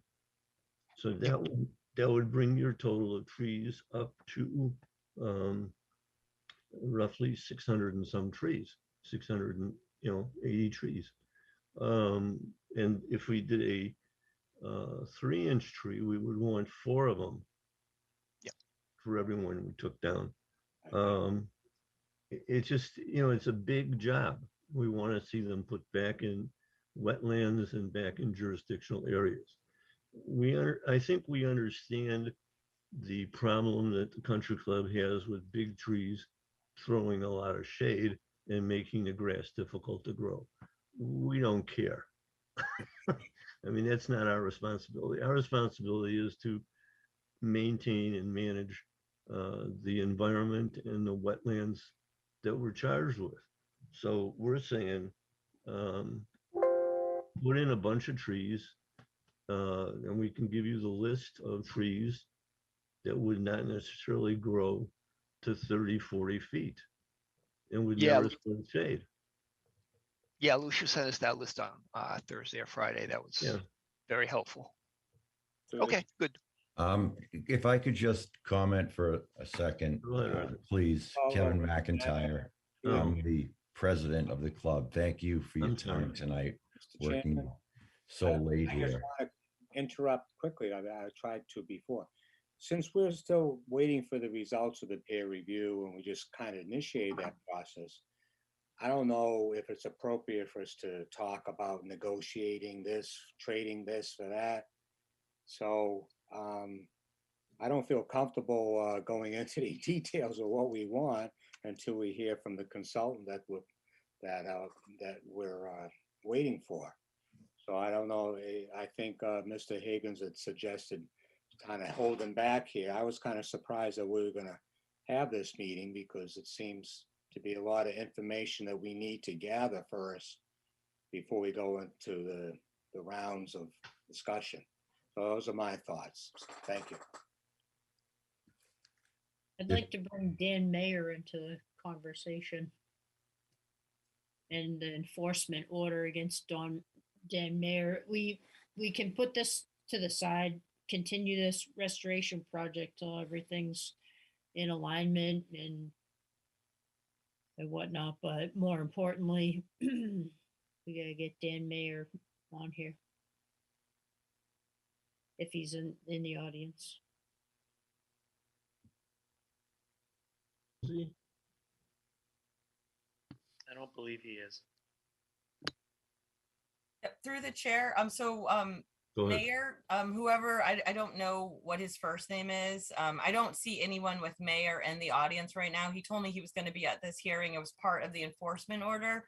He also is not in compliance with the enforcement order. He has not submitted the invoices that you guys requested to be part of that enforcement order. He emailed me and said that he is not going to because his financial business is none of the commission's business. But talking about the peer review and the wetland restoration plan, from what I remember yesterday having the conversation is DeRosa's not going to create a restoration plan. It's up to Weston and Sampson to come up with a restoration plan, and then DeRosa will look at it. So I think time is of the essence. They need to start cracking at it and figure out what they're putting on that plan, and then we let DeRosa look at it. He is absolutely not creating one for them. And we're not asking for them to create it. We're just looking for guidance. Like I know there are other Conservation Commission bylaws that they say if you cut a tree, you need to replace 2 to 1, or sometimes they have a height requirement. If it's 40 feet tall, you gotta, like the diameter idea that Stuart had. It was instead of diameter, replace the same height. And so we just are looking for that. That's really the main part of the guidance, I guess, that we're looking at, because So what you need to do is you need to go on the assumption, unless we can prove differently or otherwise, that each tree that came down was at least 12 inches in diameter. And we want an equivalent tree replacement based on that diameter, or that a 12-inch tree, which results in either 4 3-inch trees or 3 4-inch trees for the 233 trees that were in the resource area, that was in the resource. And as far as the trees, 18 of those trees were actually in the wetland, based on from the plan, my counting those trees. There was at least 18 of them. Maybe in the wetland, we treat that differently. Maybe we don't want to go in there and start digging the wetlands all up and stuff, but that's a possibility that something can be discussed and worked out further as we move along. But for all intent and purposes, you want to plan on replacing 233 trees with 4 times that. And that's it. You can start working on a plan. And I'll tell you right now, we're going to rely on our consultant to help us out with this. But I'm looking to see these plant trees planted in areas where they were taken out. And keeping in mind that, you know, a tree was 100 feet tall and it was an 18-inch tree or a 24-inch tree or a 12-inch tree, and they were casting a lot of shade and maybe creating difficulties to play the game. You got to understand that 4 3-inch trees is nothing. It shouldn't impair the game in any way until maybe 40 years from now. And at that point, you can come back and visit us and see whether something else can be done. But this is how we're envisioning this right now. We're going to rely on our consultant to help us with this. And I think that's a good starting point for you folks to start putting a plan together. Mr. Vice Chairman, quick Just comment. let us know when you want, by what date you would the plan to be submitted. I'm sorry? We're working on a restoration plan. Please let us know the date you want the plan to be submitted by. Oh, we're not holding you for a date. Like, I'm not saying we want this in a week. How soon can you get a plan done? You gotta put us on the spot. Yeah, well, you're putting me on the spot by saying, when do we want it? I mean, Peter, darn you. Well, I think, yeah, we're gonna have to meet with the arborist because I'm just not so. That's a harder one to say on the spot. I would like to say 2 weeks. I know that there's a lot going on behind the scenes. Yeah. I would like to have this ready to go for the fall planting season. Whoa. Yeah, that's not gonna happen, Travis. Travis. You gotta understand these trees, we're talking about large trees. And I'm gonna defer to Bruce, but there's a process in harvesting, collecting and planting and transporting trees of that size to the site in the right time of year. So I'll defer to Bruce, but there's a whole. This isn't getting done this fall. This is not getting gonna done happen this fall. This is not, I just make sure everybody understands No, that. I completely understand you. This is gonna be a first thing in the spring of 2023 planting, because they're not gonna be able to acquire the amount of trees that are gonna be, these have to be dug, transported and planted. 600. And, well, and again, but it's got nothing to do with it. It's got to do with the time of year they got to plant. They got to dig them. You know, a lot of the stuff's going to come from down south. It's going to be dug late February, early March, and then they're going to do it. That's so. Just make sure everybody understands that, because you're not going to get the quality and what they want, what we want, and what they're going to want for the fall. It's just not going to happen. Sure. Chairman? Go ahead. I just wanted to say, I think it's been helpful to get input in what Lucia and the chairman and the vice chairman met with Mel and spoke about is helpful input for designing the plan. It's certainly not going to be a couple of weeks, so it's going to take us some time to work with the arborist and even a wildlife habitat biologist who can help us with other plantings that might, and other mitigation measures on top of that, that might improve habitat for birds and the like. And so we would plan on getting a plan developed, and we were hoping that on a parallel track, you would get your peer reviewer on board. As I recall, one of his functions would be to verify the wetland delineation mapping that Weston and Sampson did. And so it might be helpful while we're working on our plan to have him on board and have him come out and have a site visit and catch up to speed with everybody else. And then so that when the plan is submitted, he has seen the site. So we can work on parallel tracks. That's a suggestion the club has. But we do want a little additional time to work on developing a plan based on the input that you've given. That's fine. That's fine. Okay. That would work fine. That's a good suggestion, Barry. Thank you. And so I think Mr. Fischel, Peter one time said that as soon as you get the quote from your third-party reviewer, he's ready to provide the funding, which I think is what's necessary to bring him on board. Correct. So we're at the point where I believe we're waiting for him to respond to, give us the proposal with the various fees, and then we can give it to you. But I think it'd be incumbent on everybody if DeRosa shows up and does a site visit with you guys. Yeah. And see how it has to be done. And I'm sorry it came to this. This is like unbelievable, but it is what it is, and we'll fix it collectively.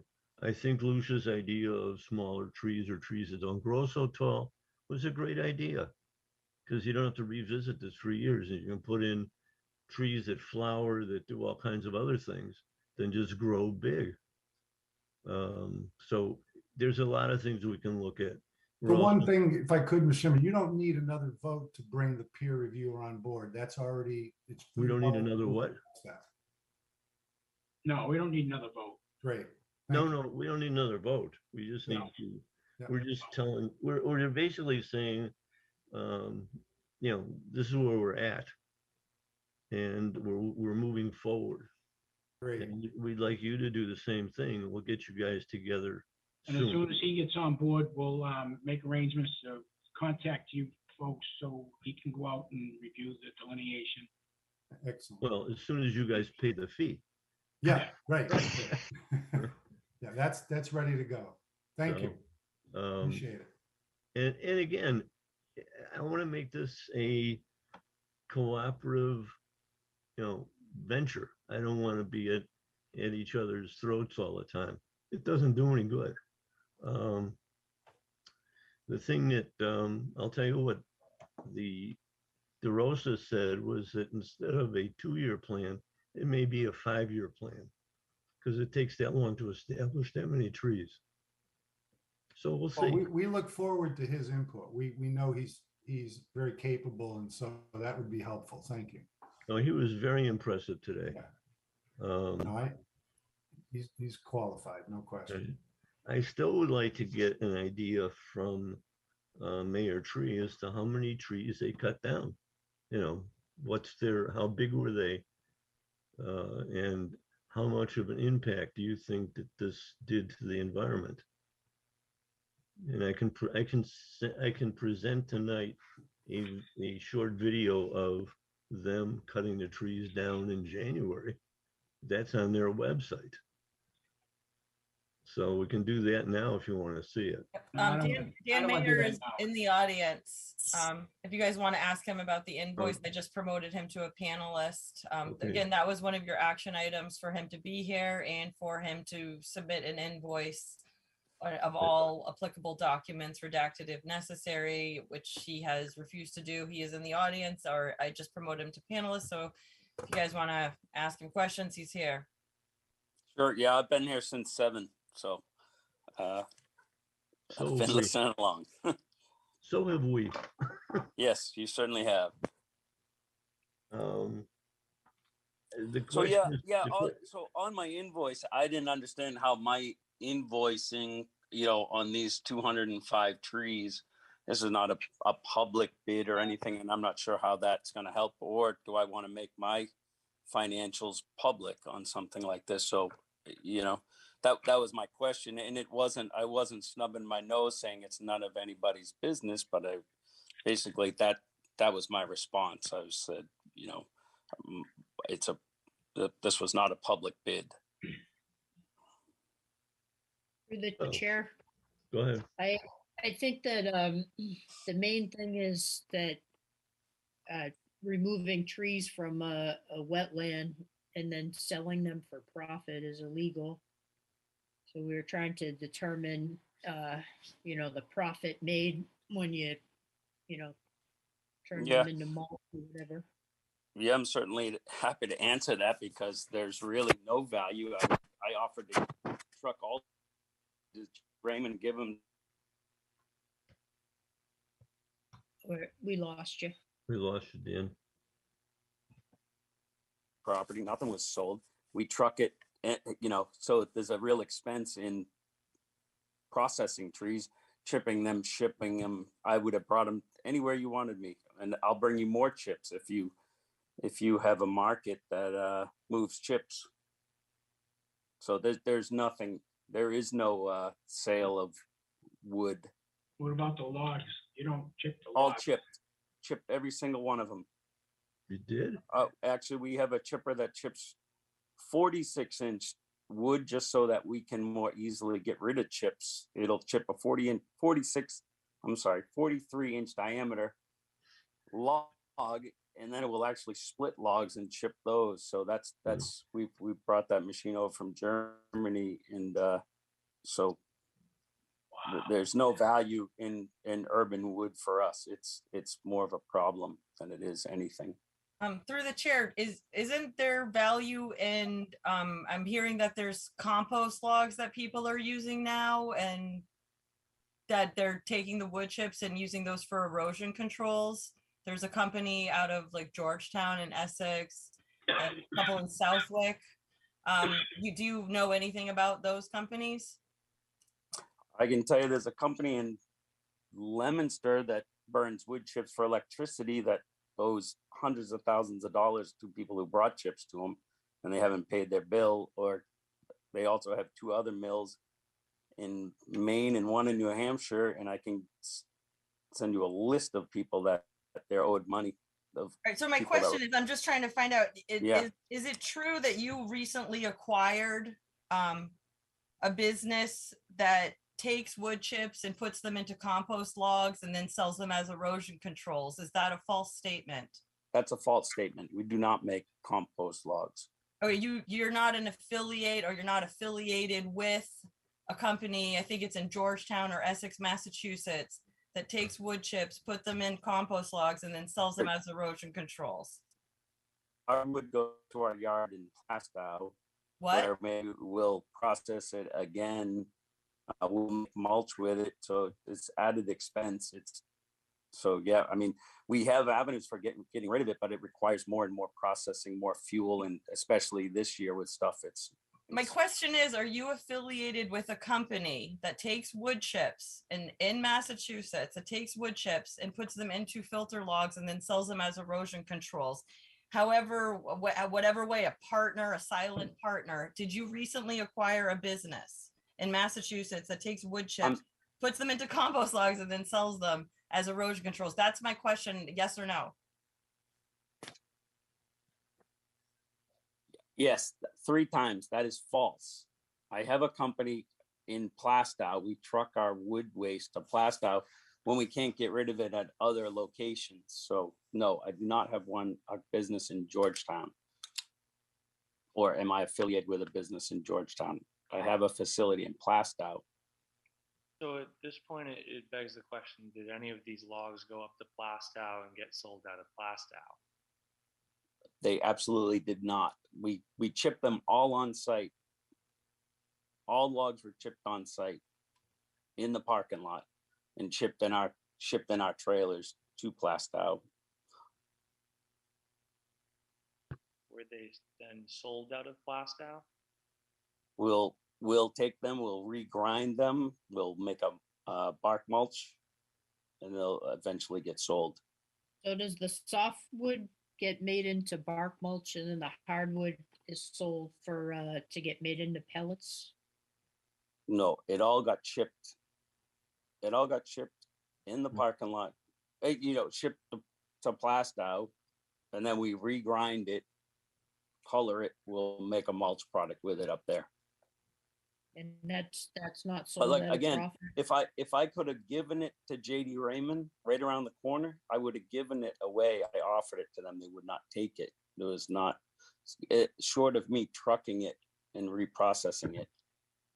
I mean, I think So that I don't know what you're looking for there. There is no value. I will bring you loads of wood chips. I'll bring you loads of logs. They have no value to me. okay, but if it I has think he's value, answered the why are you selling it? Yeah, That's- I'm sorry.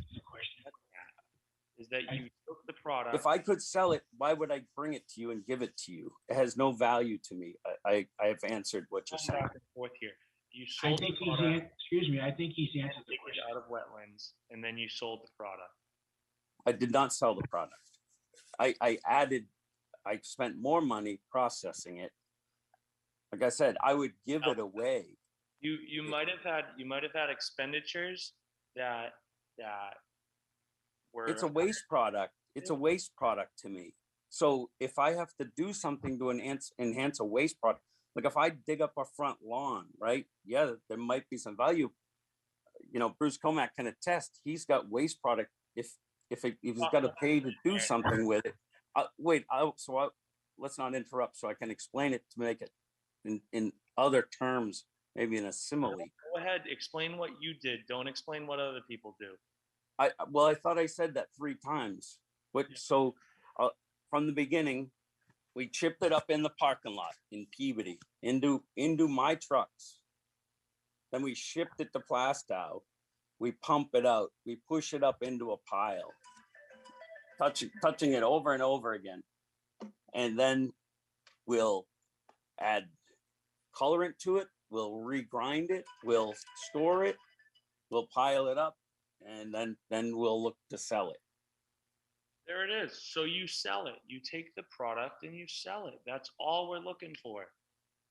That you don't understand all the other costs that go into it. Like I said, I would give it cost involved, but this is like recycling. Acquired illegally. What do you expect me to do with it? Through the chair, please. It's already midnight. I think Dan has answered the question. I think we need to move on and just go on to something else. I've heard enough of this for tonight. Thank you. Do we have a rule that the meeting ends by midnight? Yeah. No, but it is midnight. Oh, I don't know. I don't know if there actually is a rule. But I thought there was a rule. Yeah, well, let's make one then. Different dates. Question is it midnight of the same day? Yeah. Is it midnight everywhere? All right, so we're at a point now where we're gonna present to you a scope of work with fees, and you're gonna pay it, and we'll get together to collectively with DeRosa and the Salem Country Club for a site visit and move forward. Right. And hopefully this will happen sometime in the next month or two. And I particularly don't care if it takes place in August, even though we don't have a meeting in August. Okay. I think it's important to get this done and done as quickly as possible so we can come up with a plan that's acceptable to everybody. Okay, through the chair, I got 2 more Go ahead. things before I get Go shut ahead. down.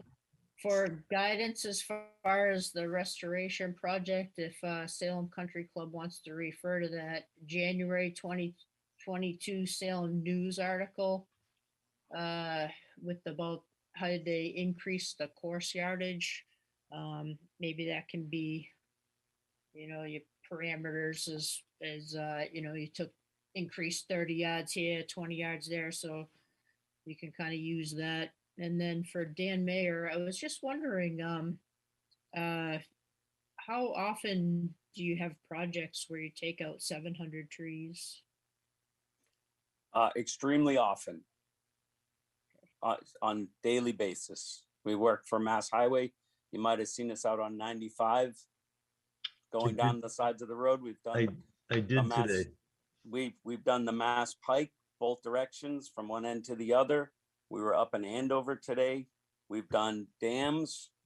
We get called out in the middle of the night. We've done Peabody. We've done, all your line trimming. We've been out there in storms for you. We roll, and it's always under the direction of, whoever needs the trees done. I know you have this number of trees, but you're not accounting for, the number of dead trees, diseased trees. This was not a taking down the nicest trees. We removed a lot of dead trees, a lot of safety stuff. It's unfortunate you weren't out there early on.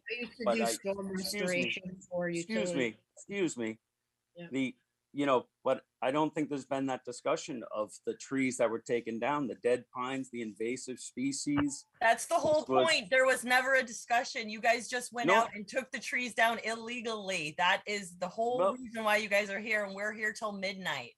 I can, through the chair. Oh, I'm just saying that hasn't been part of the discussion, but these Fair. were the trees that were out there. I understand that that's why we're all here.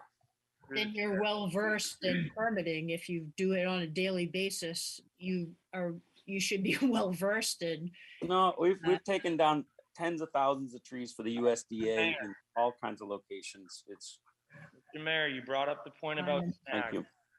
I'm Fine. sorry. You brought up the point about snags, dead trees near wetlands. Those are some of the most valuable trees in wetland resource areas. They are where birds Habitat. look for prey. So that's honestly, to me, worse than taking out a live tree in a wetland. Just as bad. That's all I have to say. I brought it up. I discussed it. You wanted it to be discussed.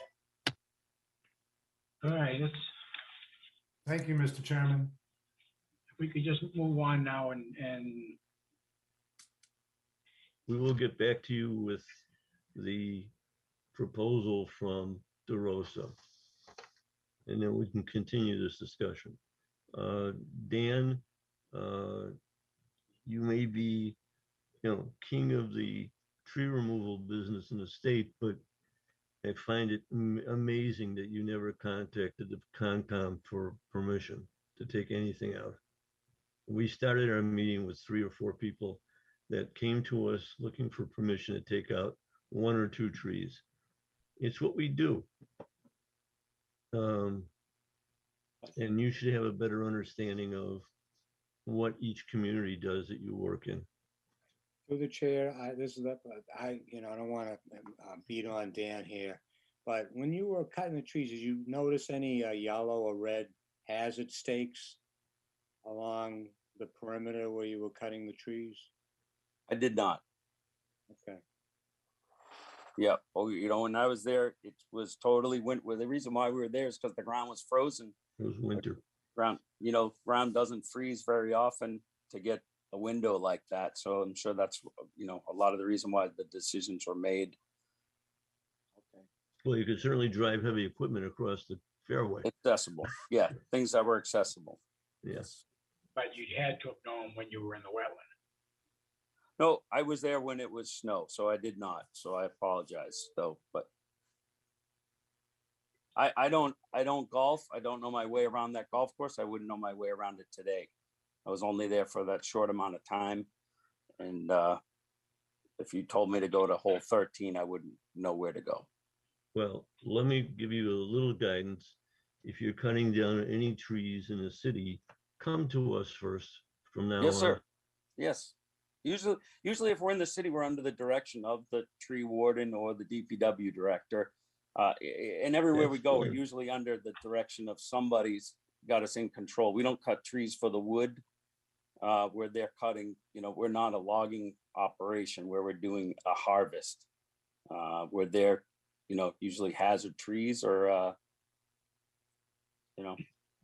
for some other reason, the tree's coming down. If you cut them in January because the ground was frozen, you knew it was wetlands, so. What does that mean? Like, it's frozen golf course. You can't drive on a golf course anywhere on the grass. You look for frozen ground. So usually a wetland, it would be softer. Okay, well, thank you very much. Thank you. We'll see So you through the soon. chair, do you guys not want the invoices anymore? Are you going to amend, like we're all good with him saying he doesn't want to give the invoices? You guys no longer want to see those. I just want to make sure that for the record before we No, close. I didn't say that. Still like to see him. I didn't say that.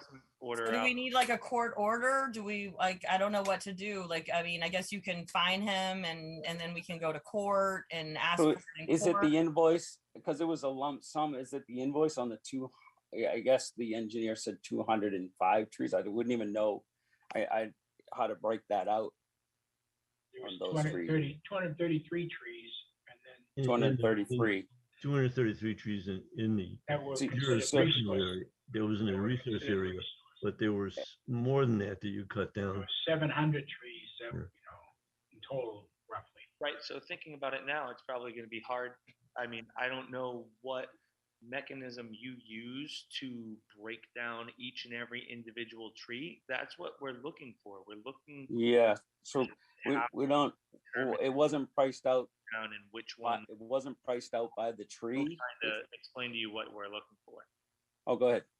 So we're looking for what mechanisms you used, how you identified what you were gonna charge them, like what exactly it was that led you to cut down those specific trees and just what happened to the trees. That's what we're looking for. We're looking for a story about the trees in our jurisdiction more than anything. Yeah, so we gave a lump sum on the trees. That was within the golf course's budget of, what came down. So trying to break those trees, I'd have to have somebody show me those trees of the 230 trees that you're talking about, and then work up a number on, off a member of those trees. It would be quite difficult, but I'm certainly happy to go out and investigate it with you if you want to identify those trees. And I could probably do trees that are nearby. I'm willing to work with you. But I don't know how that will help of giving up the price of the trees. If I put a rough number on it. Well, I think that it would help in determining what the fine is.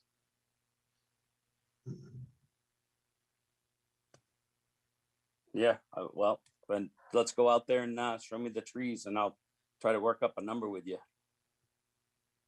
If anybody wants to, take me out there, and if the golf course is okay with it, I'll be happy to meet the commission out there and take a walk around. We can successfully do that, I believe, when we do the site visit with DeRosa. Okay. In terms of coming up with, what. Oh, yes, that will help. I just rather leave it to the company that's doing the peer review to help us out, because I'm gonna go out there and go, there are no trees, they're gone. So I need some help in this one. Sure, no, that's a great idea. I can work off that. Well, wouldn't the plan that Mel and Devin worked so hard on, wouldn't that show the exact trees already? I mean, Mel and Devin did all this hard work, and it shows all the trees removed. It does show that part, but I think the stumps are the stumps still there or no? No. Some of them. And some stump grinding was existing stumps. It wasn't just trees that were cut. So if you're counting stumps, there was old stumps from I don't know how long Well, ago. unfortunately, you guys don't get to pick and choose what stumps we count anymore. Unfortunately. No. Well, I'm just telling you the story that there was stumps.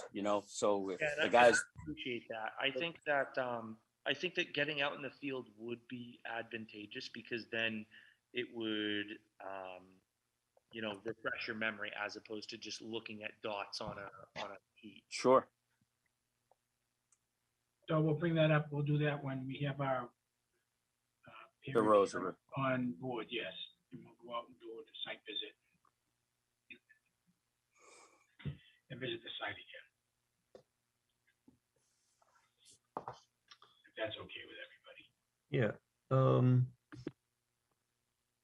All right, so that's all I got. Guys, I can go to bed. Just start. Well, we'll be back at you as soon as we have a plan from DeRosa to take care of the peer review, and collectively we'll solve the problem. I do want to see the trees replanted as soon as possible, but I want to make sure that they're healthy and maintained. And I think collectively, I mean, I don't know anything about golf, but if the trees are in the way, and we replant smaller trees that aren't in the way, everybody's going to win. Okay, Well, we appreciate your time tonight, and we think we have a plan for moving forward as we discussed. So thank you again. good. Thank you for showing up and thank you for lasting all night. Thank you very much. And happy Thursday. Do I have a motion to adjourn? No, we have another thing to talk Can about. we just continue that? I don't think it's that big of a deal. I don't think anyone is in their right mind to make any decisions right now. It is midnight, Stu. It is I'm 12. not arguing. I'm not arguing that we shouldn't continue it. I'm just saying that we do have one more item to just make a motion to continue. Do we have this enforcement order or is it on the agenda? It's an enforcement order for Pedro Polini for work he did on 60 Warren Street extension. And I don't have the energy to discuss it tonight. I don't think anybody else does. Motion to continue. Motion to continue. So, second. Can you just raise your hands? Because it's not a, looks like it's unanimous. All right, I need a motion to adjourn. Motion to adjourn. Move to adjourn. Raise your hand. Who made the second? It was made by Amanda, seconded by. Travis, I'll take it. All right. 1, 2, 3, 4, 5 of you. Wait, did Bruce already sign off? There was 6 of you. All right, great. Thank you guys. Bye. The meeting adjourns at 12:10. Thank you, PAT. You're the best. Thank Good night, everyone. Good night. Everyone. Go out for coffee. Yes.